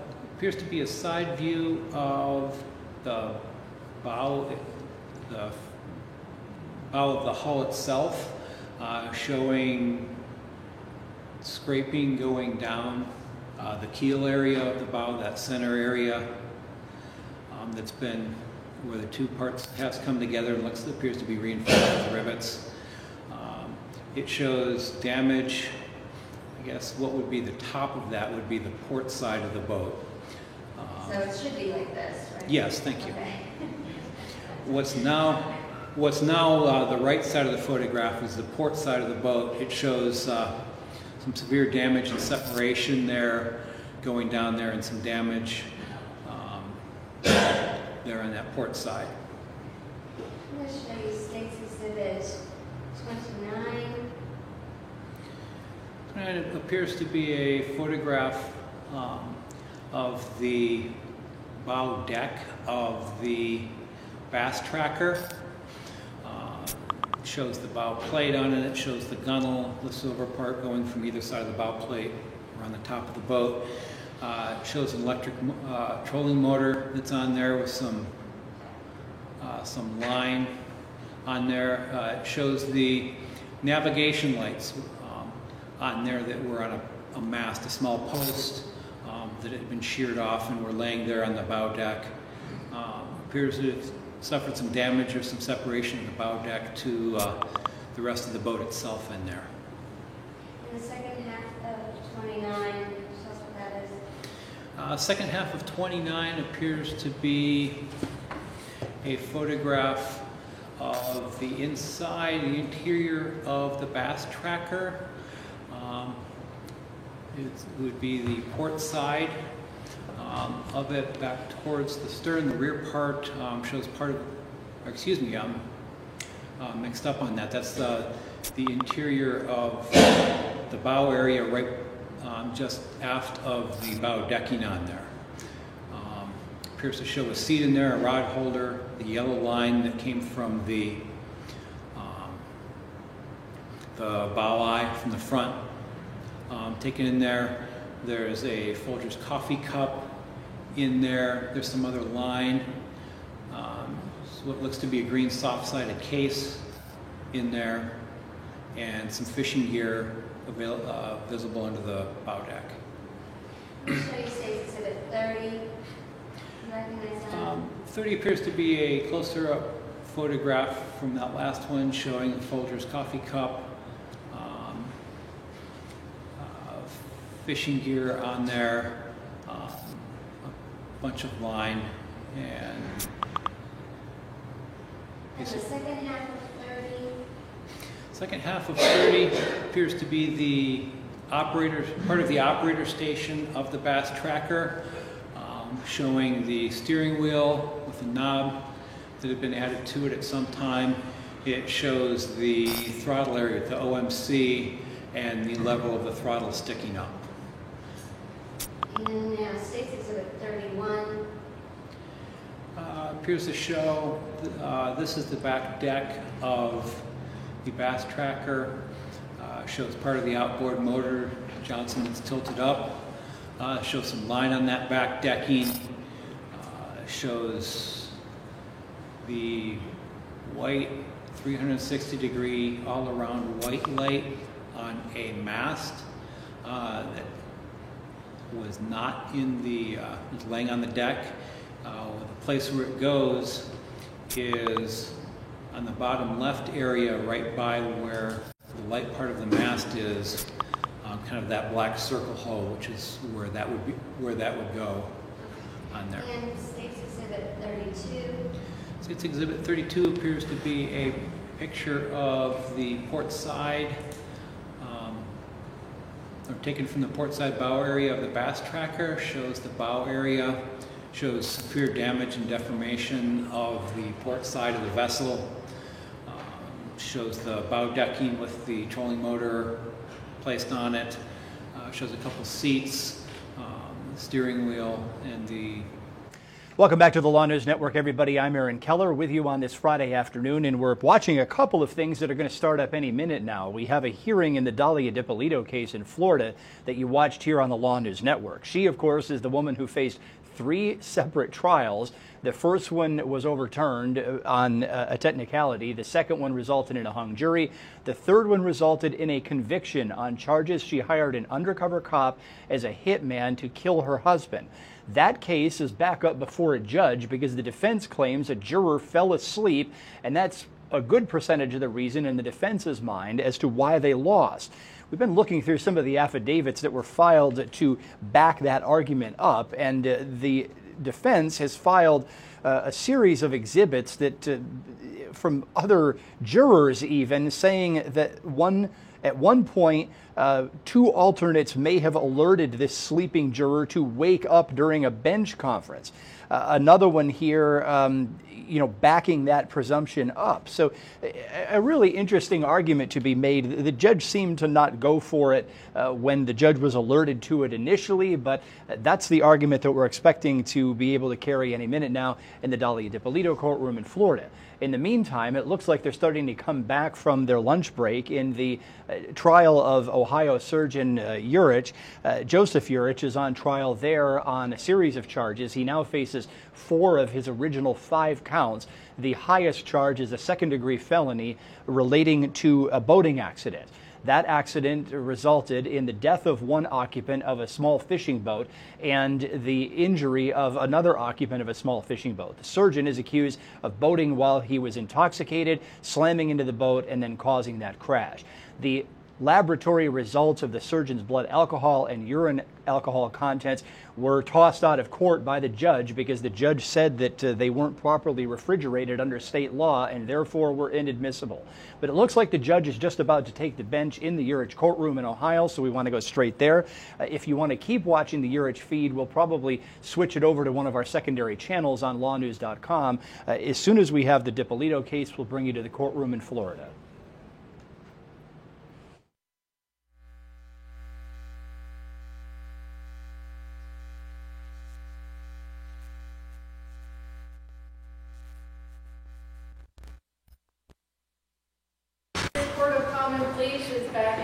You may be seated.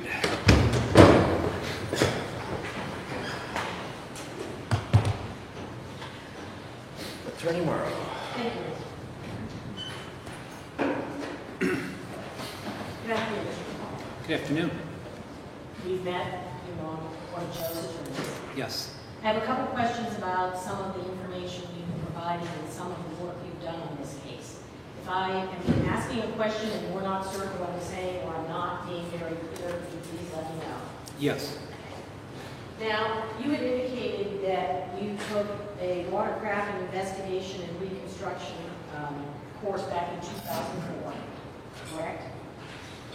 Yes, in 2004 I had. And then in 2014, you did 2 courses through the International Association of Marine Investigators? I had 2 courses through National Association of State Boating Law Administrators. They actually have a process where you can be certified as an accident reconstruction expert for boating accidents, correct? National Association of State Boating Law Administrators? Yes. They have a process where you can go through their classes. They do not have an expert certification program that I'm aware of. Are you aware of any expert certification programs?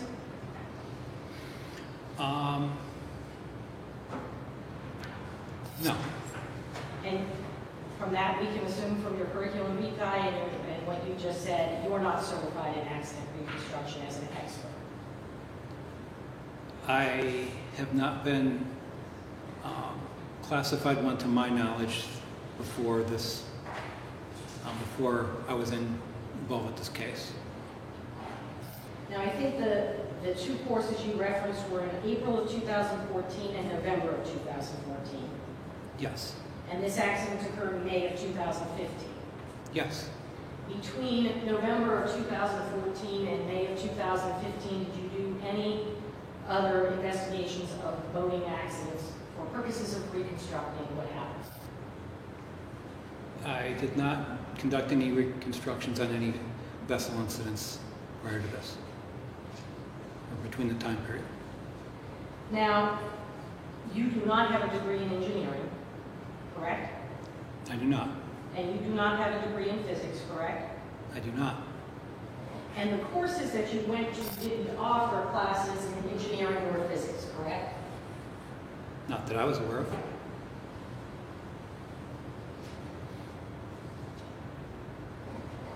You did provide a report in this case, and you were referring to it as you were testifying. Nowhere in that report does it indicate that you are giving any opinions to a reasonable degree of any scientific certainty, correct? It does not indicate that, no. And it does not indicate that you're giving any opinions or conclusions that you reach to any reasonable degree of probability, scientific probability. It does not, no.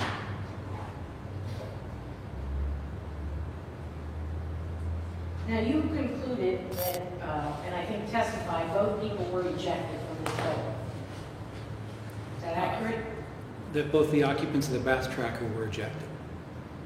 So both people were ejected from the boat, correct? From the Bass Tracker, yes. Now, your understanding of what was occurring in the Bass Tracker immediately prior to the accident is based upon verbal account that you would have received from Mr. Lindenwood. And from the witness statements that were taken from various people. Well, there weren't any witness statements to say, other than Mr. Lindenwood, what was occurring inside the Bass Tracker immediately prior to the accident, were there? No, what was happening in there, correct.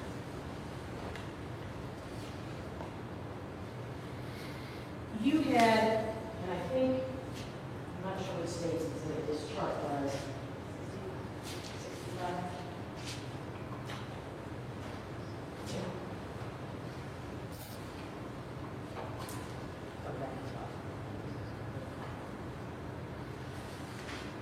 You recognize that document as a document that you produced in the course of your investigation of this accident. Yes, it is. And you provided some testimony as to some aspects of this report. I'd like to go in a little more detail. Can you see it from where you're sitting? I can see the document, yes. You do have a copy of it there with you as well? Yes. Now, according to your report, A1 through 7 on this side of the chart, Okay. those have nothing to do with this accident. Go ahead, I'll wait for you. All right. Yeah. It's not a race. Take your time to get to the right page.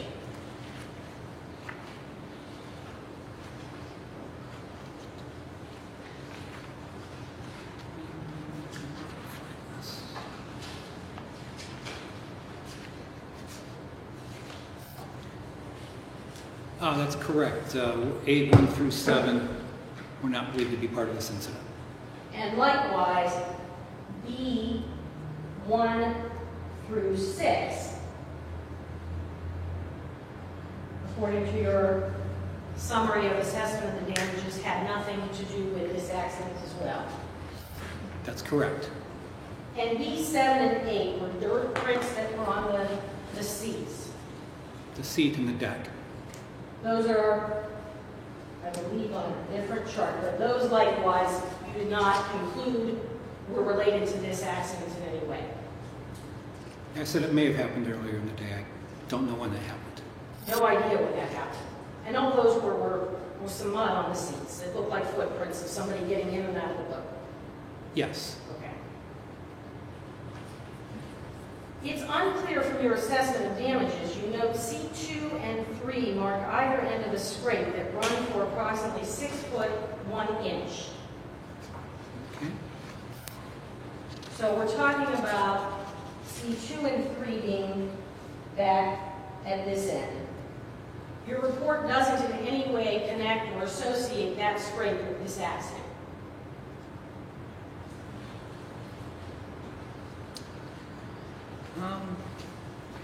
I don't believe so, no. We start with C2 through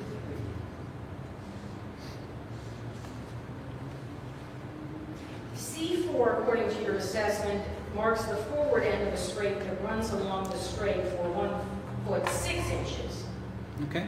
where it leaves a straight at C5. You don't, in your assessment of damages, connect that to the accident either. I did not mention it further, no.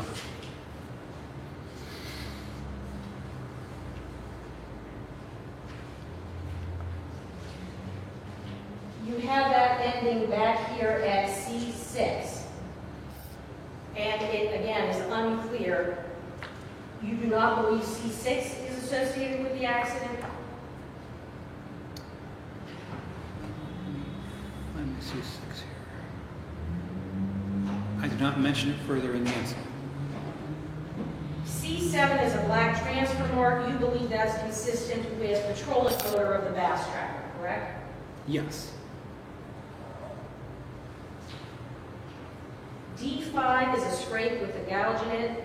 This is consistent with contacting something hard, such as the block for the anchor line, but you do not know if that is in fact what D5 is, correct? I do not know for certain that that's what it was, correct. So as you sit here today, you can't say that D5 is associated with this accident either, correct?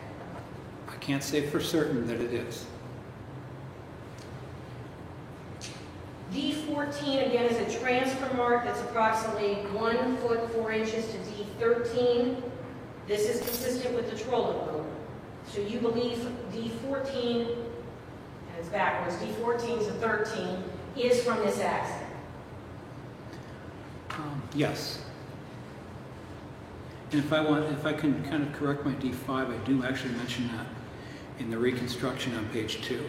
On page 2? Yes. Third paragraph from the end.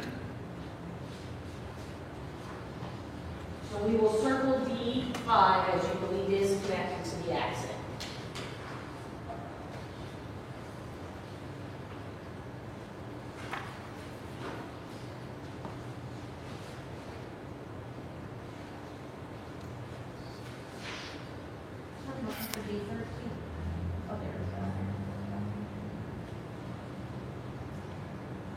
D17 and 18 are the tear marks through the fiberglass boat. You do believe those were from the accident, or it does not say in your report? Are they connected to the accident? No, it's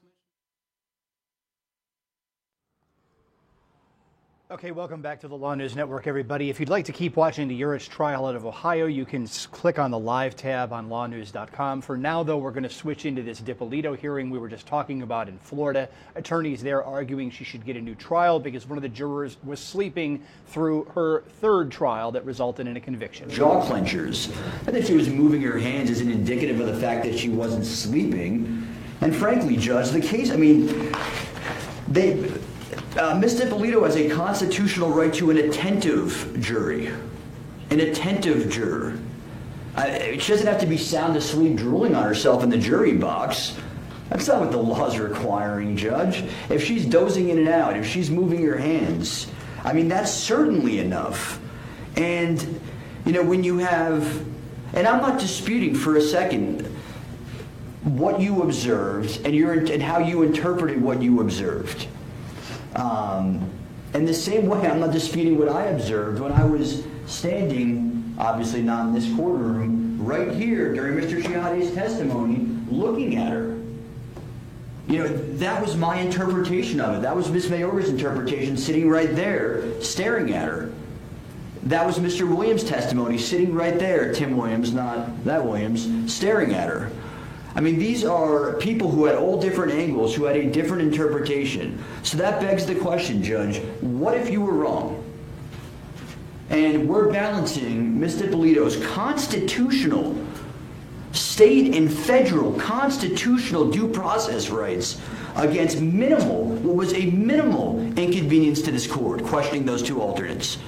I mean, it would have taken 3 minutes. Nobody would have known why. I mean, it is of no prejudice to the state whatsoever to have questioned them. They agreed to those alternates. They didn't exercise their peremptory on those alternates. So there was no prejudice to the state, no inconvenience to this court. And this court has a legal and ethical obligation to ensure that Dalia DiPolito gets a fair and impartial trial by attentive jurors. And if there was a rational reason, then I simply can't think of one, why she was not questioned, whether it be a major inconvenience to the court or prejudice to either party, I would understand that. But this court, as a matter of law, I mean, every court, as a matter of law, has to err on the side of protecting a defendant's due process and constitutional rights. And I would move the article I presented, Your Honor, into evidence as Defense Exhibit 7, and this is all I could, pull up last minute, but on some hand movements and REM sleep, just to show that motor functions don't necessarily correlate with a person being... I do, Judge. That article says nothing about what it's implying. It speaks about REM sleep and psychological responses to dream motor performance in REM lucid dreams. Judge, just read the article. It has nothing to do with what he said. It does, Judge. Does it refer to a sleeping juror in a jury box? No.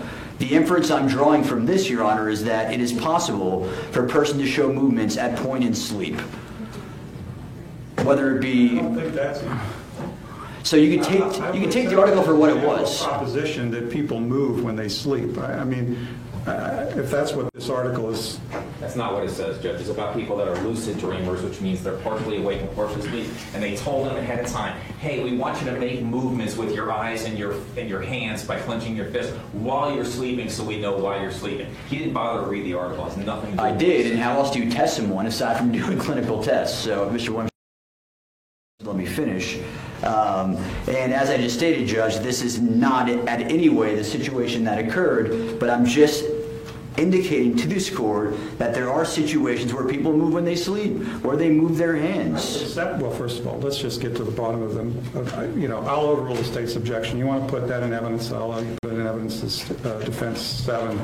But as a general proposition, I will accept that people move when they sleep. And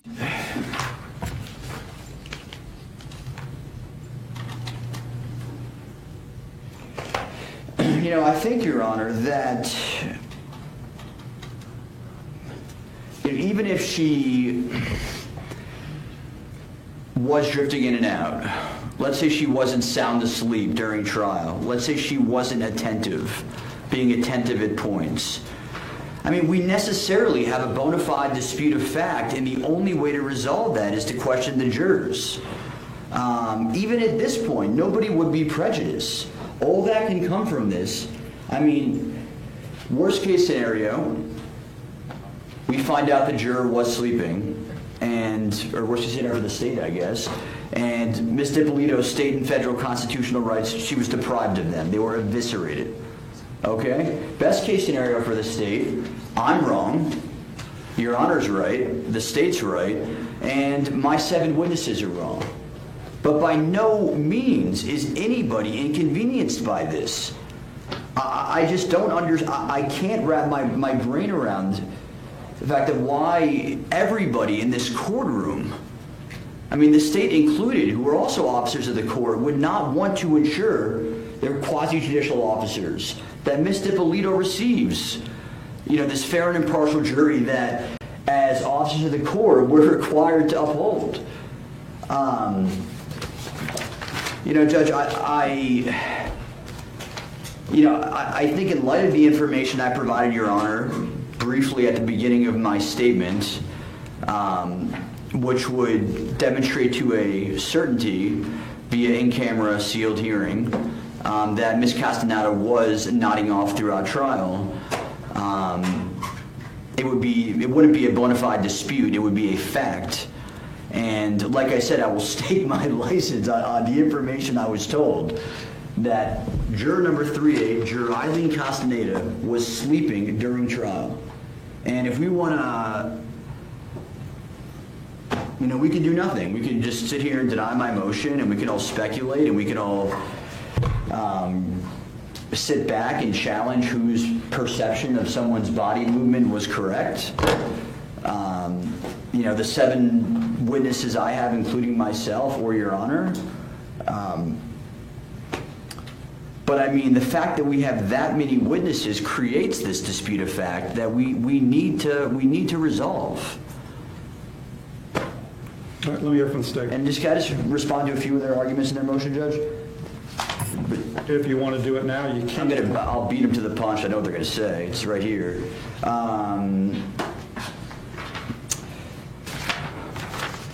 First of all, a lot of the allegations of her sleeping throughout trial were brought to my attention, not the ones I mentioned in my affidavit, by my witnesses.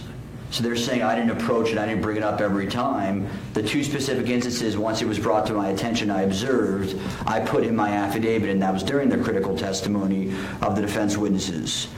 That's point 4 the state raises. Point 6, the state talks about me moving to the side of the jurors and watching every move, which is incredibly incorrect. I stood in the corner, sitting in a chair where I could not see, and the purpose of which, as I asked Your Honor permission, 1 or 2 times, was to watch what the state was playing.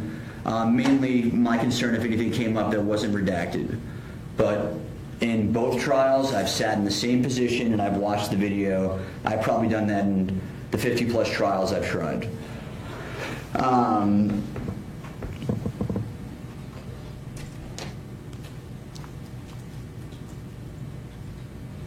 Number 7, Judge, in regard to Your Honor, and I'm going to quote my motion, even the most attentive jurist or astute jurist can be wrong and can miss these things. I mean, I watch Your Honor. I know you take very detailed notes, and I know that because you've called me out before. And at times I've agreed with you and said, you know what, Judge, I think you were right on what was said. So Your Honor's not always looking at the jurors. You have several functions up there. I mean, as I put it, I don't wear a robe, so I don't know what it's like being up there, but I know you're looking at counsel, you're looking at the state, you're looking at the jurors, you're looking at the witness, you're taking notes. So it is just, it's very possible for Your Honor to miss things, even given the state's allegations here. And the state's saying that they have the second best seat in the courtroom. When I watch them throughout trial, they're sitting there taking notes, talking, doing what they're doing. And I guess, assuming what they're saying is true, we now have, and there's no testimony or affidavits from them, we now have 7 versus 3 in terms of people who have one interpretation versus people who have another interpretation. And to say she was the second most attentive juror is as far from the truth as you can get. I mean, you can say that, I mean, their position is that she was not sleeping, fine, but saying she was the second most attentive juror is just, I'm going to bite my tongue in using words here, Judge, but I think you know where I'm going with it. That is as far from the truth as possible. But I will rest on the fact, Judge, that we have a bona fide factual dispute. If Your Honor wants additional information, I believe we're entitled, or let me withdraw that statement. I would respectfully request an in-camera sealed hearing to give information that is privileged that I cannot give on the record that would settle this bona fide dispute of fact, Judge. Thank you. All right, Mr. Williams. Judge, have you seen the Foraker case? I'm sorry, the what case? Have you seen the Foraker case? No, I saw that you filed the response. I just got your copy of the response. I haven't looked at any of the cases. Do you have a copy from Mr. Rosenfeld? It was cited in there. I don't have a copy, Judge. I'll give you my copy in a minute if you want. Yeah, print another one out for Mr. Rosenfeld.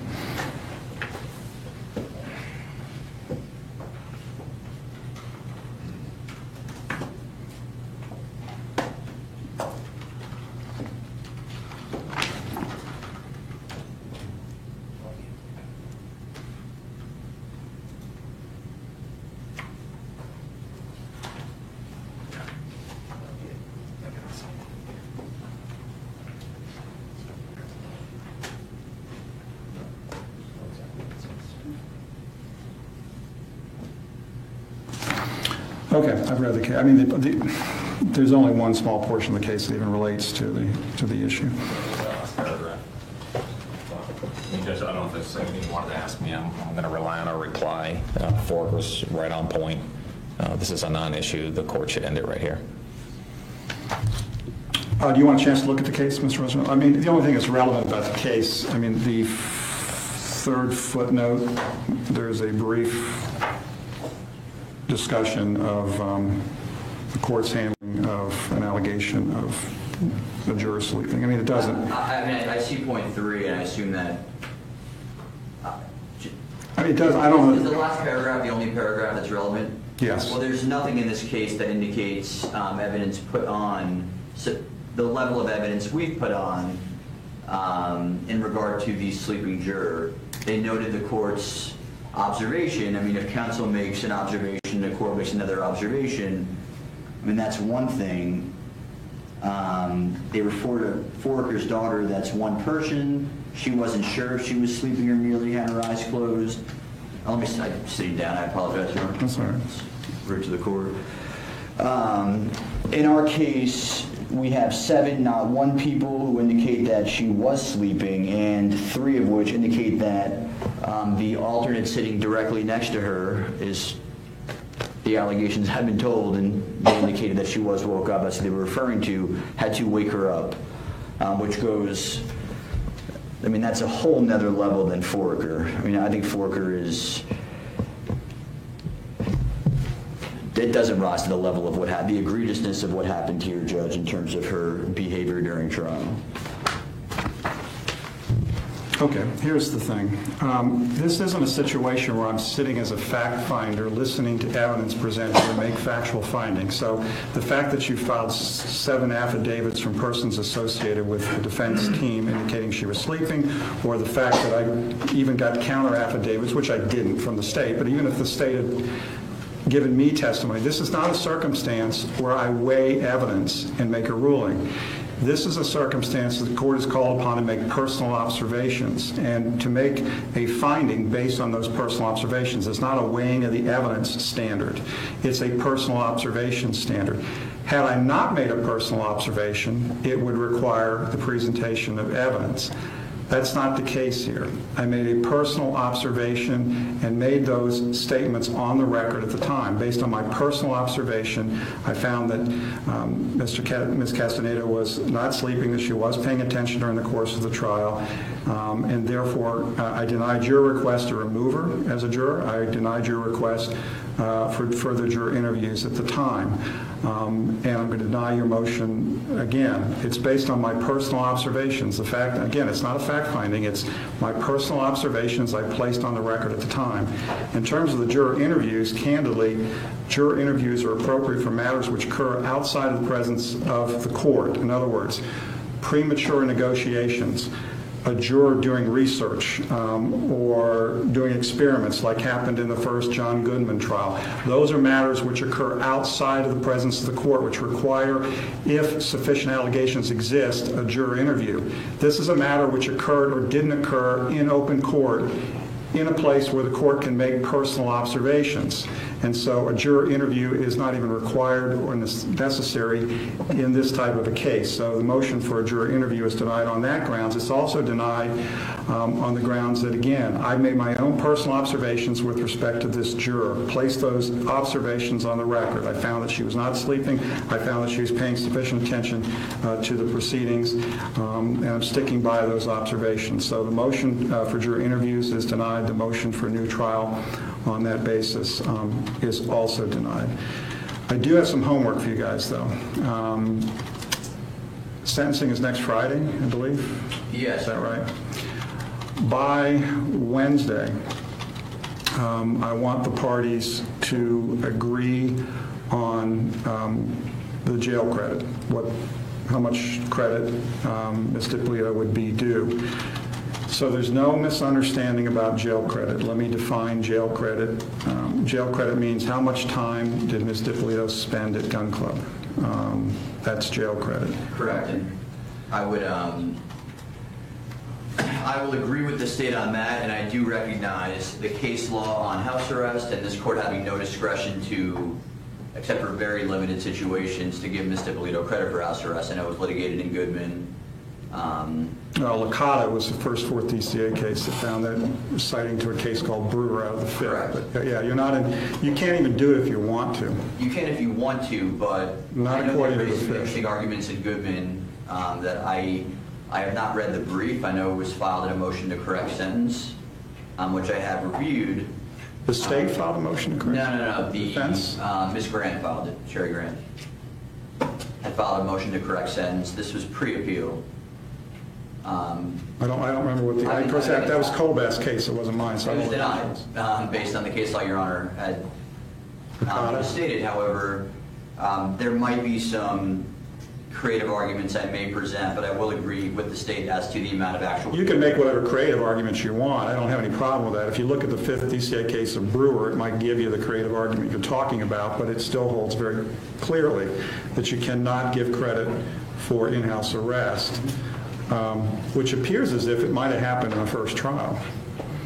I'm sorry, was that? Did that happen in the first trial? There was, the state, Ms. Parker did not object to the credit credit being given, but I don't know of any case that says that the court is then bound, or the state is bound by that same agreement. No, I'm not saying you are. I can't enter an illegal sentence anyway, but my point simply was, looking back on the other sentencing order, it looked as if that must have been done the first time, because the credit was like 600 and change days, I read which could not have been. I don't think Ms. DiPolito wasn't in jail for that period of time. No, she was not. It was house arrest credit. Okay, so it got me curious. It looked like it was. I mean, I don't know if there was a. There was not a finding that she was in custody. It was by a lack of objection by the state. Well, I don't know if there was a finding to the contrary either, so. Doesn't really matter. I mean, at this point, I was just curious about it. It looked to me as if Judge Colbath had given credit, which under Licata would be illegal, but I don't know. It's not important. If there's no objection, typically a trial court, if the state's not objecting to it, then the trial court would probably go ahead and grant it. And I'm not even sure whether anyone brought Licata to the court's attention at the time, although it was decided at that time, so it was the law of the fourth. So you know what I'm talking about, Mr. Roosevelt. Just what you want to do is get with the state and agree, because this goes way back. I mean, it goes back. Ms. DiPolito would have spent at least some time in jail after the arrest, before posting bond. Post-conviction. Right, and then she would have been remanded after the first trial. There would have been time in gun club before being released on appellate bond. And then obviously I remanded after jury verdict in this case, and so we'd have to take into consideration. I just want to make sure, too often I come to a sentencing, I get ready to pass sentence, and then the attorneys haven't given me the credit, and you got to stop the whole thing to figure out what the credit is. That has to be pronounced at the time of sentencing, so it shouldn't be that well, I shouldn't say that. The reason I'm giving you advance warning is it may be a little more difficult than normal, because you have to go back 8 years. But you need guys figure that out and give that to me by Wednesday. Okay. If you want to file any type of sentencing memorandum, I'd like to get a deadline for getting that in. Are you planning to do that? Is the state planning to? I am, Judge. I'm in the process of right now. I would say Wednesday's fine. Mr. Rosenfeld, can you get yours? Are you going to? I would assume you're going to file some kind of sentencing. I am, Judge.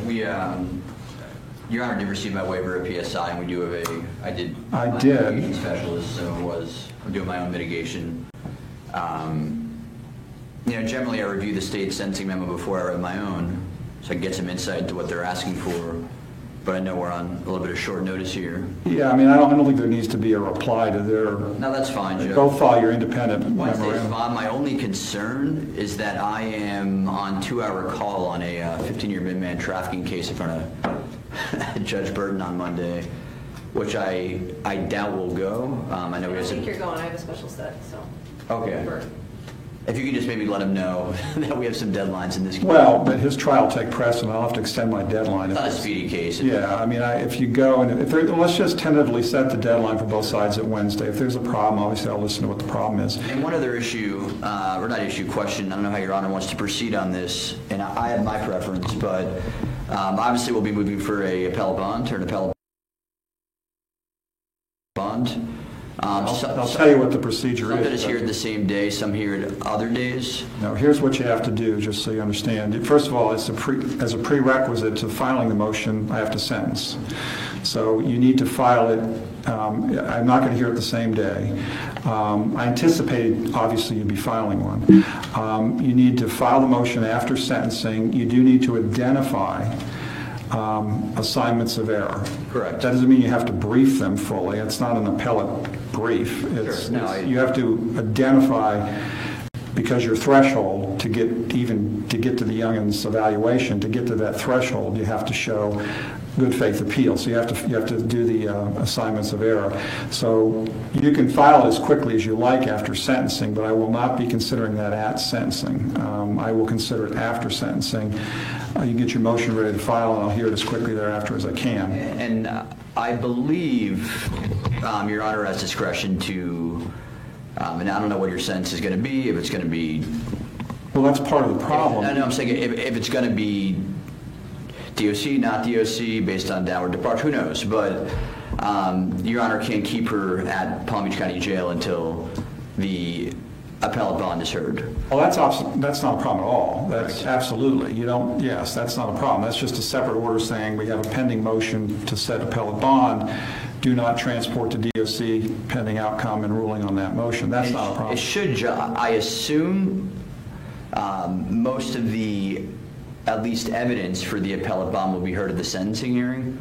So it'll just be legal argument. Yeah, I mean, you can. I'm assuming when you're talking, I won't go through too much detail now. When you're talking about the Youngins factors, you're talking about ties to the community. You're talking about prior record. You're talking about severity of sentence, and you're talking about any other factors. The fourth is any other factors that the court wishes to consider with respect to temptation for flight. I mean, those are the four Youngins factors. So if you want to present whatever evidence, you can rely on whatever evidence you want that's placed before me at the sentencing hearing. You don't have to have a second evidentiary hearing on that, if that's what you're saying. No, I was just telling Your Honor that I think I'm assuming a lot of that would come out at the time. It'll just likely be legal argument at the motion for appellate bond in light of most of the evidence being heard. Correct, because I'm assuming all of that is going to be presented, or you'd wish to present that in terms of sentencing in any event. So a lot of that would come out as ties to the community, that kind of thing, family, all that stuff, prior record, all of that, I assume, would come out during the sentencing anyway. So you don't have to have a second. Notice in advance I will be out of the country August 10th, so the appellate bond hearing has to be heard before then. Or after, whenever. I mean, it has to be heard. It has to be heard when I have availability. I've got something to correct on the record for the clerk, I believe. Let me make sure I've got this right. Defense Exhibit 1, I've got a note, should be 1A through H. It was incorrectly stated as A through G. I thought she said A through H.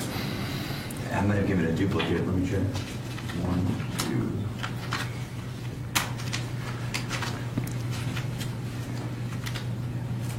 2. Oh, no. This is Exhibit 2, the last one, I'm sorry. Oh, I think we call, you know what, I think on the record, did I call it 7? The affidavits were A through G. But the article should be 2. 2, correct. All right, I think that's where the problem is. Okay, so get to me by Wednesday, agreement on jail credit. Get to me, unless you're in trial, Mr. Rosenfeld, your sentencing memorandum, so I have at least some advance opportunity, particularly since you've waived PSI. Yes, sure. So I have nothing in advance to look at. Okay. All right, we're in recess. Court's in recess. Thank you.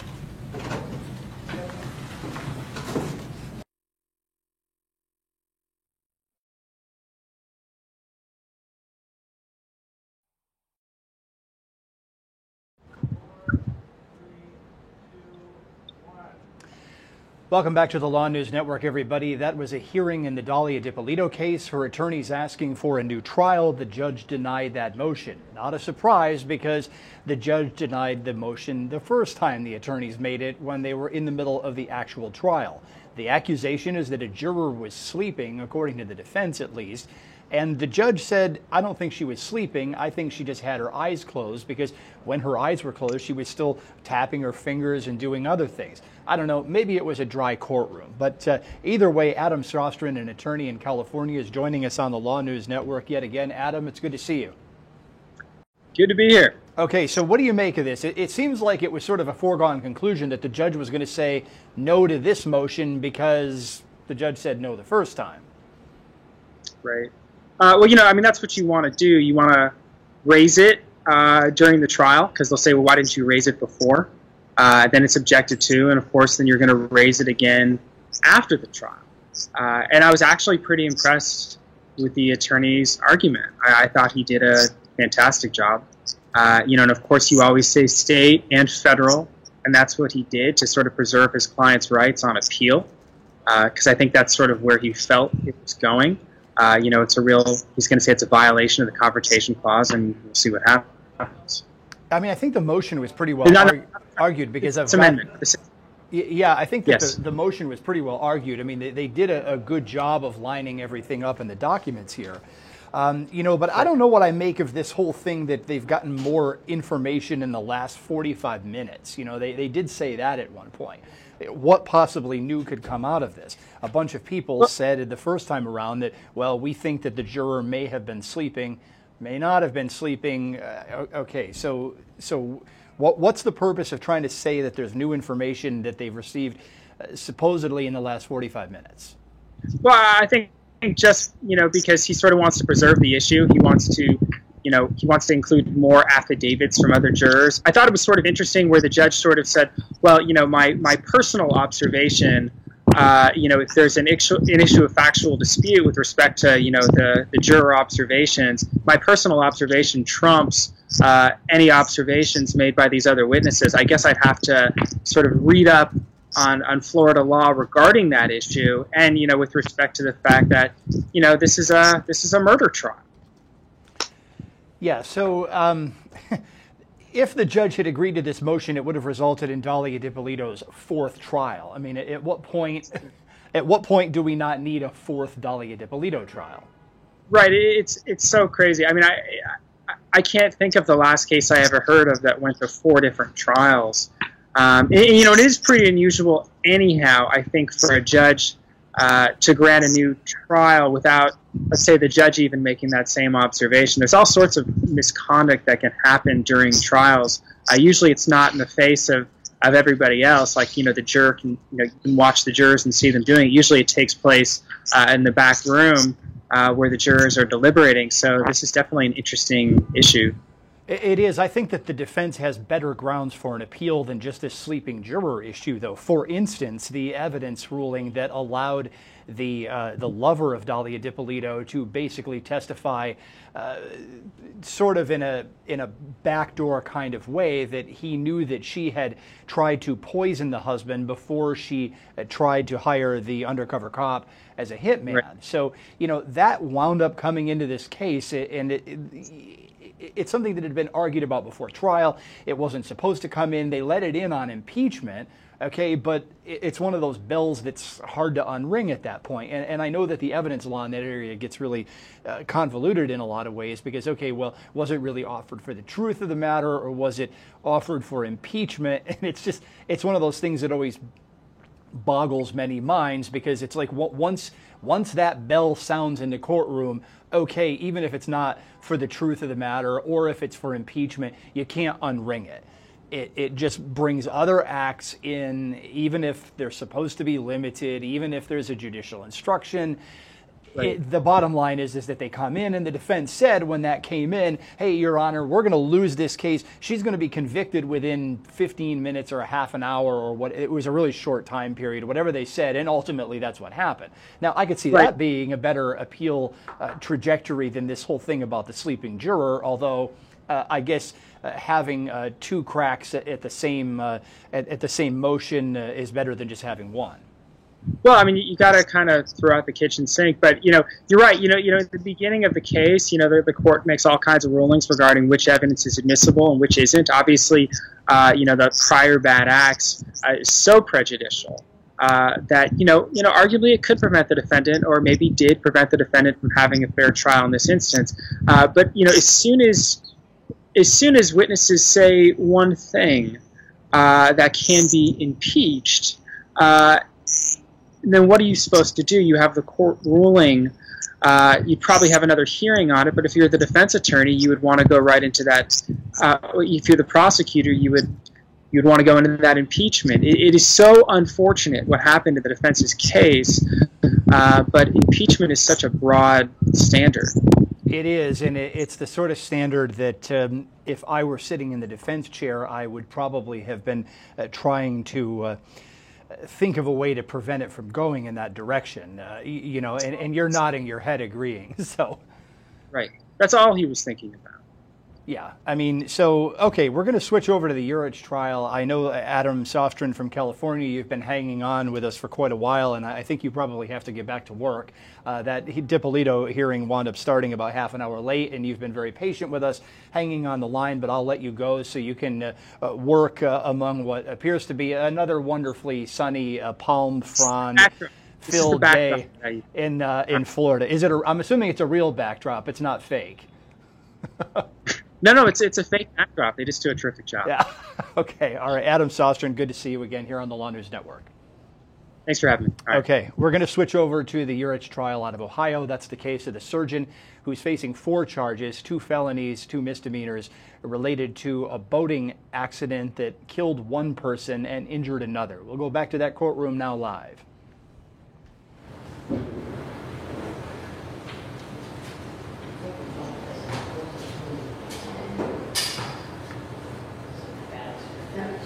Don't touch it.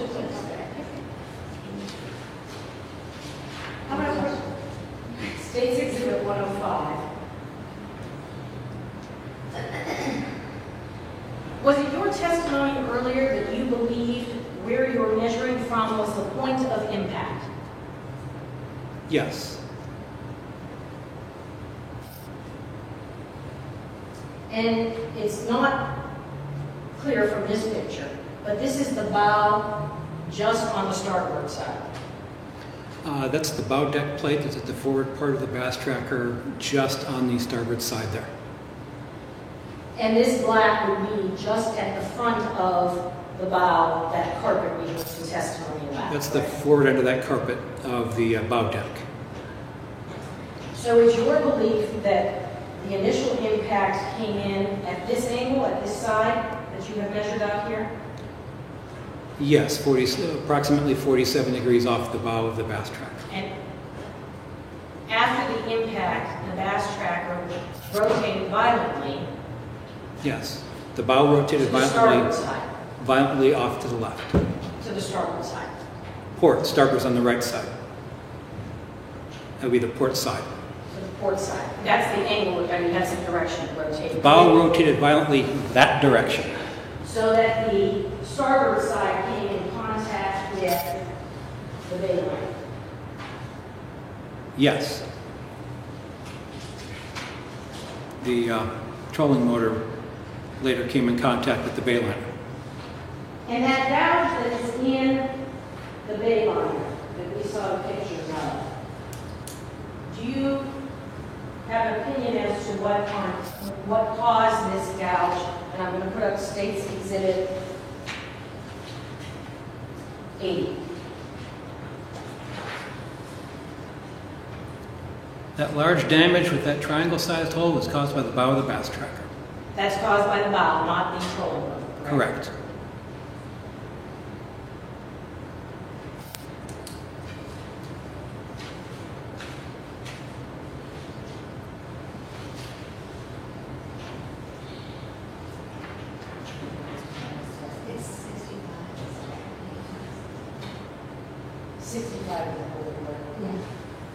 This is one of the graphs from your report. You recognize that?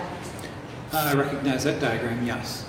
Now, in this diagram, you have the bow of the bay liner up and on top of the bass boat.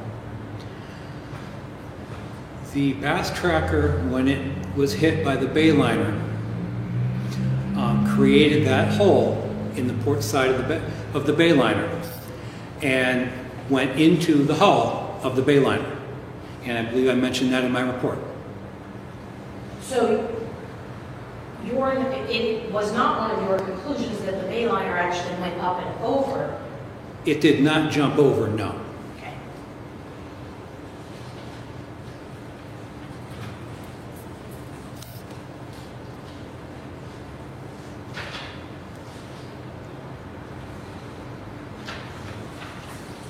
State's Exhibit 28 has 2 photographs on it, and I want to focus on this bottom one because I did not hear what you had said about this.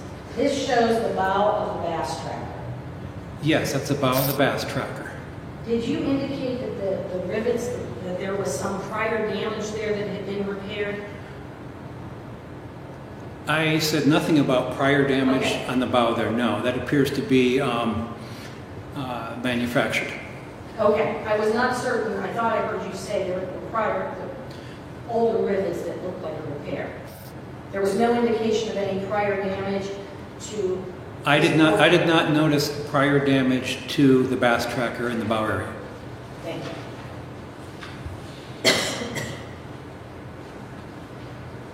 State's Exhibit 29 also has 2 photographs. The top photograph is an aerial showing the bass tracker from on top, the bow of it, correct? Yes. And this coloration up here that appears to be a little lighter than the rest of the carpet, that is where the trolling motor would actually be affixed to the top, correct? That was where the trolling motor would be mounted, yes.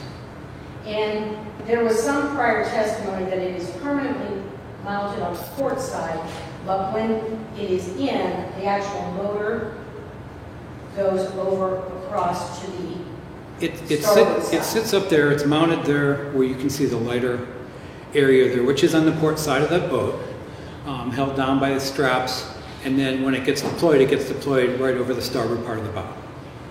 I did not see anywhere either in your report or in any of the other ones where you actually took measurements of the trolling motor when it was deployed or when it was not deployed to see the dimensions and height of that. Did you take any measurements of the trolling motor itself? We took photographs to show how the shaft of it had been deformed at some time prior to us taking the pictures. We did not measure the length of the trolling motor, nor the width, nor the height.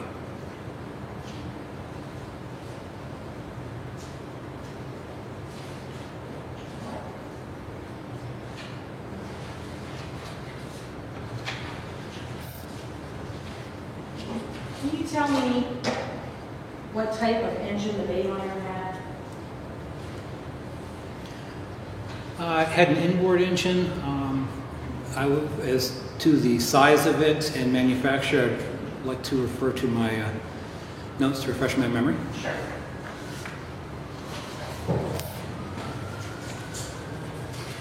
The engine for the Bayliner was a Mercruiser 3.0 TKS. How many cylinder? I did not measure that. I did not report it. Sorry, I missed that last part. I did not put it in my report. So you do not know how many cylinders? It did not go in my report.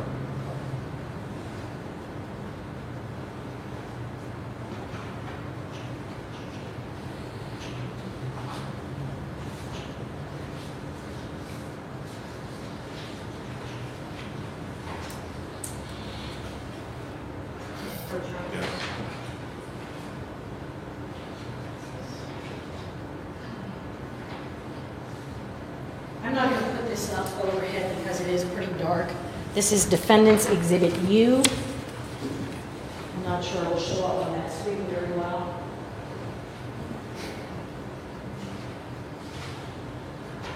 You recognize that document? Yes, this is an advertisement for a Bass Tracker Sweet 16. And this is specifically for the model that was involved, the 1990 Sweet 16. Yes. And was this a document you obtained as you were doing the investigation of this incident? I found it somewhere on the internet. That would be a yes. You obtained this document. Yes. It would appear from this that the Bass Tracker Sweet 16 does not come equipped with any lights on it. The photograph does not show it. That doesn't mean that there aren't options available for lighting. I do not know how it came, if it came with lighting or not, what the options were for it. Fair enough. This version that you printed out does not have that deck on the front where the trolling motor could be mounted, correct? It does not. It does not have the deck on the back that we saw where the, on the back of the bass tracker in this case. It does not. Did you at any point in time contact Mr. Lindemood to see if he had done modifications or added anything to this bass tracker above what you discovered on the internet the base package was? I don't believe that I contacted him on that, no. And according to this printout, a 40 horsepower engine comes with this bass tracker. I'm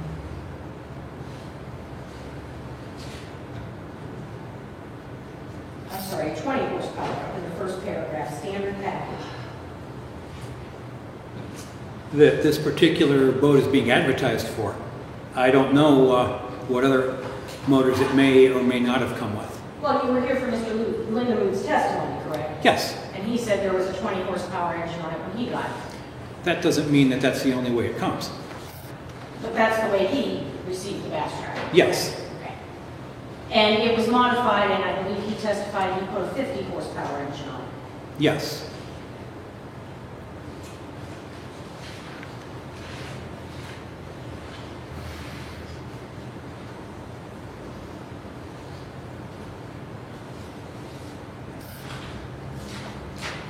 This, if I can.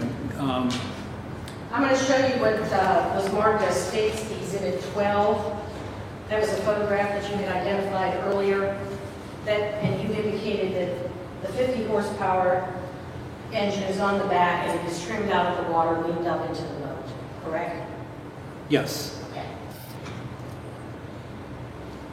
You did not do anything to measure the motor when it was trimmed out as far as how high it was out of the water from the base that would be down by the deck to the top.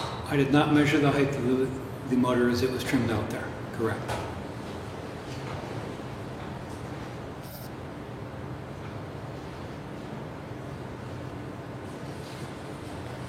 You had provided some testimony earlier that you reviewed documents in this case. Did you review the cell phone records that the state received in this case?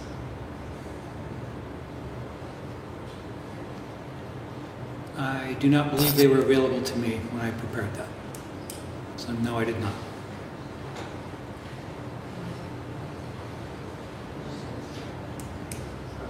May I approach you? I'm going to hand you what we've previously marked as Defendant's Exhibit K.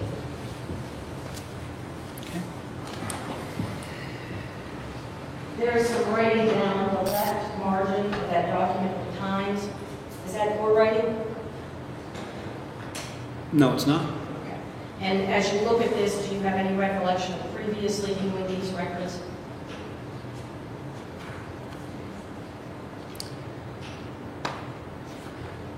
I believe I have seen them at some time prior to today. However, I don't believe I saw them prior to completing my report. Okay, fair enough.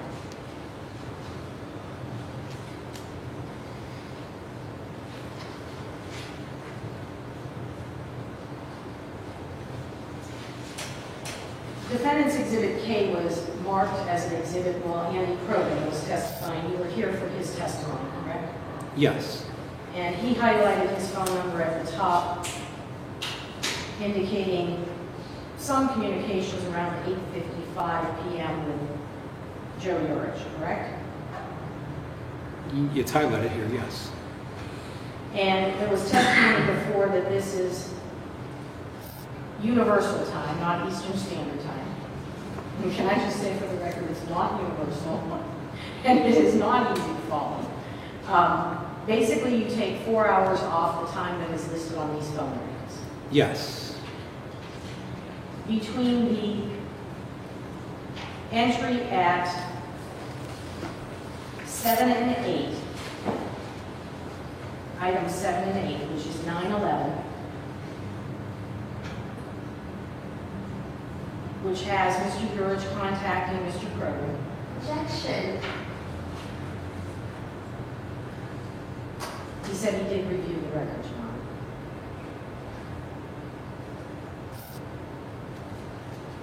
Well, let me back up and try. Well, let's pose the question and I'll entertain the objection when it's made. Did you do any analysis with these phone records to ascertain the time of this accident? I believe earlier I said that I saw him prior to today, but not prior to completing my report. How about after completing your report? Did you do any review of those records to ascertain the time of this accident? Not that I recall.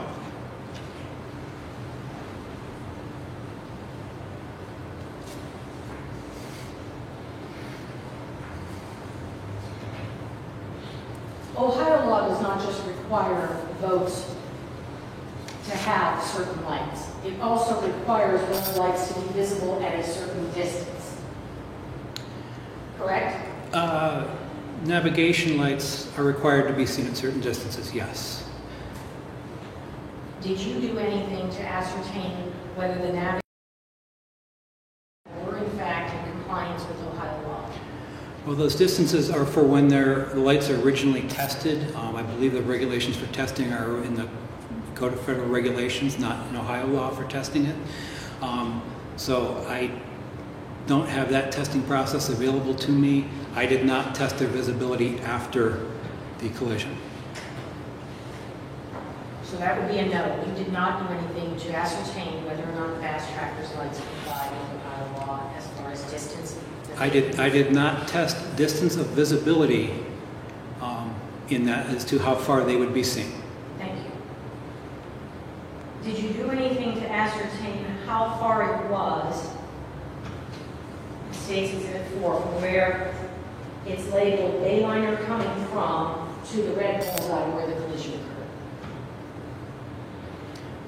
I believe I may have measured that distance or a close distance to that from Google Earth, from overhead. I did not do that on scene. You did not? I'm sorry, I missed the last part. I believe I did the measurement using Google Earth. I did not do any measurements on site. On site. I missed the last word when you were testifying. I apologize. And you did not include those measurements either in your investigative report or in your reconstruction report? I believe that they were elsewhere in the entire case file. That would be a no. You did not include them in your investigative report or your reconstruction? I did not include them in the report of investigation nor the reconstruction. How about from where Les's bait and tackle is on the east side of the lake to the west side of the lake? Did you do any measurements on that? I did not.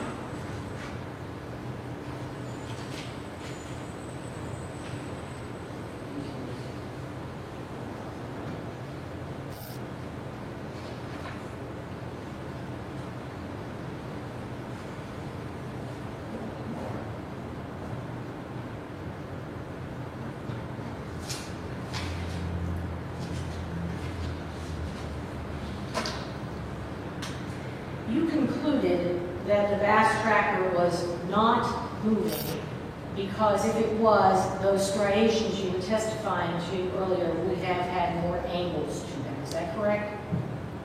No, it's not. I concluded they were not moving, that it was not moving because those initial critical striations were straight at the beginning, whereas if the Bass tracker had been moving, they would have been curving from the beginning.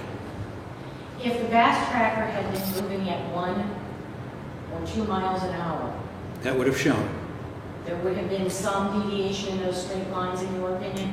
Yes, those lines wouldn't be straight, they would start curving. How about at 3 or 4 miles an hour? Yes. Same thing? Yes. You believe those initial striations would have had more deviations? They would have been curving from the beginning.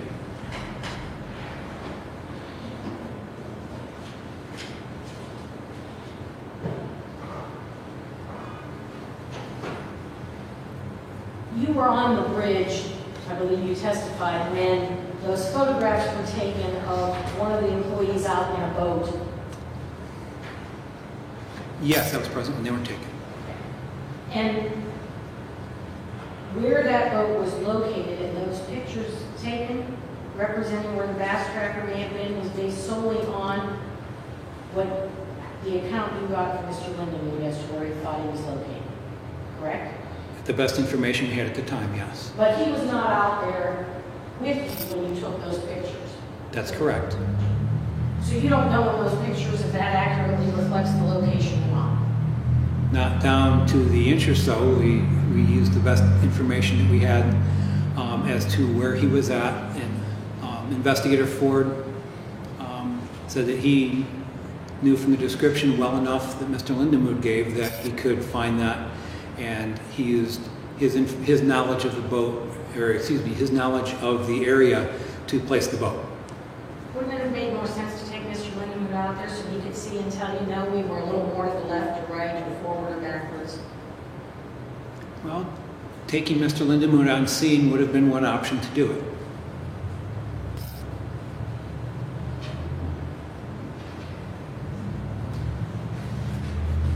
You had testified earlier that the paint chips that were recovered from the rope of the bass tracker were sent to DCI for testing. Do you remember that? Yes. Where are those results? It's my understanding that they were not tested. So even though they were sent, no one conducted any testing on them? I didn't. I can't testify as to what was done with them at BCI. You also testified earlier that one of the things you relied upon were 911 calls from Portage and Mahoning County. Do you recall that? Yes, I do. In addition to those 6 or 7 calls we played the other day, did you review additional ones? I did not. And did you receive any calls that actually had, that were time-stamped as to when they came in? I don't recall if they were time-stamped or not. It's been some time since I reviewed them for this report. Do you recall as you sit here today if you received from the Mahoning County 911 Operations Center a call log of the calls that came in? I did not receive a call log from Mahoning County.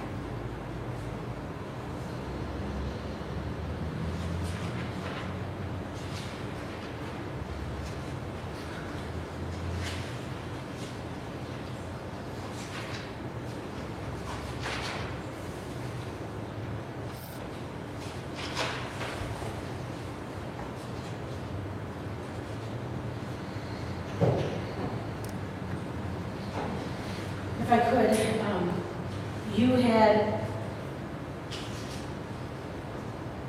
we had looked at some pictures earlier of the bass tracker out in the daylight at the site where you did your measurements and analysis of the damage. Do you recall those photographs of the bass tracker? Yes. And there is the seat back by the back portion of the boat where I think you testified Mr. Lindemood was sitting. Mr. Lindemood was sitting back towards the back. I don't believe I testified as to where he was sitting in there. Did you check those seats to see if they were movable, meaning they could be elevated and lowered? I did not check to see if any seats in the bass tracker could be raised or lowered.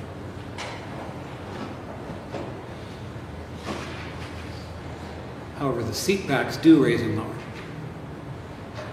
So you checked to see that the seat backs do go up and down? The seat backs angle up and down.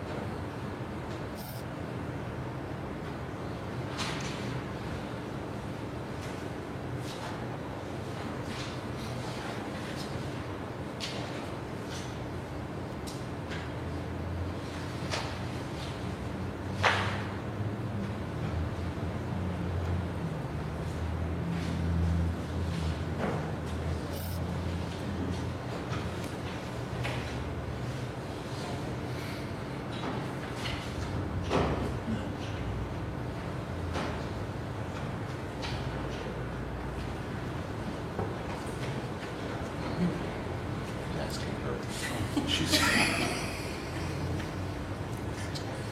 don't want to mess this up.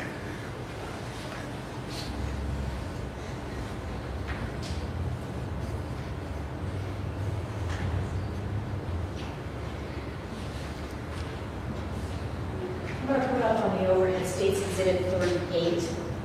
It is 2 photographs, I believe, that you testified previously you took the night morning of the accident. That is the Bayliner, correct?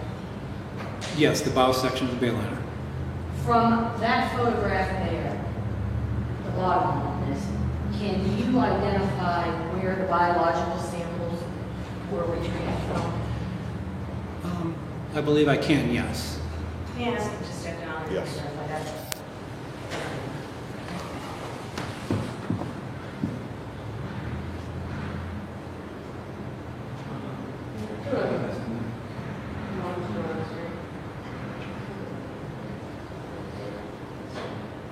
The bone or tooth fragment is visible as a spot right there. So you are pointing to the first snap on the bow on the port side? It's down from that first, the first snap will be right here. Okay, The second snap. Yes. I can identify that spot there as the bone or tooth fragment. As for the hairs and tissue, from this picture right here, I can identify. Does that picture make that easier to do? Again, the bone or tooth fragment, the dot right here, the hairs and tissue I can identify with this.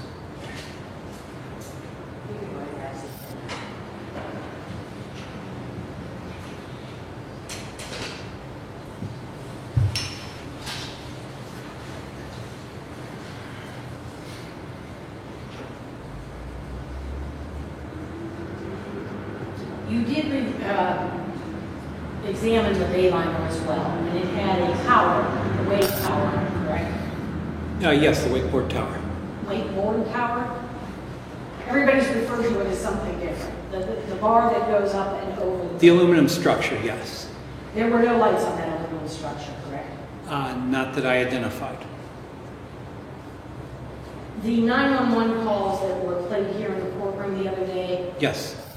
you reviewed those 911 calls prior to today? Yes. And are those the only 911 calls you reviewed? Yes. I think you testified earlier that you reviewed, in formulating your opinions, you reviewed your report, correct? Yes. You reviewed all ODNR reports, correct? Yes, from other officers? All other agency reports. Yes, Correct. from other agencies that respond.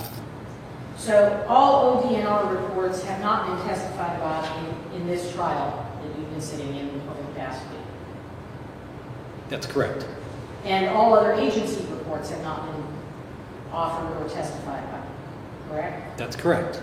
You also reviewed, I made a list as you were talking, all interviews conducted. There has not been testimony here in this courtroom as to all interviews that have been conducted, correct? That's As to the correct. contents of those interviews. That is correct.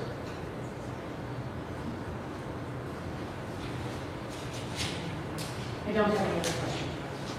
Redirect.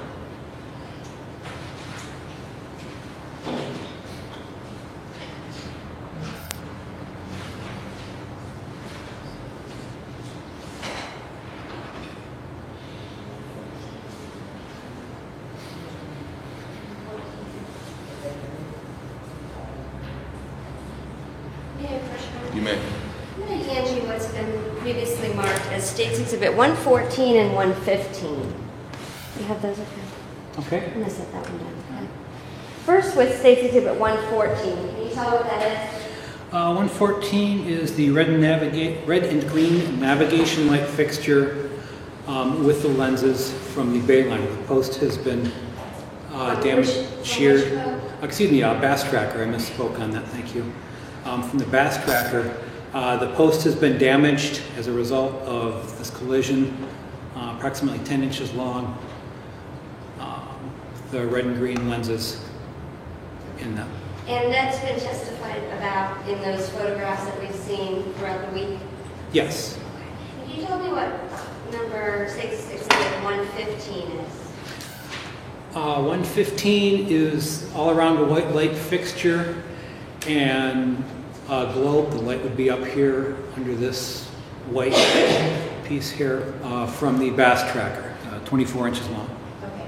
And that is a removable navigation light? Yes, both of them actually are removable. Okay. And that's for transport and covering? Transport covering, and also it's not needed during the day, and so to make room and so people don't trip over these or damage them, it's removable. These seats in the fishing boat in the Bass Tracker, you talked about that they lean back. Do the seats turn in that Bass Tracker? I believe they turn. It's not that the seats necessarily lean back, but the seat back folds down. Like a theater seat, but the outside. Yeah. Okay. Yes. And do seats commonly turn in a fishing boat? In a lot of boats, seats commonly turn. Okay. Even better. When Mr. Lindemood told you, did he tell you the boat was facing south or he was facing south, if you recall? I believe he told me that they were facing south in line with the one bridge piling. Okay. Do you recall his testimony earlier in the week?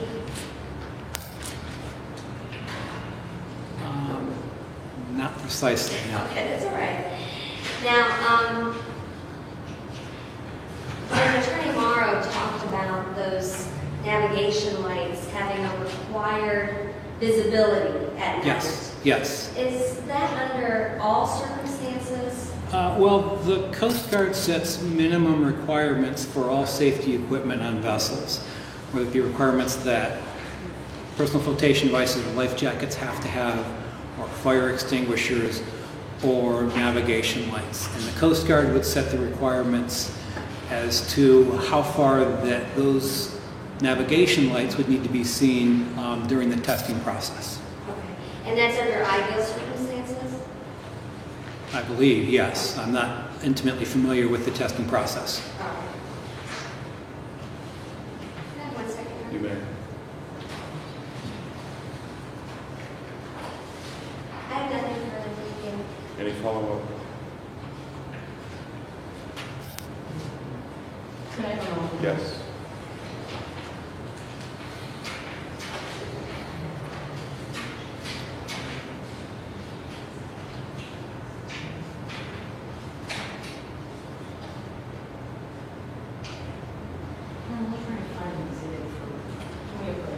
Yes.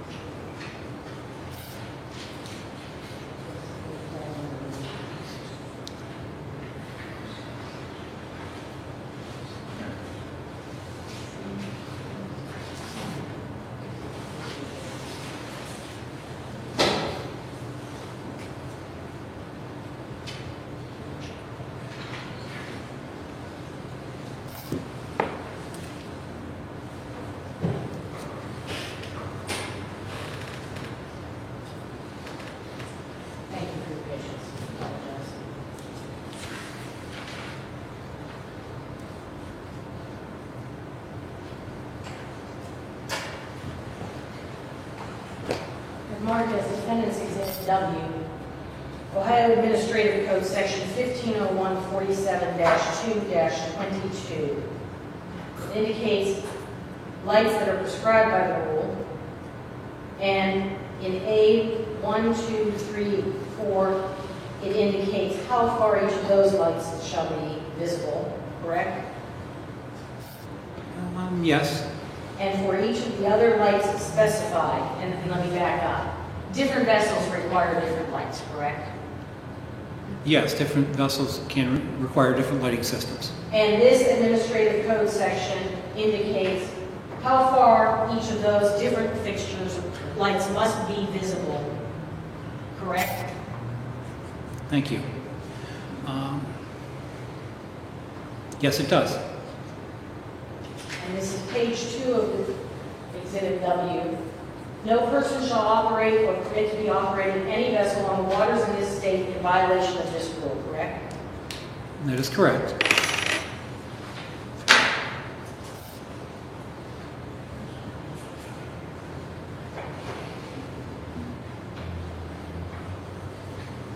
This is Defendant's Exhibit B. Can you see it from there? Yes, the bow portion of the bass tracker. And it's sort of an aerial view. Yes. If you know the bow of the bass tracker, do you know how far in it penetrated along here into the daylight?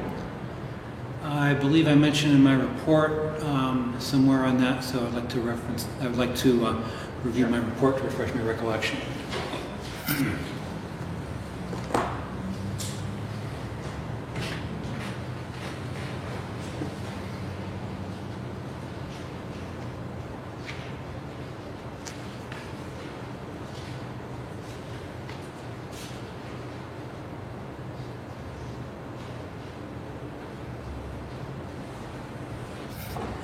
I mentioned that the force of the impact caused the bow of the bass tracker to enter the hull of the Bayliner as deep as D11 on the bass tracker.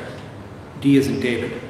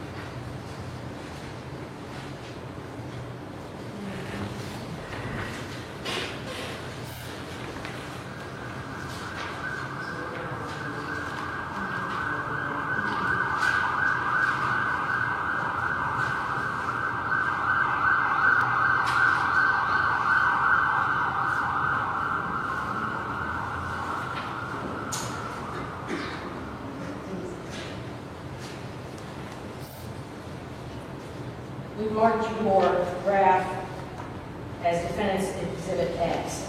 D11 is located here. Yes. Do you know in relation on Defendant's Exhibit B where that was located? Do you have measurements as to how far back it was?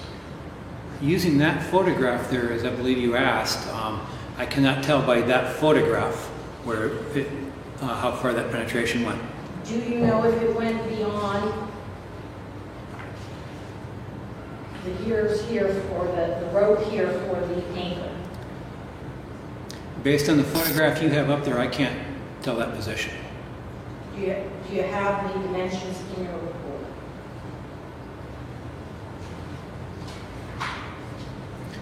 I have the location of it on there. Let's see.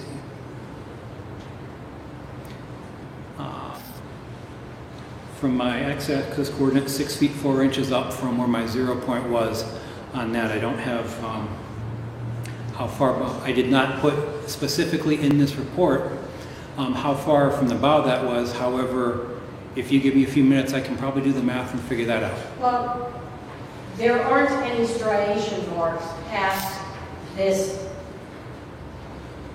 section of the bow, correct?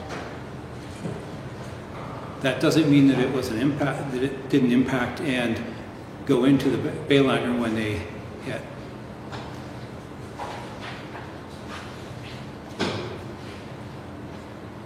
D11 on your chart seems to indicate it is on the port side of the bow, correct? Yes. And correct me if I'm wrong, it did not go as far back as the ridge for the front deck of the carpet. In other words, this whole front section did not enter the bay.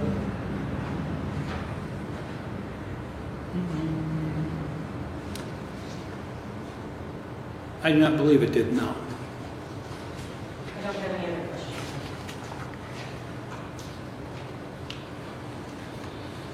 Do you believe you took a picture of D11? Well, Investigator Ford took the photographs of the reconstruction that we did, and I believe one was taken of D11. Can I have 1 second? You may.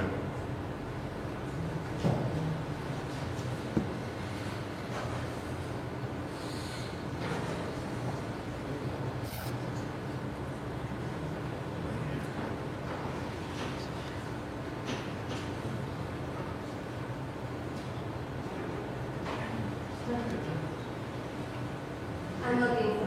Oh, okay, I thought you were. Sorry. So much on my computer. It wasn't me.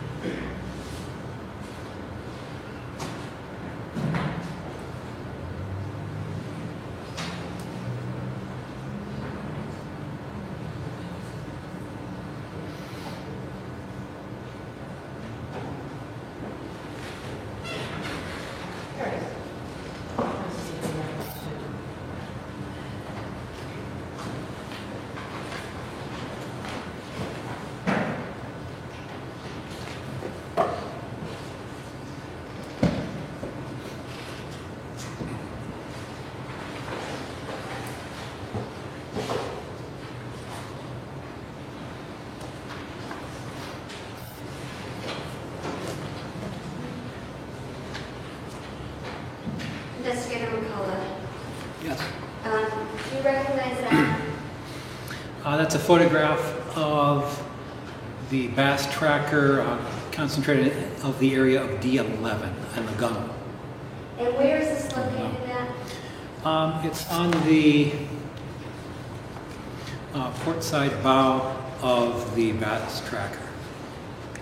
It's on the port side? Let me check that to make sure I'm correct with this.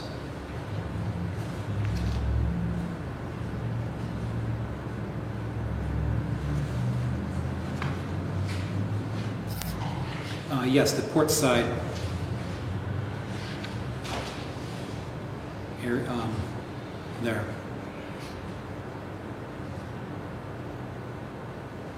And then all these images are you take or Investigator Ford takes while you're conducting your mapping of the damage? Yes. Okay. That's all the questions I have. Thank you. You may step down. Thank you.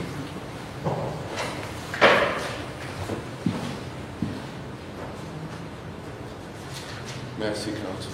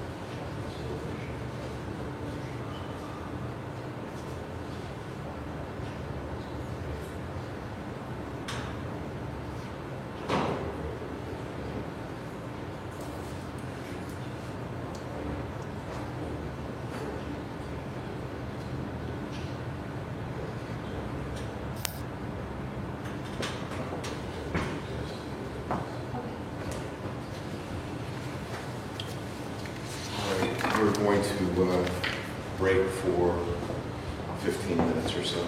We're standing in recess. All right.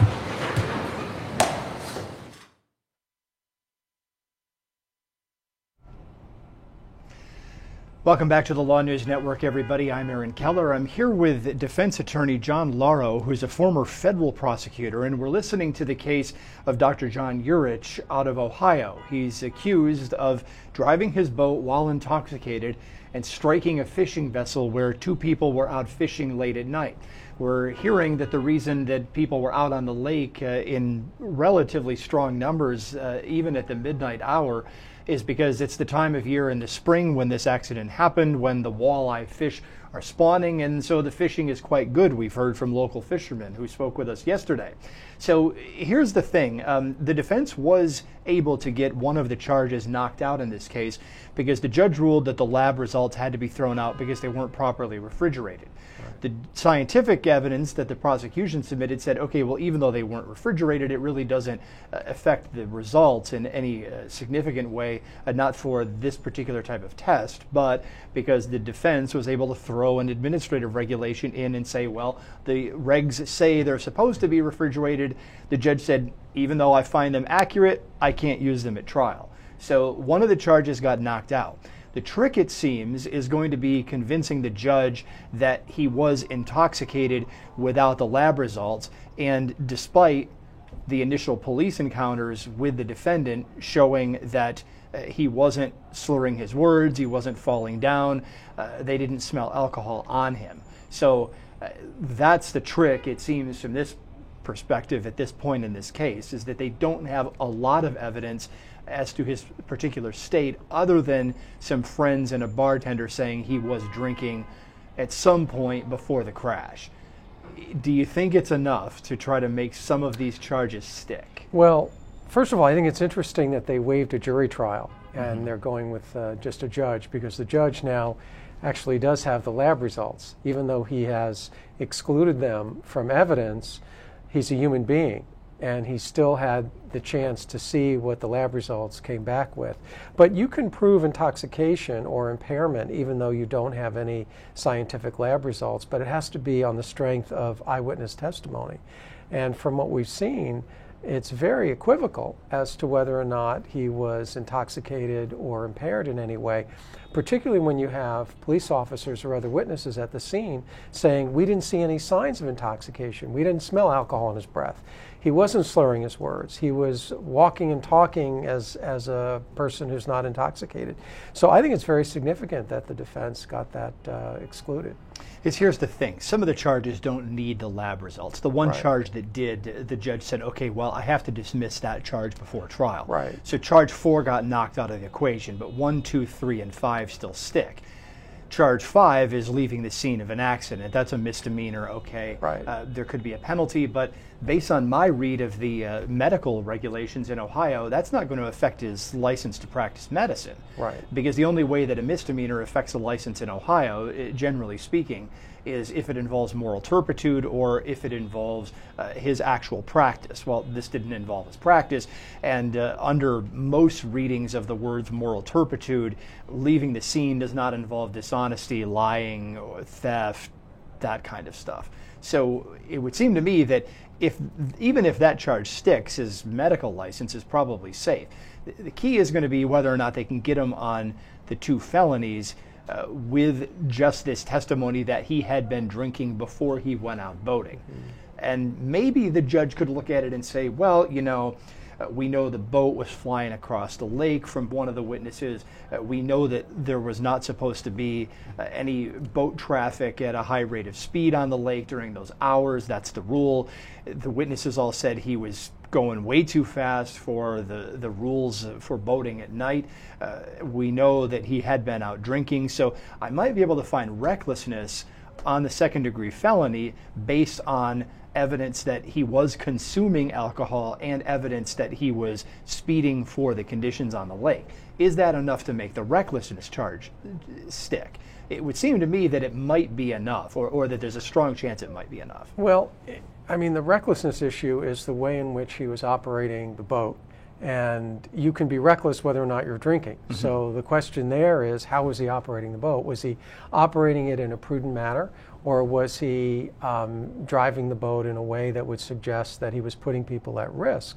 And the way that you've described it, based on the witness accounts, it sounds to me like recklessness is certainly in play, regardless of whether or not they can show he was drinking or impaired.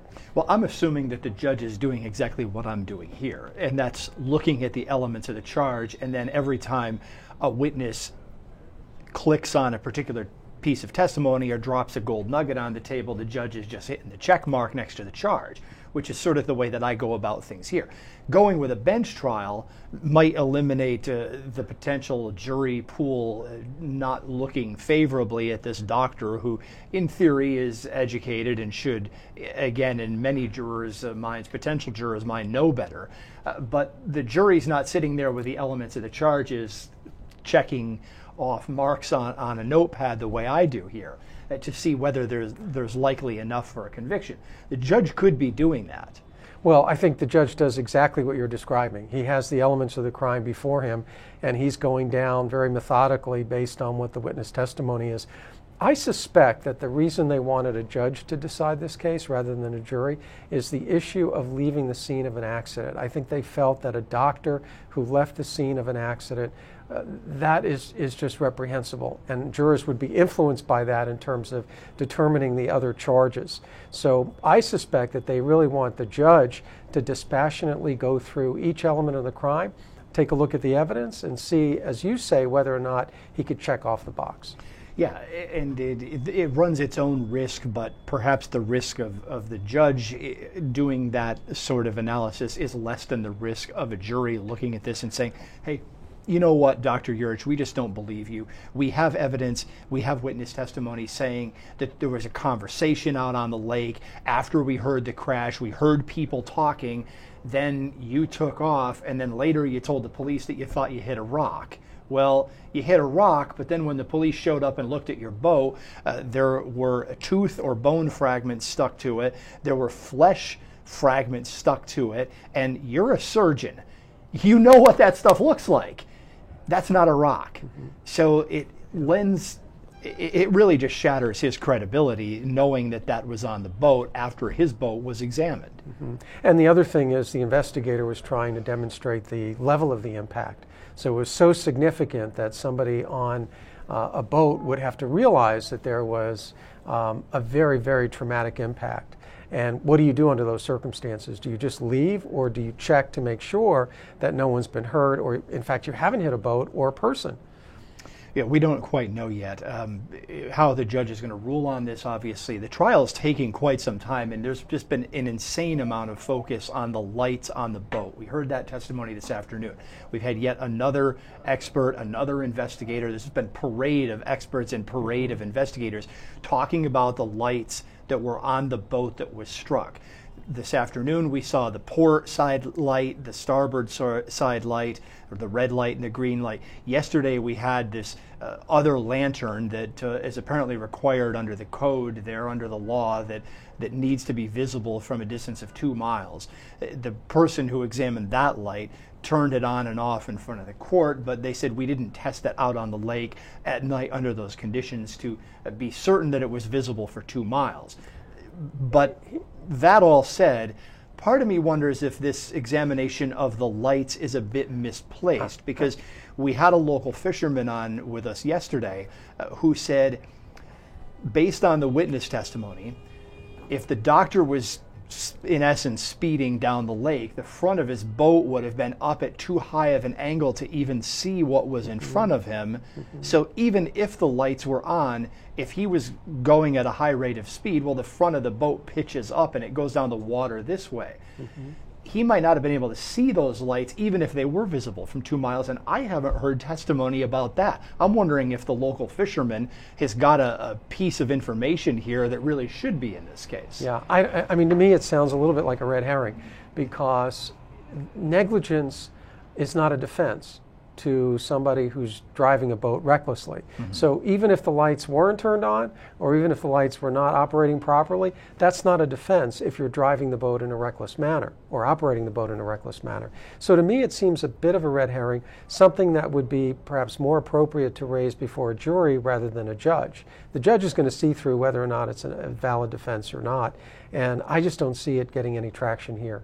It seems that the prosecutor is the one that's really focusing on these lights and everything. I mean, is the argument from the defense potentially that the lights weren't functioning and therefore the doctor wasn't able to see it, and that's why the doctor thought he hit a rock because he didn't see lights? Might be, they may be trying to starve off a potential attack. Or from the prosecutor's standpoint, I think the argument's going to be, hey, this boat was lit up so brightly that only someone who was driving in a very reckless fashion could hit it. And that's where I think the prosecutor's coming from. Or potentially in an inebriated condition as well. Correct. Absolutely. Absolutely. How could you not see this boat? It was lit up with red and green lights. Everybody could see it on the lake. And yet you're driving in a crazy fashion. You hit the boat. That's where the recklessness comes in. Yeah, and you know, we've had all these experts. We've had testimony about the filaments and the bulbs being intact and all this other stuff. But I think the critical testimony came out right at the end of the day yesterday when one of the witnesses said, I'm the one that pulled the damaged boat out of the water that was holding the victims. The lights were working when we pulled it out of the lake. Okay. It doesn't get better than that. Presumably, nobody just went into the boat after it was struck and turned the lights on magically. Right. Okay. Of presumably. Course. Right. That would be a stretch of the facts. Yeah. And those are the witnesses that are really critical in a case like this. Are the ones that don't have any kind of bias or prejudice or one way or the other. So the judge is going to really look to witnesses of that nature to provide important testimony. Yeah, I think that we're starting to see some more activity in the courtroom, but this was about a 10-minute break that they said they were going to take. It's interesting that they decided to take this break because they've usually been wrapping up for about, or rather for the day at about 3 o'clock. But they said this was going to be about a 10-minute break, and we're waiting for them to come back in. I thought I saw some movement in the courtroom, but that ceased. Hopefully they're going to go back at it again today with some more live testimony, but we're waiting for that to resume at this point. So I've been surprised, though, at the methodical level of testimony here, because when you get a bench trial, usually things move along. This has been pretty quick, but again, just the level of attention paid to the lights, the filaments of the lights being intact, the batteries all working, the demonstrations with the lights, descriptions of where the lights were on the boat. Part of me just wonders if that could move at a much greater clip. Mm-hmm. It probably could, but in my experience, prosecutors try cases that way. I mean, very methodically, very exhaustively. I think they know they have a judge, so it's not a situation where you're boring the jury. So if anything, I think they're going to err on the side of including everything they can to get it on the record so the judge has a basis for making a decision. Well, what would be the benefit of doing it that way, and what would be the drawback of doing it that way? I mean, I know that you get one bite at the apple. You get one chance to throw the charge at the defendant. You can't unconstitutionally try the defendant a second time on the same charge or an included charge. We know that. We also know that it's a smaller community. It's a case that's attracted some attention there.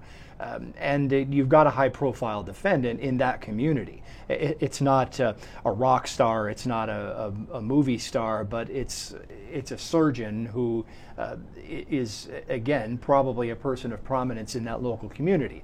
So are they just doing this methodically to make sure that they've got enough evidence on the table to give it the best shot that they can? I think they're trying to do that, but I also suspect that what they're trying to do is preclude the defense from raising any issue. So what they're doing is preempting any sort of attack on whether the lights were working or the lights were on, and that's why they're putting all this evidence in the way they're doing it.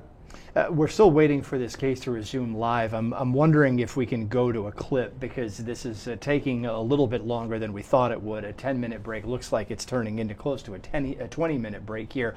I want to see if we can go to clip 5 from this case, because the survivor who was in that boat did happen to testify, and he was on the stand very early in the trial. So this is a brief clip, but I want to go to it. This is where the man, one of the men in the boat, the survivor, did describe some of his injuries and describe some of the scene that night.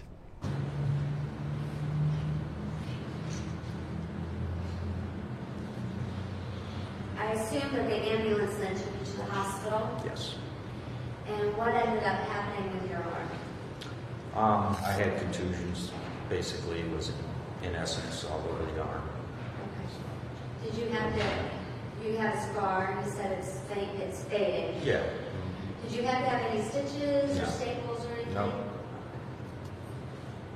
Do you have any long-term effects from that injury? What I feel is missing, and the doctors agree, there's missing meat in there where it's been just pulverized by something. And yes, pain comes and goes from it. Did you have to go to physical therapy for Absolutely. it?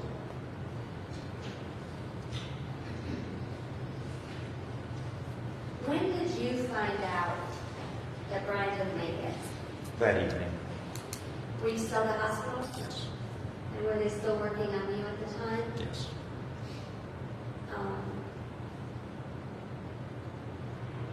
So other than seeing them working on the shore, you didn't see Brian since being in the boat? Okay, one more time. You didn't see Brian once he fell in the water? I seen him on shore. On the shore. And I seen him once they brought him to the hospital. Okay.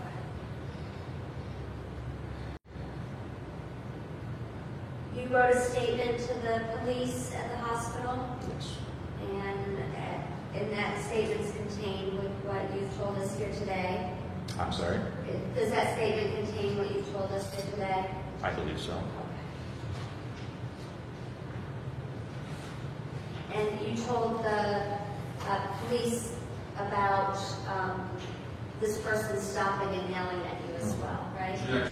That was some of the testimony from earlier this week in the trial of Joseph Urich, the surgeon in Ohio who's facing 4 charges related to a boating accident which left that gentleman that you just heard from injured. He talks about, in that clip, he talks about an individual stopping and yelling. Okay, so that sort of deflates the theory from the defense that the doctor thought that he hit a rock and needed to get off the lake because he was afraid that his boat was taking on water and would sink. And we also heard from a local fisherman yesterday here on the Law News Network, but not on the witness stand, saying that there are not rocks in that area of the lake. Part of me wonders if the fisherman that we talked to here yesterday should really be on the witness stand, because he would have enough information to potentially deflate that defense even further. Well, you don't yell at a rock. Yeah, right.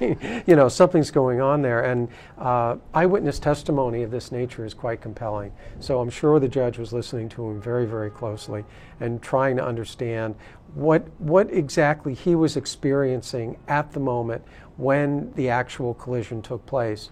And I think his testimony is going to be very, very persuasive to the judge. Yeah, I mean, I took that away from the witnesses as well. They were all out, they were enjoying the evening. I mean, they were all out on the lake in the midnight hour, but we've heard again from the local folks that that's when the fish are active and that's when the walleye are spawning, and the fishing is great at that hour. So everybody's out, people are on shore, they're watching this. It's the local phenomenon of the springtime to see this. It's a place to go hang out. People were there, they witnessed it, and the witnesses, I think, have been very credible. They're lay witnesses, but they've been very descriptive. Hey, all of a sudden, it's this quiet night, things are settled down, we're listening to the fish, and then we see this boat come tearing down the lake, and then we hear the bang.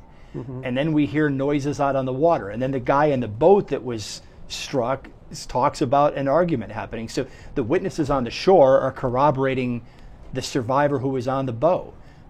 I don't know if it gets much better from the prosecution, except for they don't have the lab results. Right, and that may go to the issue of aggravated vehicular homicide, whether or not he was impaired by drinking, but you certainly have the building of a very significant case of recklessness, because as a boat owner, clearly he was aware that fishing is going on and there's going to be boats out there, and then the question is, you know, how do you take that into account under those circumstances? And if you don't, that's recklessness.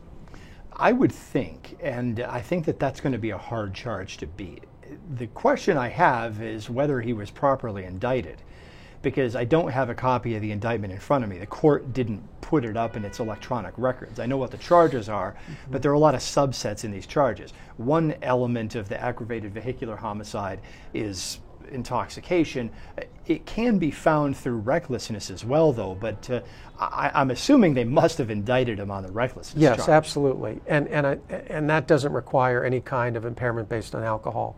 But the conduct is what the prosecution is trying to build upon.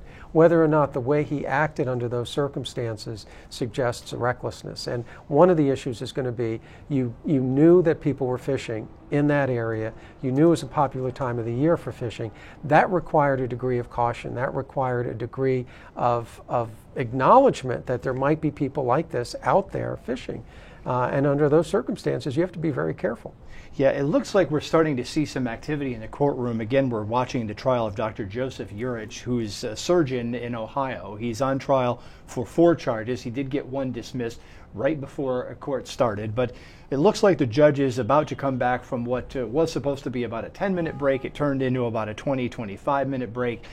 They usually wrap up for the day around 3 o'clock, but it looks like they're going to run a little bit later today, because I don't know why else they would have taken a break of this length right before they wrap up the case. So it looks like the judge might be taking the bench again very, very shortly, because the cameras come back down onto the judge's bench. So I think we're going to go back to the courtroom feed live and listen in for what happens next.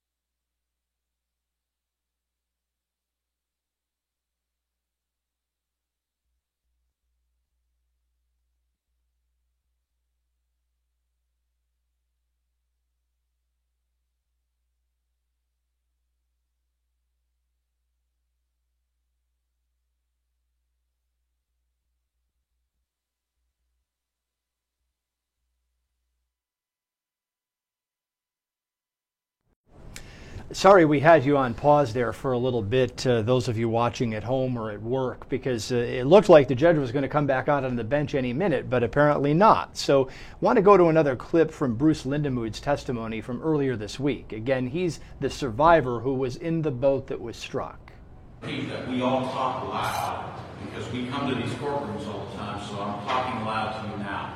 I'm going to ask you to return that favor because it's important for everybody to hear. So, will you promise me that you'll try to keep my voice up? I'll give it my best. All right. I'm going to ask you if you pull that microphone even just a little bit closer to you, because even though I'm standing not that far from you, I'm still having trouble hearing you. Okay. All right. Thank you.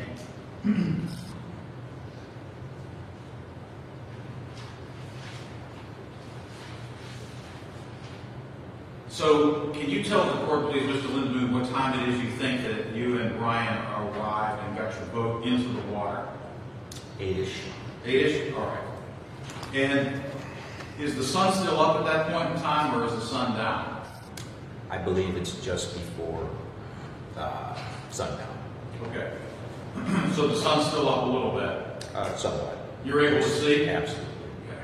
So obviously that lantern that's sitting in front of you, you don't have to use that at that point in time, am I correct? Probably, yes. Okay. Well, let's try to do a couple of rules here today. First of all, if I ask you a question that you don't understand, would you stop me and tell me that instead of trying to answer it? Sure. All right. And the second thing is I'm going to ask you that if you remember something, then you should tell me that in response to the answer. But if you don't, you should tell me that rather than guessing. Fair enough? Fair enough. All right.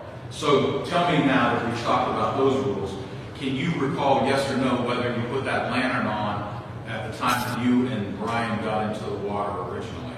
I would have to say no. Okay.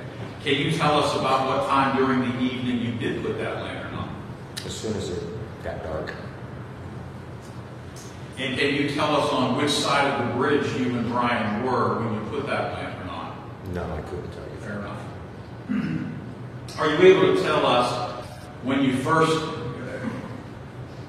put your boat into the water, that is north of the 224 bridge, is that correct? Correct. Is there a point in time when you ever used that 50 horsepower motor? I don't believe we ever did use it that evening. All right, so the answer is you have no recollection of using it, is that right? I would say that's correct. Fair enough. The 50 horsepower motor, by the way, is that the motor that comes standard on that boat, or is that some sort of an upgrade or replacement motor? Actually, I just put that on there that summer. Summer before, I take that back, summer before I just put it on.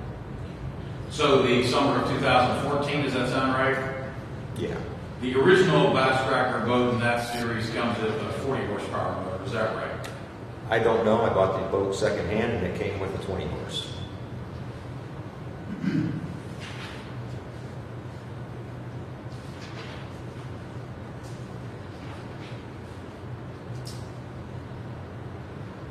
Now, you don't have any recollection of using that motor, and that is, by the way, an outboard motor, am I correct?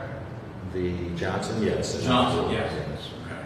And then you have the trolling motor, correct? Correct. It sits up in the front. Correct. And I think you said that's a battery-powered motor? Correct.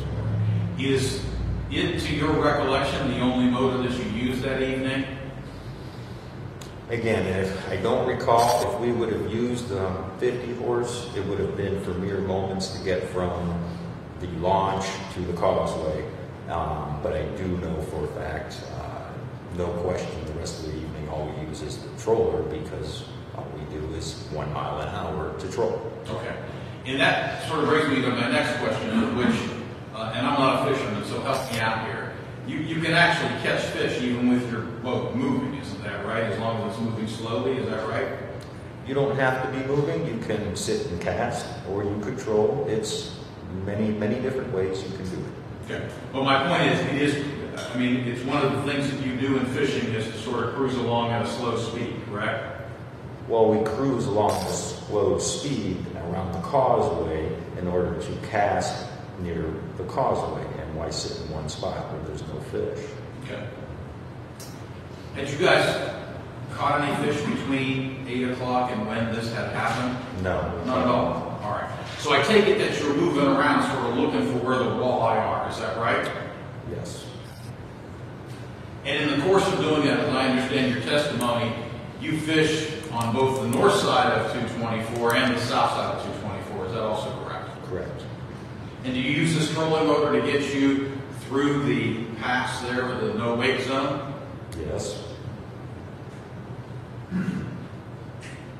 And so basically you guys are cruising sort of east and west on the north side of the bridge and also on the south side of the bridge? Yes. Going back and forth just trying to find out where the walleye are?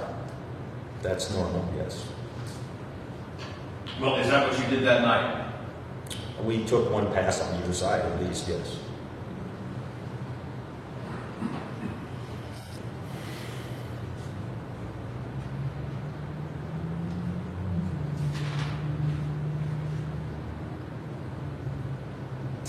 Now, if you recall, Mr. Lindenwood, were there a lot of boats out on the water that evening? There were several. I mean, no question. There's always boats around. Okay, well, I don't want to talk about always. I want to talk about this evening. So if yes, you recall, let me know. I recall other boats, yes. Okay. And were some of them boats that were sort of more for boating and skiing as opposed to fishing like your boat? No, you generally don't see skiers out at night. You generally see fishing boats. Understood. I get it, right? So what I'm trying to find out is, were there any boats that you saw on the lake other than fishing boats that night? I guess I'll have to say I don't recall. Fair enough.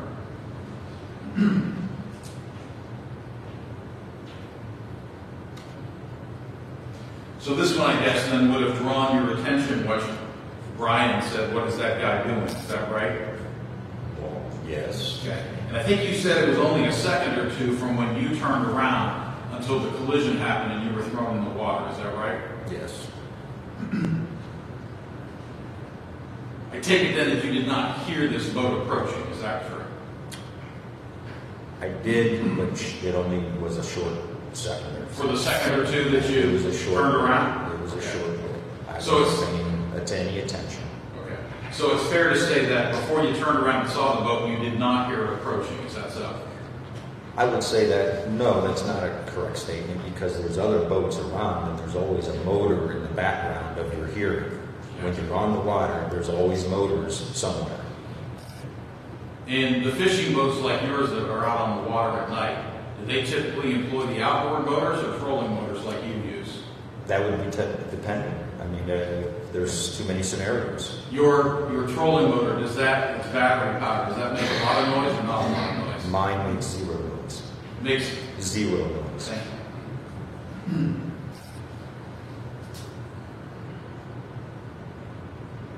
And then if I understand your testimony, as you turn around, you don't really see a boat that you can recognize, correct? No, all I see is a light. A light, okay. I think you described that light as being 100-fold brighter than anything that you had seen. Is that right?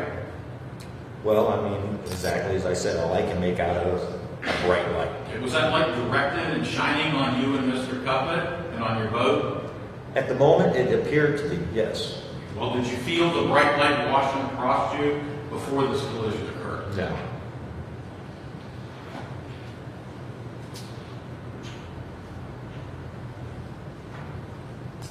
Now, at the time that this collision happened, were you and Mr. Cuppet, were you guys anchored? No.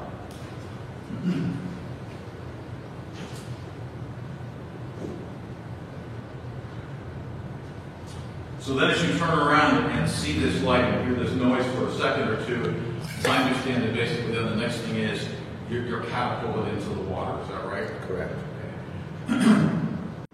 Do you have a recollection of sort of flying through the air, or did you just kind of go into the water near the boat? No, my recollection is falling backwards into the water, and that was it. And then if I understood your testimony, well, let's go back for a second. At the time that this happens now, it's fully dark. Can we agree? Other than moonlight, yes. You recall specifically seeing the moonlight before this accident? I absolutely do. You absolutely do? Absolutely. We discussed it earlier in the evening. I'm sorry? We discussed it earlier in the evening. Are you certain that that is anything else you told us here today? I believe that, yes, it was absolutely a clear evening. Well, I'm talking about not a clear evening, but moonlight. I thought I just heard you say that you discussed moonlight before the accident, correct? During that evening, we discussed how clear it was. And when you say we, you're talking about you and Brian, correct? Now, I just asked you again, you said we discussed how clear it was. Yes, a clear evening. Okay. Are you understanding what I'm saying? It's a clear evening. Yeah, I can understand clear. I asked you about moonlight. Did you and Brian discuss moonlight? I will not use the word then, if you're going to reiterate like that. No, not moonlight, clear evening, okay. Clear skies. Fair enough. Do you have a recollection in those clear skies of seeing the moon before this accident?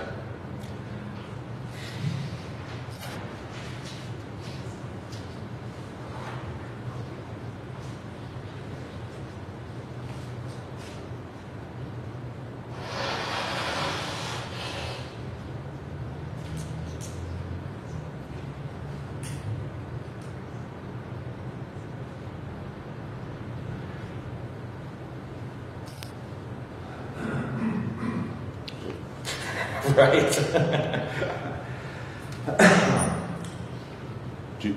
Can you answer the question? I'll just go ahead and say no, I don't recall. Sure. Welcome back. We're continuing to listen to testimony from Bruce Lindemood, He was one of the people in the boat when it was struck by Dr. Urich. Dr. Urich has claimed to the police that he thought he struck a rock, thought his boat might sink, and that he needed to head for shore. So we're listening to Bruce Lindemood on cross-examination while we wait to see what's going on in the courtroom. The camera panned down to the judge's bench and has just been holding on that shot for about almost 20 minutes now. What was supposed to be a 10-minute break from the judge has turned into about a 40-minute break at this point, if not 45 minutes. So we're waiting to see what happens next in the case. In the meantime, John, you're still with us here. Yes. You've been listening to some of the testimony from this witness, and he's a critical witness. Did anything jump out at you? I think he's doing a great job. I think he's trying to answer the questions directly and honestly. In evaluating his credibility, I give him high marks. I think he has a very good recollection of the events. And frankly, there's not much a cross-examiner can do with a witness like that, because he's really trying to answer the questions to the best of his ability. And I would fear being too tough with this witness. Absolutely. He's the guy that was struck, he's the guy that was injured, and he's the guy that found out that his friend was killed. One thing that you can really do as a defense lawyer to hurt your client's case is come across as a bully. And at this point, there's no reason for the defense lawyer to do anything other than cross-examine him the way he's doing it. Another way I've heard that put by my trial advocacy professor is to always wear the white hat, even on cross-examination, even if your client is accused of something reprehensible, because you don't want the jury hating you. Absolutely, and I think the only time that you can use that stridency is if a jury or a judge literally gives you permission because the witness is acting in an obstructionist way or giving testimony that is absolutely unbelievable. Otherwise, I think you have to be very, very careful, including when cross-examining somebody like this who's actually a victim. Whether it's an accident or a criminal act, he still is an innocent person who was struck by a boat. Exactly. So how would a good cross-examination go of a witness like this in your mind? Well, I think you always try to get maximum 3 points out of cross-examination. So the question for the defense counsel is, what are the 3 points that he wants to get out? Probably that it was very dark and difficult to see. Perhaps that there was no evidence or no knowledge that the witness has that the boat was being driven in a reckless fashion. And third, that there was no indication of anything that would indicate that the defendant knew that he had struck boaters. So those might be the only 3 points you can get out of this type of cross. Yes, exactly. And by using the tactic of wearing the proverbial white hat, it comes across as if a defense attorney is not attacking someone, but rather being an advocate for the truth, which is something that's good. You want to be perceived as being an advocate for the truth. Right, and here's the rub. This is not somebody who is a non-credible witness. This is a credible witness who's actually trying to tell his story to the best he can. So what you want to do is under those circumstances, just narrow his level of knowledge, not attack his credibility or his truthfulness, but just fairly and accurately say, hey, you don't know all of these facts, you just know this limited number of facts, and then get out. Exactly. Okay, so we're continuing to wait for a testimony to pick up. The court said it was going to take about a 10-minute break. That was about 45 minutes ago. We are hearing that they might come back at some point. We're still waiting, so we're going to continue listening to the testimony of Mr. Lindemood. This is clip 7, where there's more cross-examination about the lights, which have just been a key focus of the prosecution as they go through this case, as to whether or not the lights on the boat that was struck were actually working. And by all accounts, they were. So let's listen in as the person who was actually on the boat describes it from his perspective.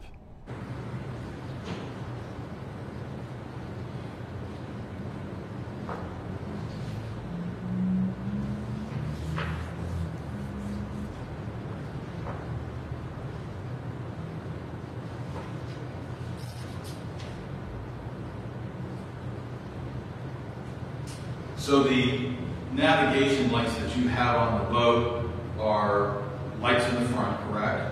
Yes. And as I understand it, you have to have a red light on the left side, or what they call the port side, and a green light on the right side of the starboard side. Am I correct about that? Yes? Yes. Yep. So yes or no? Kathy's actually taken down everything we said. Yes. Thank you.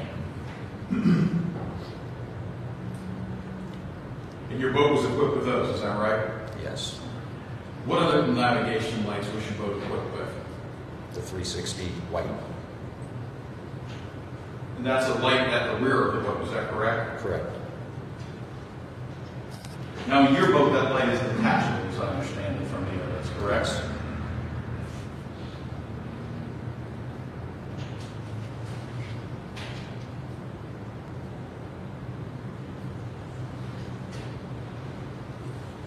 So this yelling and swearing that you have told us about when you come back to the surface,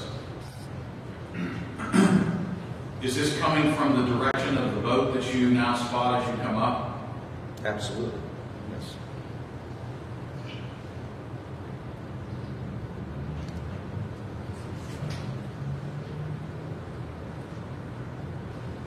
And was that boat, when you hear this yelling, underway? That is, was it moving? I remember him floating there for a moment while he was cussing me out and then taking off.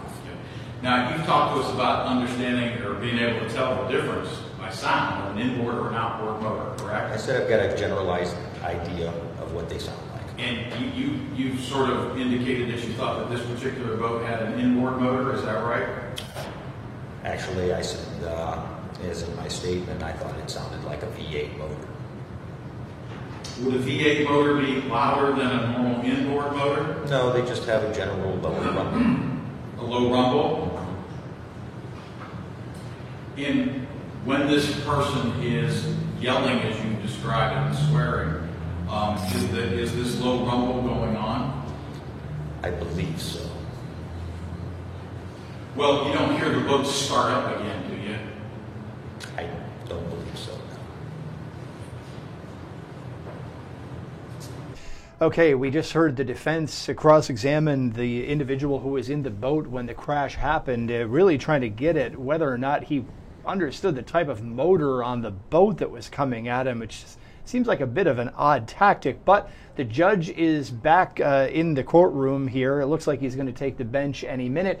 Let's make sure we don't miss what he says, because if they're going to wrap up for the day, we'd like to know that now. Let's go back into the courtroom in Ohio live.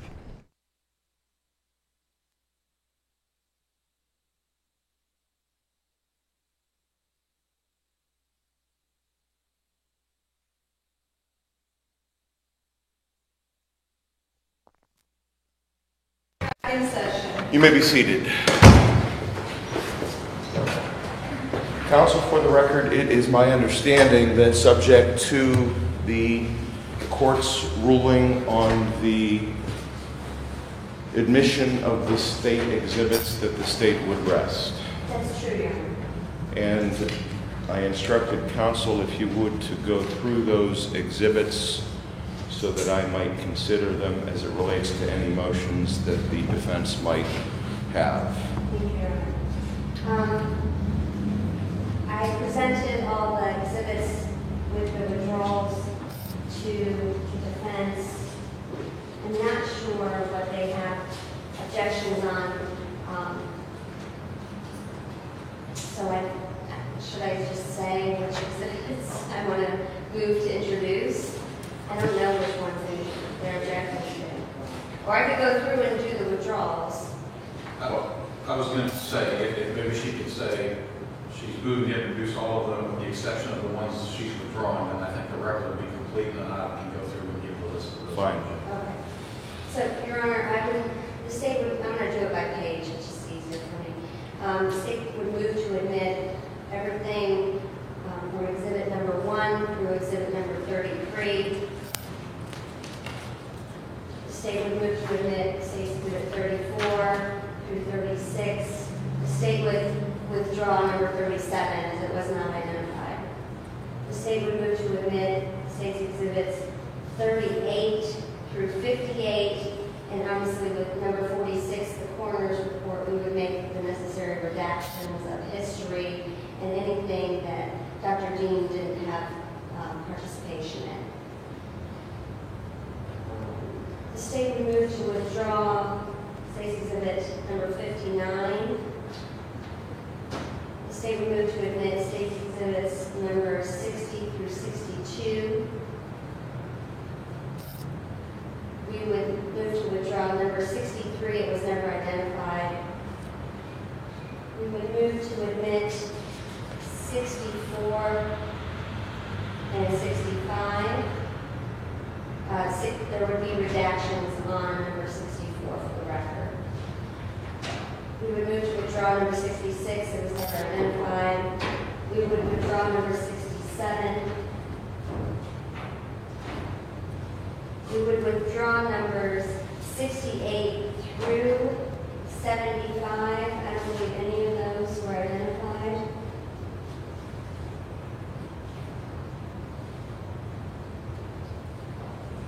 We also move to withdraw 76.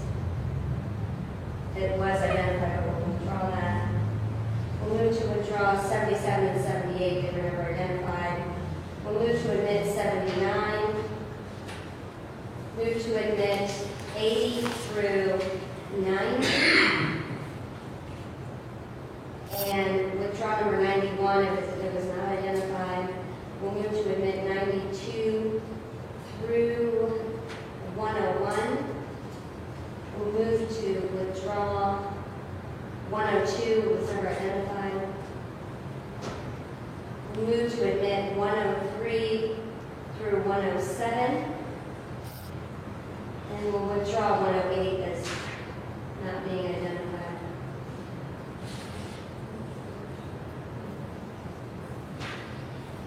We'll move to admit 109. We'll withdraw 110. It was never identified. We don't even have that number on your list, but we'll withdraw 111 and 112. But move to admit 113 through 115.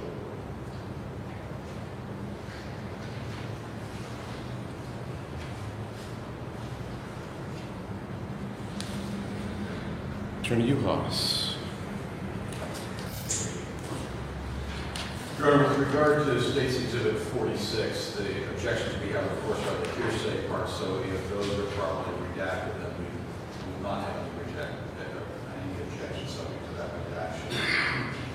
60, 61, 62, and 85 are all BCI reports. Those individuals have testified.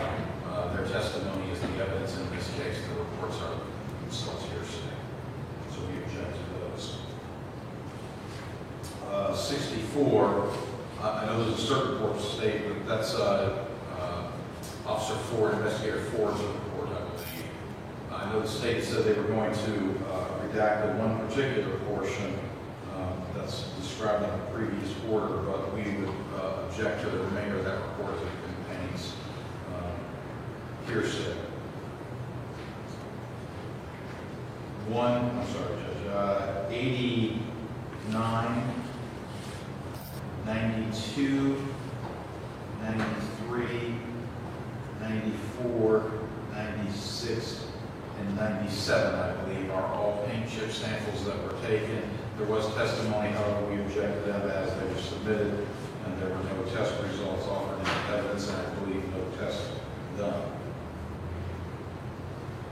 And then finally, 113 is a safety check that was performed by an officer who did not testify, so we objected that one on hearsay grounds. I'm sorry, 113 is... The safety check report that was done by a legal officer was offered.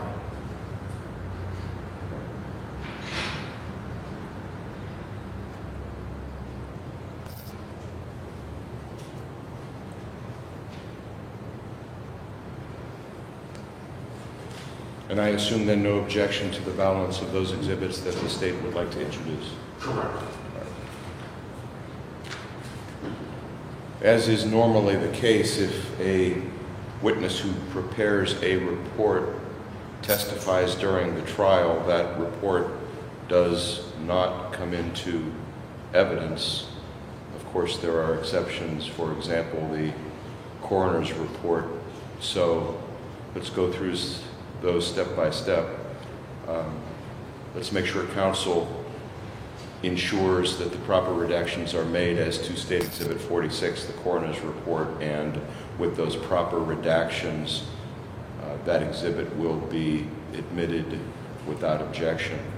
As it relates to State Exhibits numbers 60, the BCI report of C. Hammett, 61, the BCI report of S. Violi, 62, the report of S. Knopfsinger and Elliott, and number 85, the report of S. Violi. Those will be excluded. As to 64, again, for the same reasoning, Ford's report will not be admitted. Attorney Cancela-Mesa, the purpose or relevance for which you want to introduce 89, 92, 93, 94, 96, and 97, the fiberglass and paint chips that have been testified to but not examined. Your Honor, there were pictures of those chips submitted as on the screen. There's also pictures of the remainder of those paint chips on the disc. Just because they weren't tested doesn't mean they don't go back to evidence. They were still collected. They were still part of the evidence. They simply didn't, they already had DNA. What's the need to keep testing stuff to test the paint chips? And I suppose that's my question with the DNA. I wonder what the relevance is of, I understand they've been testified to, there's pictures of them. I'm just not certain the relevance of them given the other evidence that is coming in. I think they're all relevant. It goes to show, this paint was chipping off, but, it's up to the court. I mean, we have pictures into evidence already. It's just the actual physical evidence. I think since the physical evidence was not examined, I certainly have the opportunity to review the photographs which are coming in evidence and give those whatever weight, obviously, I deem fit. So I'm going to exclude the actual paint chips and fiberglass, specifically 89, 92, 93, 94, 96, and 97, simply because they weren't analyzed, and I certainly understand why they weren't, given the other items that were. As it relates to, finally, State Exhibit 113, the safety check performed by an officer who did not testify, that will also be excluded. And with those rulings, I believe the balance of the state's exhibits are going to be admitted into evidence without objection. That's correct. All right. Attorney Morrow. Thank you.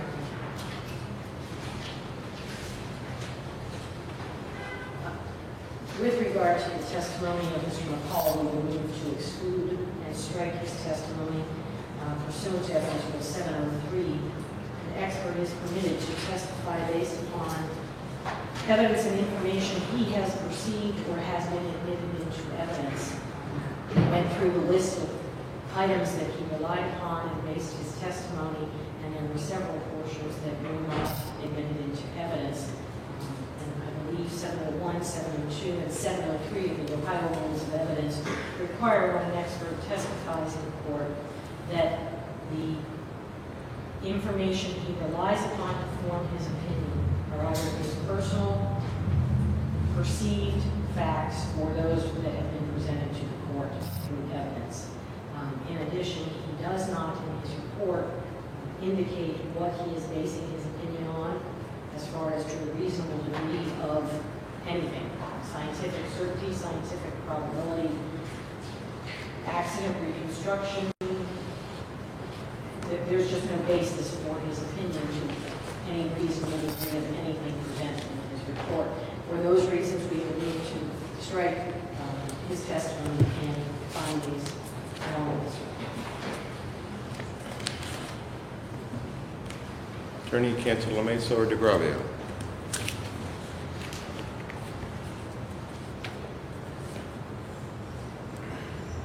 Your Honor, the rule is a disjunctive rule. It's not perceived by the expert and admitted into evidence at the hearing. It's perceived by the expert or admitted into evidence at the hearing. Now, I don't know which evidence she's talking about that wasn't in evidence, or we didn't have a witness here that would show anything other than what we've presented. We've presented everything relevant to our expert giving an opinion about this accident reconstruction. The fact that he doesn't write to a reasonable degree of accident reconstruction certainty or probability, I don't think has any bearing. I doubt many experts who write their report write that. I mean, Dr. Dean, who does a autopsy report on Neil Cuppett, doesn't write in her report to a reasonable degree of medical certainty. That's for sure. You've seen many autopsy reports where they don't say that at all. But when they're asked on the stand, based on their experience, their education, their training, they're able to give that opinion because of everything that goes into writing the report and giving the opinion. I don't think the rule says at all that you have to have everything into evidence and listen to everything because you know as well as everyone in the court that many witnesses are just cumulative of each other. They say the exact same thing. So whether or not we call another witness to say the exact same thing as the last witness shouldn't have any bearing upon whether our expert can rely on it or not rely on it. It's evidence that he looked at, and it says perceived by the expert or admitted as evidence in the trial. Thank you. Any response? I believe the argument she just made actually supports exclusion of the evidence. The argument is that it's disjunctive. Either he needs to personally perceive the facts and basis, or if it's not his personal perception, that evidence needs to be admitted to this courtroom. And he listed that he reviewed a lot of things and relied on them, but they weren't his personal perceptions. Witness statements, interviews from others, DNR reports from other agencies. The purposes of Evidence Rule 701, 2, and 3 is to make sure that when an expert provides an expert opinion in the courtroom, we know what the basis of that opinion is. And he can either sit there and say, I personally observed, these are my observations I relied upon, or here's the evidence from the courtroom I relied upon. It's an or standard. But to have him delineate, I reviewed everything, that doesn't give you, the trier of fact, any basis to assess the credibility of those opinions and if they're reliable, which is why Evidence Rule 703 says he either needs to perceive the facts and information or it better be admitted into court.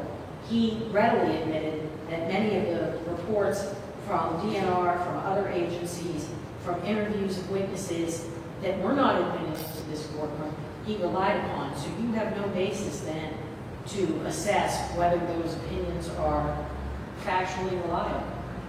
So I believe, based upon the evidence rules, that his opinions and testimony should be excluded. Thank you.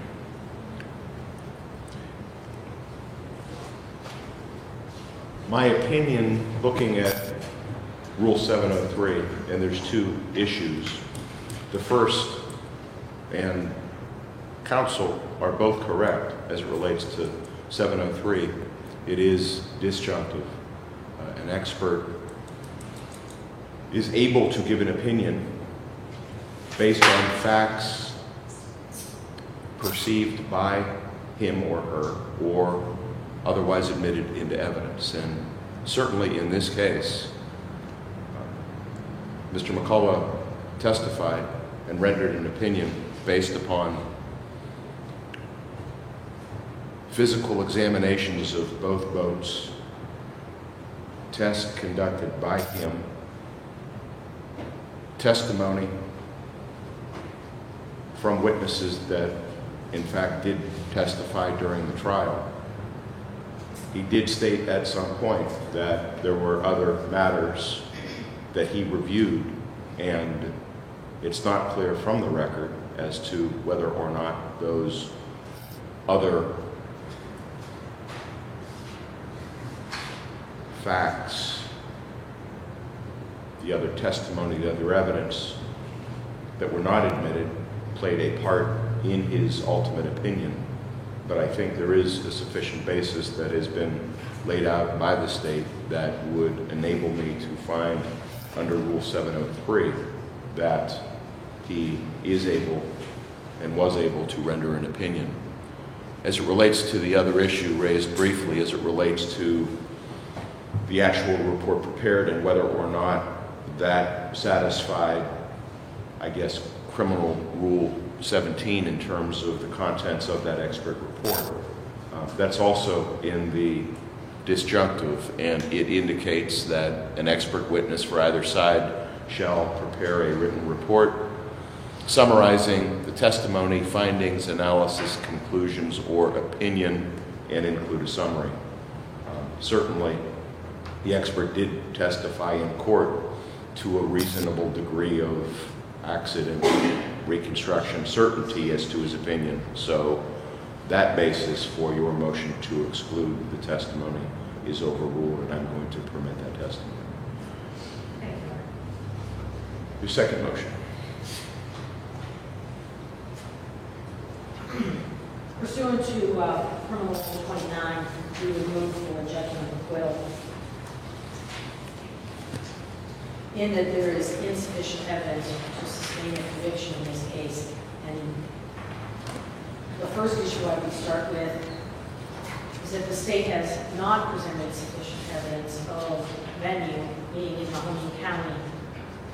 There were witnesses who were first on scene, Simon Four and Hayes Covert, who marked on the maps where they went to retrieve, to go to the Bass Tracker for help. Both of those locations are well to the Portage County side of the lake. I do not know that there has been sufficient basis to establish venue in Mahoney County. And for that reason, we would move for a judgment of acquittal.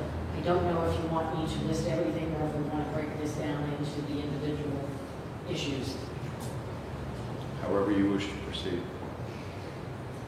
As to count 3 of the indictment, OVI, we would move for a judgment of acquittal on count 3. In the state of Ohio, it is not illegal to consume alcohol and drive. In State v. Taylor, 3 Ohio Appellate 3rd 197, the Court of Appeals there recognized that when you have either admissions of alcohol consumption or an odor of alcohol, that is not sufficient evidence to sustain a conviction for an OVI. And they say there, consumption of alcohol, evidence of ingestion of alcohol, is no more probable indication of intoxication than eating a meal is of gluttony. For better or worse, the law prohibits drunk driving, not driving after drinking. That is a 1981 case, and that remains the law of the state of Ohio, that it is not illegal to drink and drive. It is illegal to drive drunk. And to meet the standard of driving under the influence, the state of Ohio is required to prove impairment. And there is insufficient evidence in this case of that. Many of the cases I'm going to reference deal with Ohio Revised Code Section 451119, which is the motor vehicle OVI section. We are here in the indictment under 154711A1.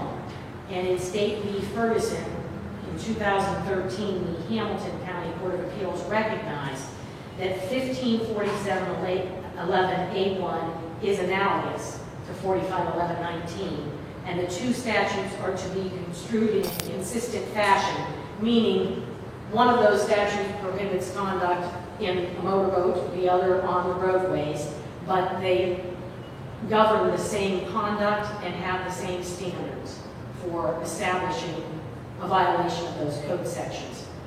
So when State v. Taylor talked about a conviction of an OVI under 451119, that reasoning is applicable to 154711A1. So there needs to be something more than an admission by Joe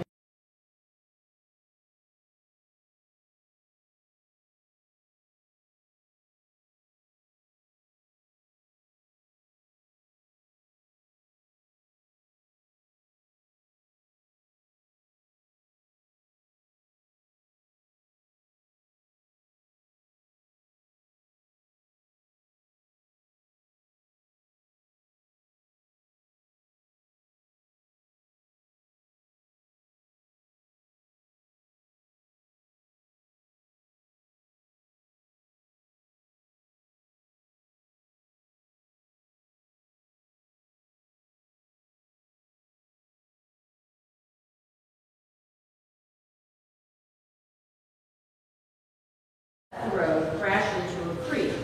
She admitted to being under the influence of, in that case, Valium, but there was no testimony to coordinate her having taken Valium to any impact that caused an impairment in driving. So even though there was an accident, they didn't find sufficient evidence of impairment there.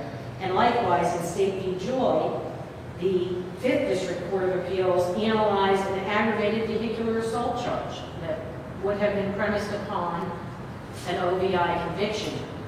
The 5th District Court of Appeals found insufficient evidence to sustain a conviction for OVI when there was an admission of alcohol consumption, an accident,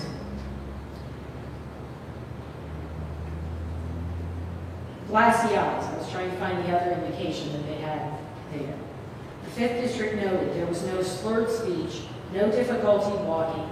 There was an accident where the defendant's pickup truck violated a signal light, struck another car broadside, and caused the aggravated vehicular assault charges.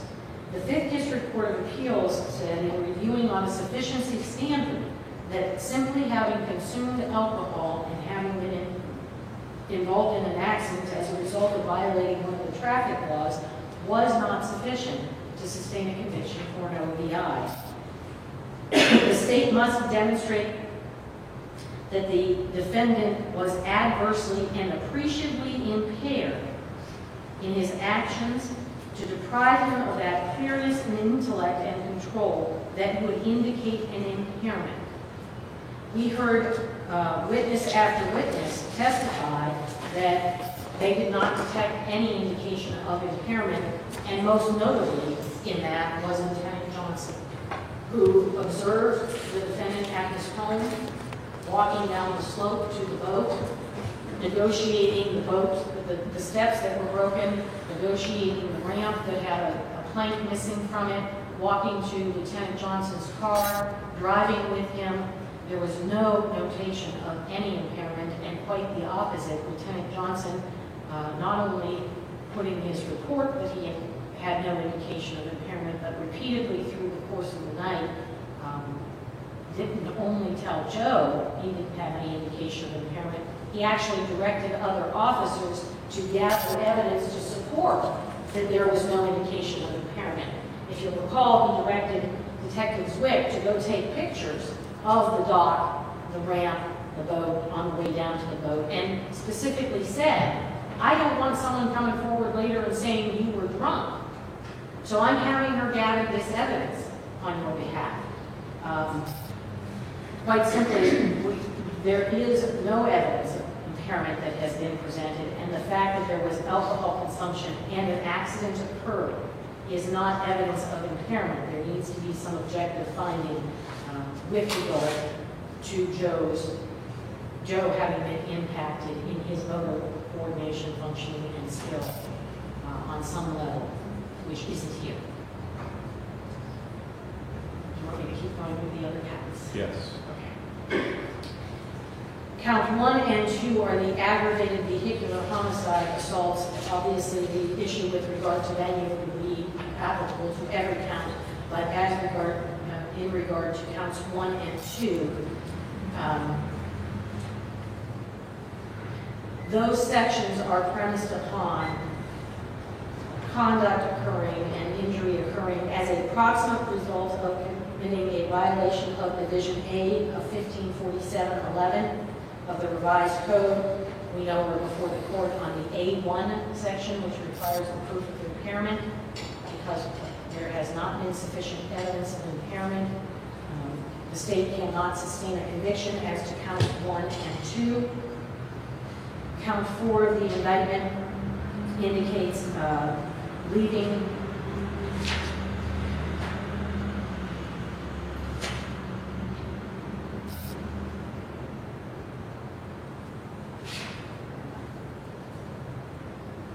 actually it's count 5 of the indictment, I'm sorry. Count 5 of the indictment, leaving the scene. That code section requires knowledge that an accident has occurred and also requires that staying, I believe the language is that it is safe and appropriate. The cases that have looked at that, we have here an individual, the testimony was he continued after the accident. You saw the pictures with the gouge in his boat being pretty significant. One, there was testimony and evidence that on the night in question, Joe thought he struck something else, a rock or a tree under the water, and that when they determined that it was another boat that was struck, they called. But the damage to his boat, the concern was getting home and being safe and the boat not sinking. I think with those facts, and there is likewise insufficient evidence to sustain a conviction for that. Thank you. Attorney Katz-Clements.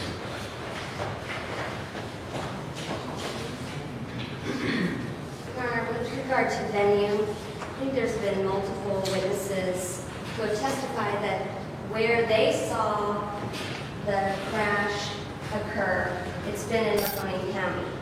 Now, even if we were to say that these people are off by a mile or anything like that, there is a venue statute in the state of Ohio under 2901 which says if a crime occurs on a roadway, waterway, anything like that where we can't determine or it's impossible to determine where the crime happened, we can try it in whatever county that roadway or waterway crosses through. So it doesn't even matter whether it's in Mahoning County or Portage County, even though the witnesses said it's in Mahoning County, based on what they're looking at from either the bridge or from opposite the lake or the surviving victim in the other boat. With regard to the OVI and the aggravated vehicular homicide and aggravated vehicular assault based on OVI, this is not a case where he simply consumed alcohol and self-admitted. This is a case of erratic driving. You have a witness from the campsite, two witnesses, that says he speeds away in this no-wake zone. And it's very important because it's nighttime. and you have to watch where you're going, and things pop up when you're not looking, so you have to drive slowly at night. So we have this erratic driving, this reckless driving, and there's an impact. There sure is, because he collides with Bruce Lindemood's fishing boat and kills Neil Cuppet. At the time of the crash, the defendant was definitely showing signs of impairment. Under the influence, according to OJI, means that the defendant consumed some alcohol, whether mild or potent, in such a quantity, whether small or great, that it adversely affected and noticeably impaired the defendant's actions, reaction, or mental processes under the circumstances then existing, and deprived the defendant of that clearness of intellect and control of himself which he would otherwise have possessed. The question is not how much alcohol would affect an ordinary person. The question is what effect did any alcohol consumed by the defendant have on him at the time and place involved. If the consumption of alcohol so affected the nervous system, brain, or muscles of the defendant so as to impair to a noticeable degree his ability to operate the vehicle, then the defendant was under the influence. It obviously impaired this defendant because he engaged in this reckless driving. He decided not to follow the rules of the road on Berlin Reservoir. He was going, self-admittedly, going 25. So he knows he's going fast. He admits to drinking several beers and says a couple of beers, doesn't really know. So he gives that confusion to Detective Johnson, or Lieutenant Johnson, 2 hours later. He's confused about what he hits. He's not sure if he hit a rock, although when they called the police, they were sure they hit a boat. They were sure they hit a fishing boat. Now they want to say he's fine. He had a lack of memory. He couldn't remember if he stopped and said something to anyone. And then he fixed himself with Lieutenant Johnson and said, if I did stop, I don't think I would have said that. But, you know, he wasn't sure. So there was no obvious signs of impairment to Lieutenant Johnson. And he wasn't highly intoxicated. Lieutenant Johnson testified that almost 2 hours later, after this collision, he's not showing any obvious signs of impairment. He's not falling down. He's not stumbling all over the place. I mean, he's very familiar with that lake, which means he's very familiar with that dock and maneuvering up to his house and everything else. So he's very familiar. Now, because of that definition in OJI for under the influence,